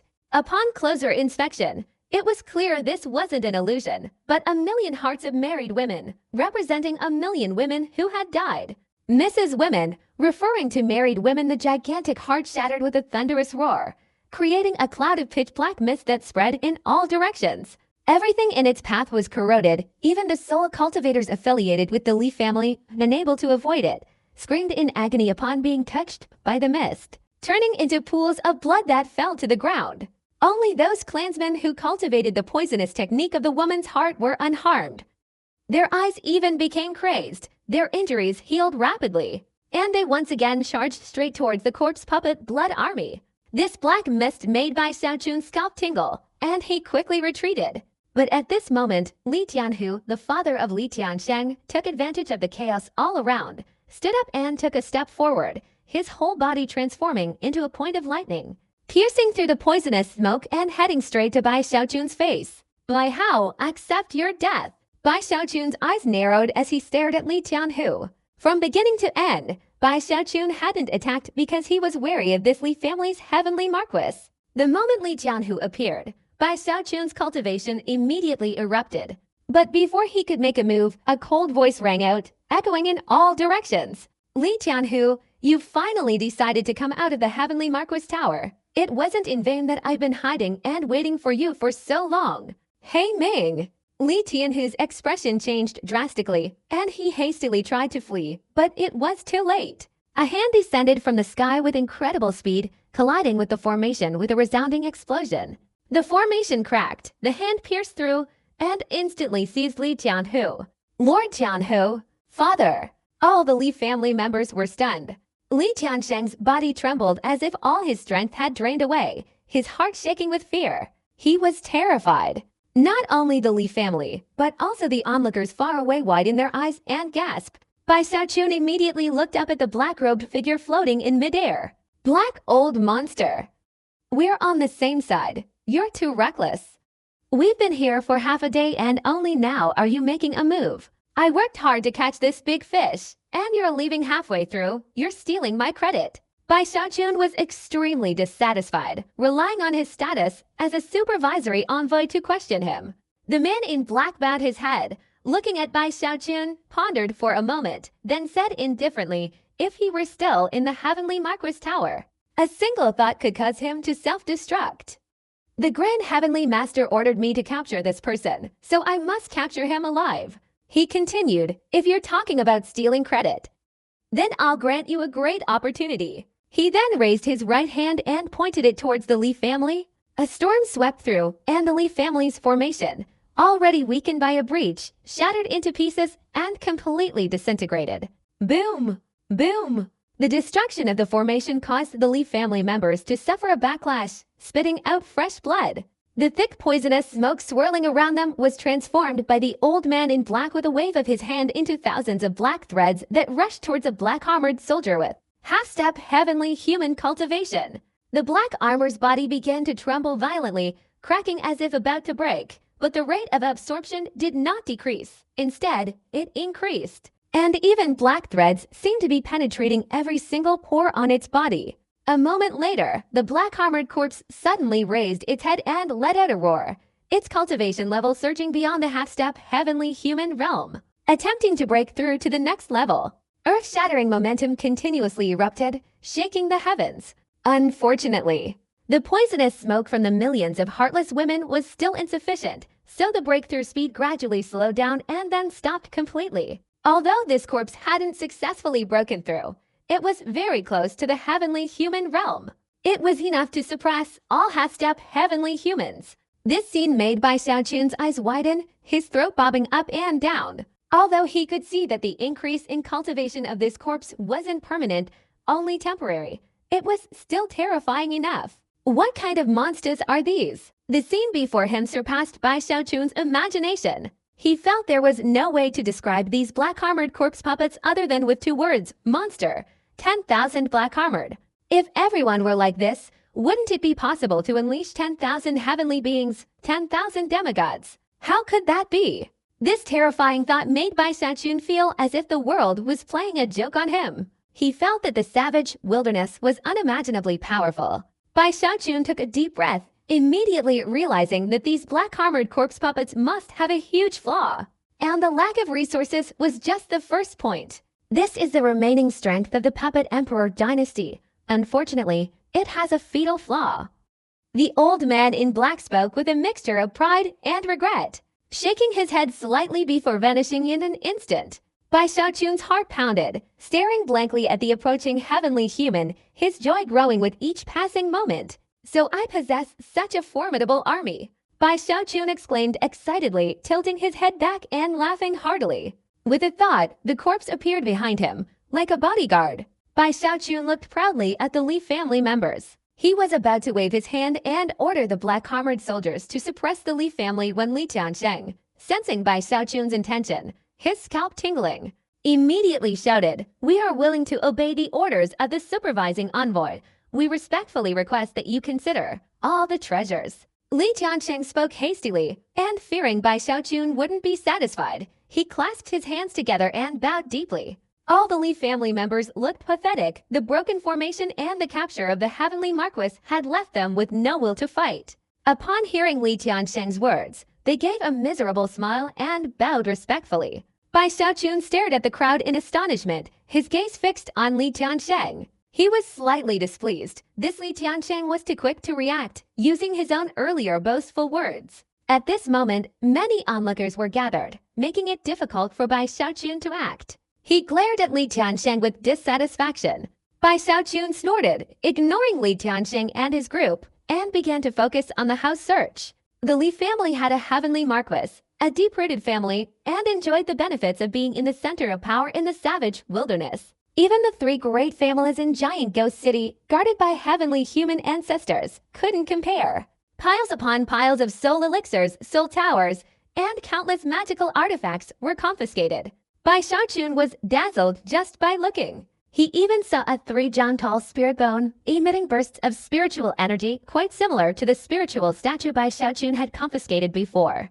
There was also a magical artifact that had been refined 13 or 14 times. Even the water of the Tongshan River was abundant. Bai Xiaochun even saw spirit stones. Treasures piled up like mountains, their quantity constantly increasing. While searching the house, Zhou Yixing arrived and was stunned by the pile of treasures. Following Bai Xiaochun's orders, he immediately began sorting and storing them.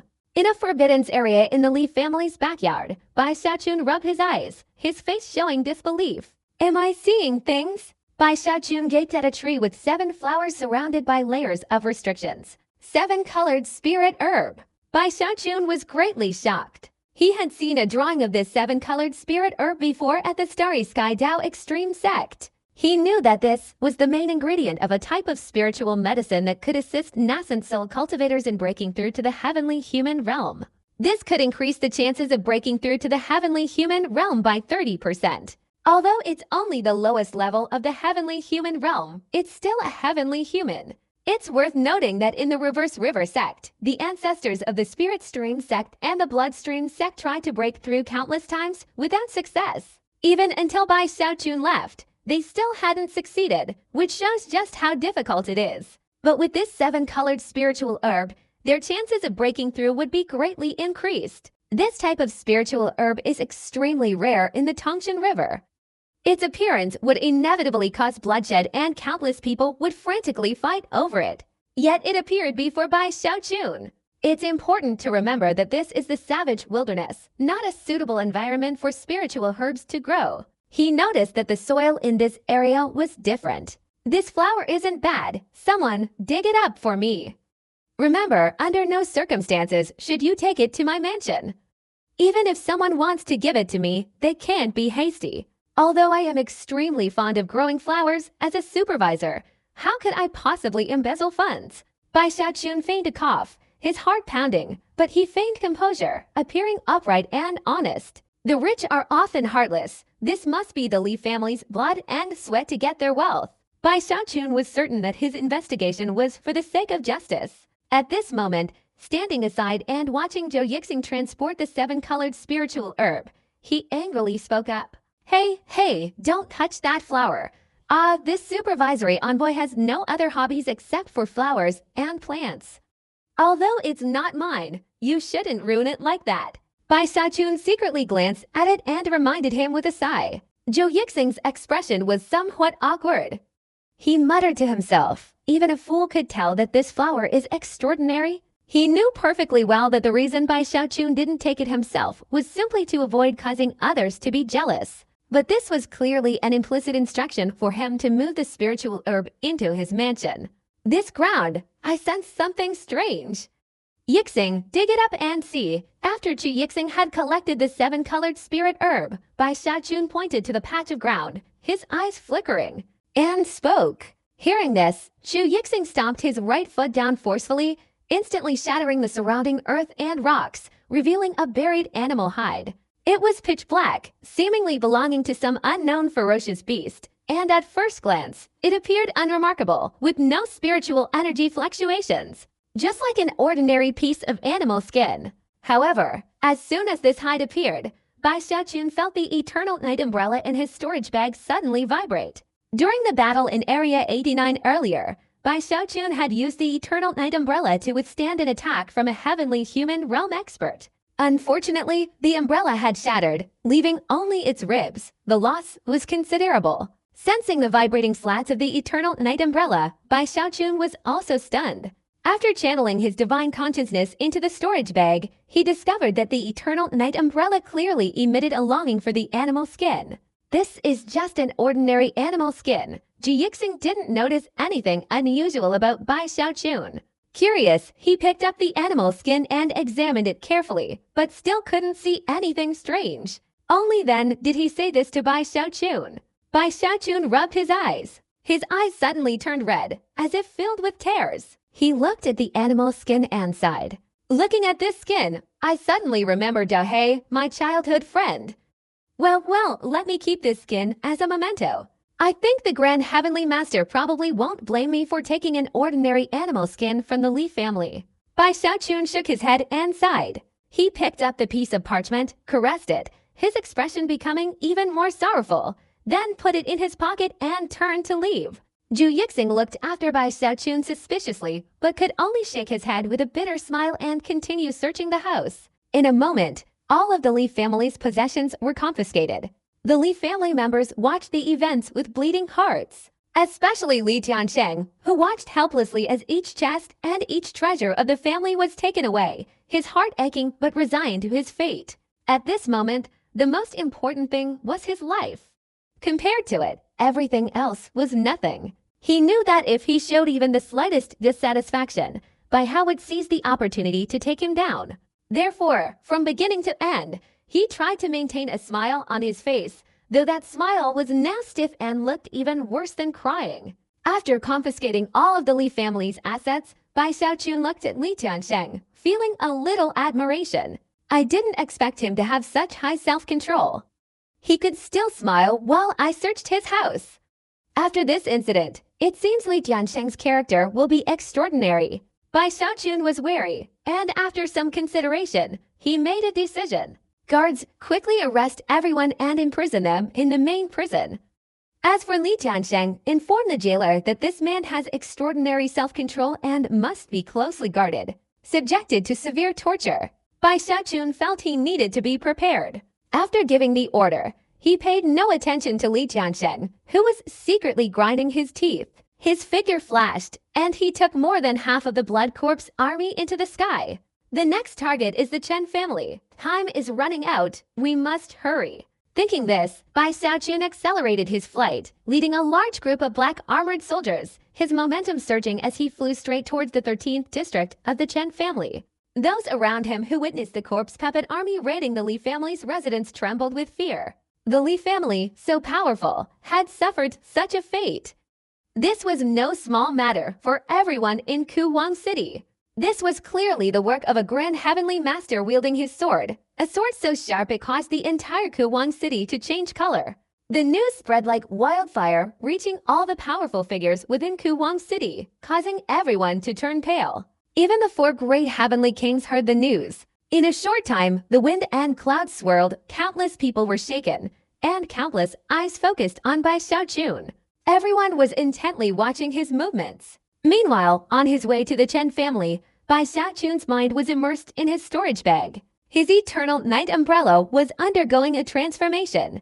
That seemingly ordinary piece of animal hide was clearly the key to the 7-colored spirit herb's growth and blossoming in the savage wilderness. After Bai Xiaochun placed it in his storage bag, a demonic face, both weeping and laughing, immediately appeared on the umbrella's ribs. This demonic face, vaguely damaged, now displayed a greedy excitement, directly controlling the eternal night umbrella to merge with the animal hide.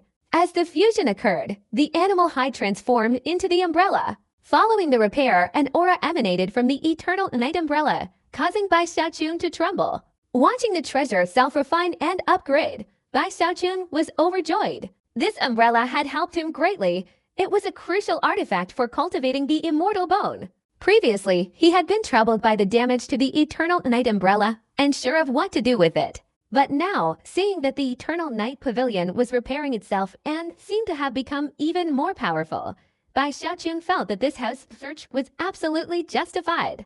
The Li family helped restore my umbrella, so what surprises does this Chen family have up their sleeve? Bai Xiaochun exclaimed excitedly, withdrawing his consciousness from his storage bag and increasing his speed as he sped towards Zone 13. His movements were still being watched by countless people. Seeing the direction Bai Xiaochun was flying, everyone was shaken, especially those in Zones 13, 12, and 14. All the heavenly marquises there felt their scalps tingle. The fate of Li Tian was clearly visible in their minds. Who is his target? Damn it, I didn't offend Bai Hao, nor did I offend the Grand Heavenly Master. While everyone was tense, Bai Xiaochun, with his fierce aura, soared past Zone 12, causing the Heavenly Marquis in that zone to breathe a sigh of relief. Meanwhile, the Chen family in District 13 was even more worried. He hoped that Bai Xiaochun would fly by, But when he finally reached the Chen family's residence, Bai Xiaochun stopped in midair. "Chen family's heavenly Marquis, come out and meet me," Bai Xiaochun's voice echoed. The heavenly Marquis in Zone 14 temporarily calmed down, but the Chen family's heavenly Marquis trembled all over. He was inside the tower, his eyes fixed on Bai Xiaochun, his heart surging with turmoil.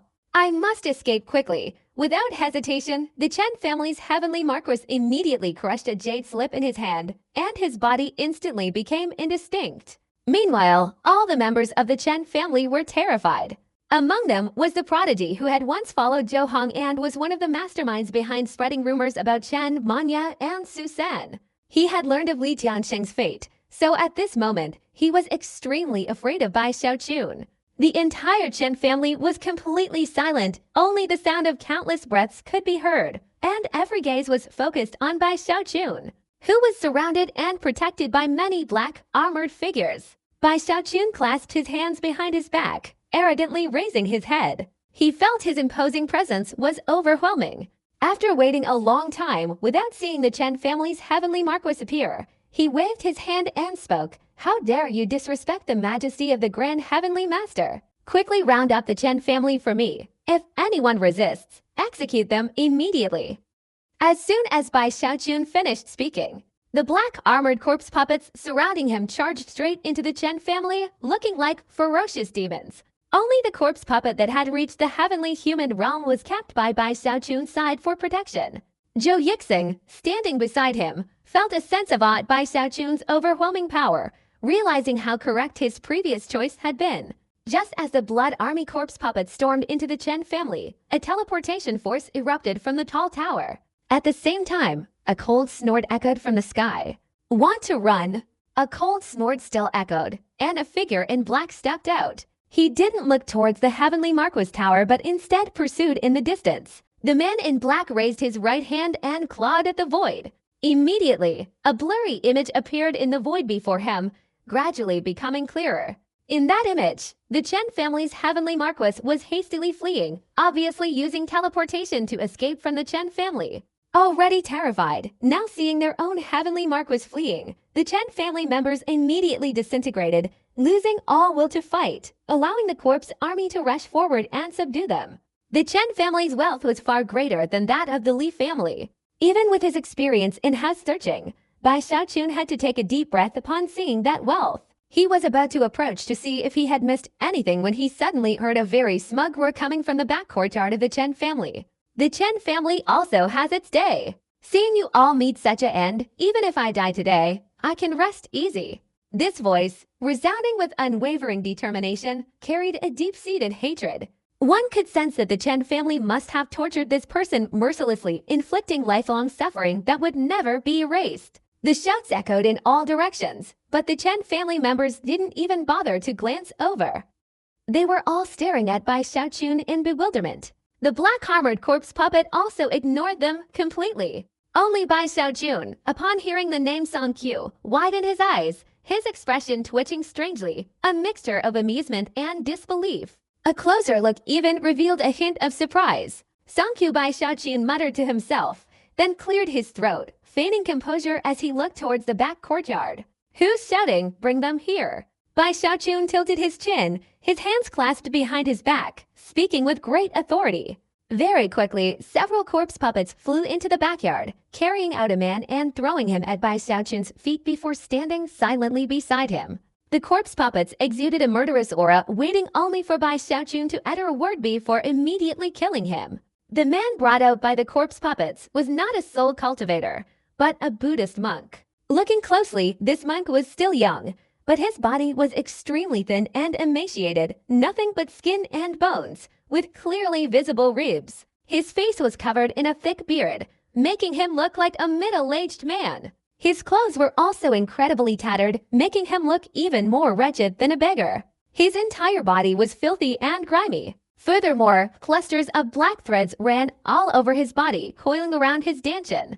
The cultivator was extremely weak. His aura so faint it seemed he could die at any moment, yet his eyes shone brightly, and his cultivation level fluctuated. This cultivator was actually at the early nascent soul stage. Those black threads not only pierced through his tendons and bones but also penetrated his nascent soul, as if they had taken root there. With each movement of his cultivation, a large amount of spiritual energy would diffuse out along those black threads. This scene greatly startled Bai Xiaochun. This person was indeed Song Qiu. Song Qiu, a prodigy of the Bloodstream sect, a favorite of the Reverse River sect, and later becoming Bai Xiaochun's guardian. When the burial palace collapsed, not only was Bai Xiaochun teleported deep into the savage wilderness, but Song Qiu, Jiao Long, Shen Xuanzi, and all the other cultivators were also teleported to various places in the savage wilderness. Those with good fortune might be able to return to the Great Wall. Song Quest's luck was terrible. He was transported directly to this Kawang city. In the unfamiliar wilderness, he was quickly captured, turned into a cultivation slave, and after many transactions, ended up in the Chen family. Because they saw that Song Quest cultivation was not bad and his aptitude was good. The Chen family didn't drain all his life force, but used a cruel secret technique to forcibly push his cultivation to the early nascent soul stage. While it looked like a breakthrough, this method left countless hidden dangers, causing immense harm to Song Qiu. This wasn't the main point. The most important thing was that he was fattened up like a pig waiting to be slaughtered, and then countless black threads were threaded through his body. Every day, Song Qiu was forced to circulate his cultivation and spiritual power through these black threads, turning him into a living spirit stone for the young soul cultivators of the Chen family. Despite possessing nascent soul cultivation, he posed no threat because his cultivation could only circulate within his body.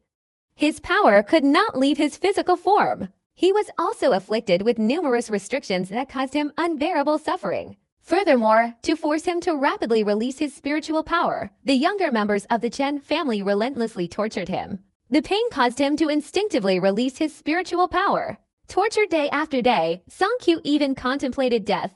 But how could the Chen family let a living spirit stone like him die so easily? For years, his life had been at the bottom of a deep abyss, devoid of any hope.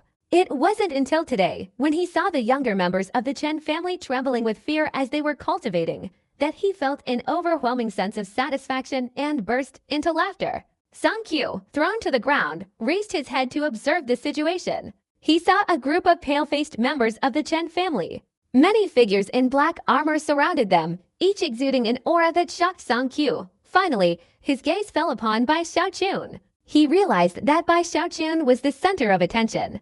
In his eyes, Bai Xiaochun possessed a handsome appearance, luxurious clothing, and an arrogant demeanor, clearly indicating a person of high status. Especially the black-armored guards behind him, whose mere glance made Song Quest's head spin, as if he were witnessing divine power. Song Qiu felt like a lone boat, vulnerable to the mere thought of one of their opponents, capable of annihilation. Heavenly Being.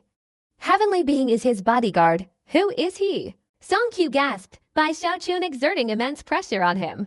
This person could make the monstrous Chen family so fearful, and he even had a heavenly being as a bodyguard. This person must be one of the top young prodigies of the savage wilderness dog. Could he be a prince? Song Qiu had been in Kawang City for many years and knew quite a bit about this place. At this moment, his heart pounded, and he felt a bitter pang. Bai Xiaochun secretly sighed, looking at Song Qiu. He didn't know why, but every time he met Song Qiu, he found him more miserable than before. Seeing his appearance, Bai Xiaochun no longer had the heart to mock him. Instead, he felt pity. Memories from the Tongshan River flooded back, but he didn't forget his current status. He waved his hand and ordered, "This living spirit stone is not bad. Take it to my mansion. I want to use it for cultivation later." Upon hearing these words, Chu Yixing hesitated slightly, opening his mouth to say something, but was met with a warning glance from Bai Xiaochun. Chu Yixing trembled and immediately rushed towards Song Qiu. Song Qiu, hearing this, went berserk. "If you have the guts, kill me. I, Song Qiu, would rather die than be a living spirit stone anymore." He roared, but Chu Yixing immediately seized him without hesitation. Seeing himself about to be taken away, Song Qiu frantically stared at Bai Xiaochun, shouting, My uncle is Bai Xiaochun. He is now the top-ranked person on the Ming Emperor ranking. Once he achieves the heavenly human realm, he will become the heir to the Ming Emperor. You dare treat me like this, my uncle will definitely avenge me. None of you will escape. Song-kyu truly couldn't think of anything to threaten this powerful figure before him. But he didn't want to become a living spirit stone anymore. In this situation, he could only bring up Bai Xiaochun's name. He had heard the younger members of the Chen family discussing Bai Xiaochun's ascent to the Ming Emperor ranking. His heart was filled with bitterness. As soon as he said this, Chu Yexing's hand trembled. The declining members of the Chen family all looked up at Song-kyu. If Song-kyu had said this before, he would have been squeezed dry. It's important to note that the name Bai Xiaochun was a disgrace to the savage wilderness. This person had consistently held the #1 position on the Ming Emperor ranking, which was unbelievable. After the trial ended, if this person truly became the Ming Emperor's successor, it would be a resounding slap in the face to the entire savage wilderness. Bai Xiaochun looked at Song-kyu in surprise, secretly chuckling to himself. Song-kyu used to explode with anger just hearing him call him queer, but now, because he didn't want to be a living spirit stone, he was actively displaying this relationship. Silly child, even if I'm not your uncle, just because of our relationship in the Reverse River sect, I would still save you. Not to mention the relationship between me and your aunt. I've seen every curve of your aunt's body. Bai Xiaochun sighed inwardly, stepping forward to look at Song-kyu, and couldn't help but pat his head. Take him away. Bai Xiaochun waved his hand. This trip to the Chen family had yielded considerable results. Song-kyu let out a pathetic cry. Ju Yixing gritted his teeth, knocked him unconscious, and hurriedly took him away. Ju Yixing was deeply troubled. He never imagined that this Song-kyu would be connected to Bai Xiaochun. From beginning to end, Song-kyu completely failed to recognize that the powerful and influential figure was the uncle he had mentioned. If he knew the truth, he would surely have vomited blood and deeply regretted his words. Bai Xiaochun, too, skillfully concealed his true intentions, and thanks to the mask, not a single flaw was revealed. After Song-kyu was captured, Bai Xiaochun observed the entire Chen family, his heart filled with uncontrollable sorrow. Unexpectedly, I've met Song-kyu here. This guy is so pathetic to have become a living spirit stone. Bai Xiaochun stood in the courtyard of the Chen family, hands clasped behind his back, chin tilted up, his heart filled with even more emotion. Thinking of Song-kyu, Bai Xiaochun felt he was truly Song-ques's great lucky star. Every time Bai Xiaochun appeared, Song-kyu rescued him from the brink of death, whether in the Void City or the Great Wall. It was because of his thoughtfulness that Song-kyu finally called him uncle today. Could it be that I'm truly too outstanding? Bai Xiaochun sighed proudly. He continued to search the Chen family's house, indulging in self-satisfaction. Before long, the hidden treasures of the Chen family were piled up like mountains by the corpse golems, and the Chen family members were all trembling with anger but dared not say anything. A moment later, the Chen family's treasure trove was lifted into the air. After confirming there was no further danger, Bai Xiaochun swaggered into the Chen family's compound, wanting to check if anything had been left behind. The entire Chen family was truly enormous. Bai Xiaochun, accompanied by the black armored corpse puppet, a quasi-heavenly human, inspected the entire place, occasionally pointing and gesturing. There's something wrong with this artificial rockery, demolish it. The supervisory envoy suspected there was a secret chamber inside. The pearl embedded in this snail shell is clearly a spirit pearl. Pry it down and take it. There's something strange about this plot of land. Someone, dig it up, see if there's any treasure. If there is, take it. If not, take these blue stone tables away. Bai Xiaochun spoke as he walked. Immediately, the surrounding corpse puppets simultaneously began to work, the sounds of banging echoing incessantly. All of that terrified the members of the Chen family and further reinforced the rumors about Bai Xiaochun. But they were helpless. They could only bow their heads and accept it. They understood that the Chen family was finished. Amidst the banging sounds, Bai Xiaochun continued his relentless search. After a while, he felt he had done enough and was about to leave when his expression suddenly changed. His divine consciousness, which far surpassed the nascent soul realm and could even rival the heavenly human realm, swept down into the ground of a nearby backyard. He discovered a deep pit there. The pit was quite large, nearly 1,000 square meters, surrounded by extremely strict protective enchantments. It vaguely resembled a huge storage vessel, and the inside of the pit was sealed so tightly that Bai Xiaochun's divine consciousness could not penetrate it. Oh! Bai Xiaochun's eyes lit up. In fact, the reason he personally went to investigate was to see if there were any treasures he could keep, just like he had done at the Li family before. "Dig it up for me." Bai Xiaochun immediately became interested, leaping up and standing halfway down, pointing his hand downwards. Immediately, the surrounding corpse puppets unleashed their killing intent and attacked simultaneously. A rumbling sound echoed in all directions. The Chen family members were all pale-faced, but not overly panicked, because they knew that the pit didn't contain any magical treasures. It was the source of their livelihood and business. Under different circumstances, anyone who dared to touch this source of the Chen family would be instantly annihilated. But now, they all silently watched as the entire backyard structure was destroyed. At this moment, tens of thousands of soul cultivators had gathered around the Chen family. These people were originally from nearby. The events of today were too significant. The disappearance of the two heavenly marquises caused a stir throughout the imperial city, shaking everyone's minds and prompting them to fly over to observe from afar. They witnessed firsthand the downfall of the Chen family, the looting of their treasures, and now the destruction of the backyard. After the backyard crumbled, cracks appeared in the defensive formations on the ground, and even the restrictions were forcibly broken. What unfolded before everyone's eyes was a 1,000-foot deep pit that completely filled the area. An unimaginable stench immediately emanated from within the pit, an extremely strong odor that made everyone feel nauseous. Bai Xiaochun frowned, waving his hand to dispel the spreading smell. He looked into the pit, but the sight made his body tremble, and his breathing became rapid. Bai Xiaochun could hardly believe his eyes. The sight struck him like lightning, his eyes turning bloodshot. At the same time, everyone around him changed their expressions after seeing the scene inside the pit, many of them exclaiming, "What is that? My God! The secret of the Chen family is here. This is what the Chen family relies on to trade in life force."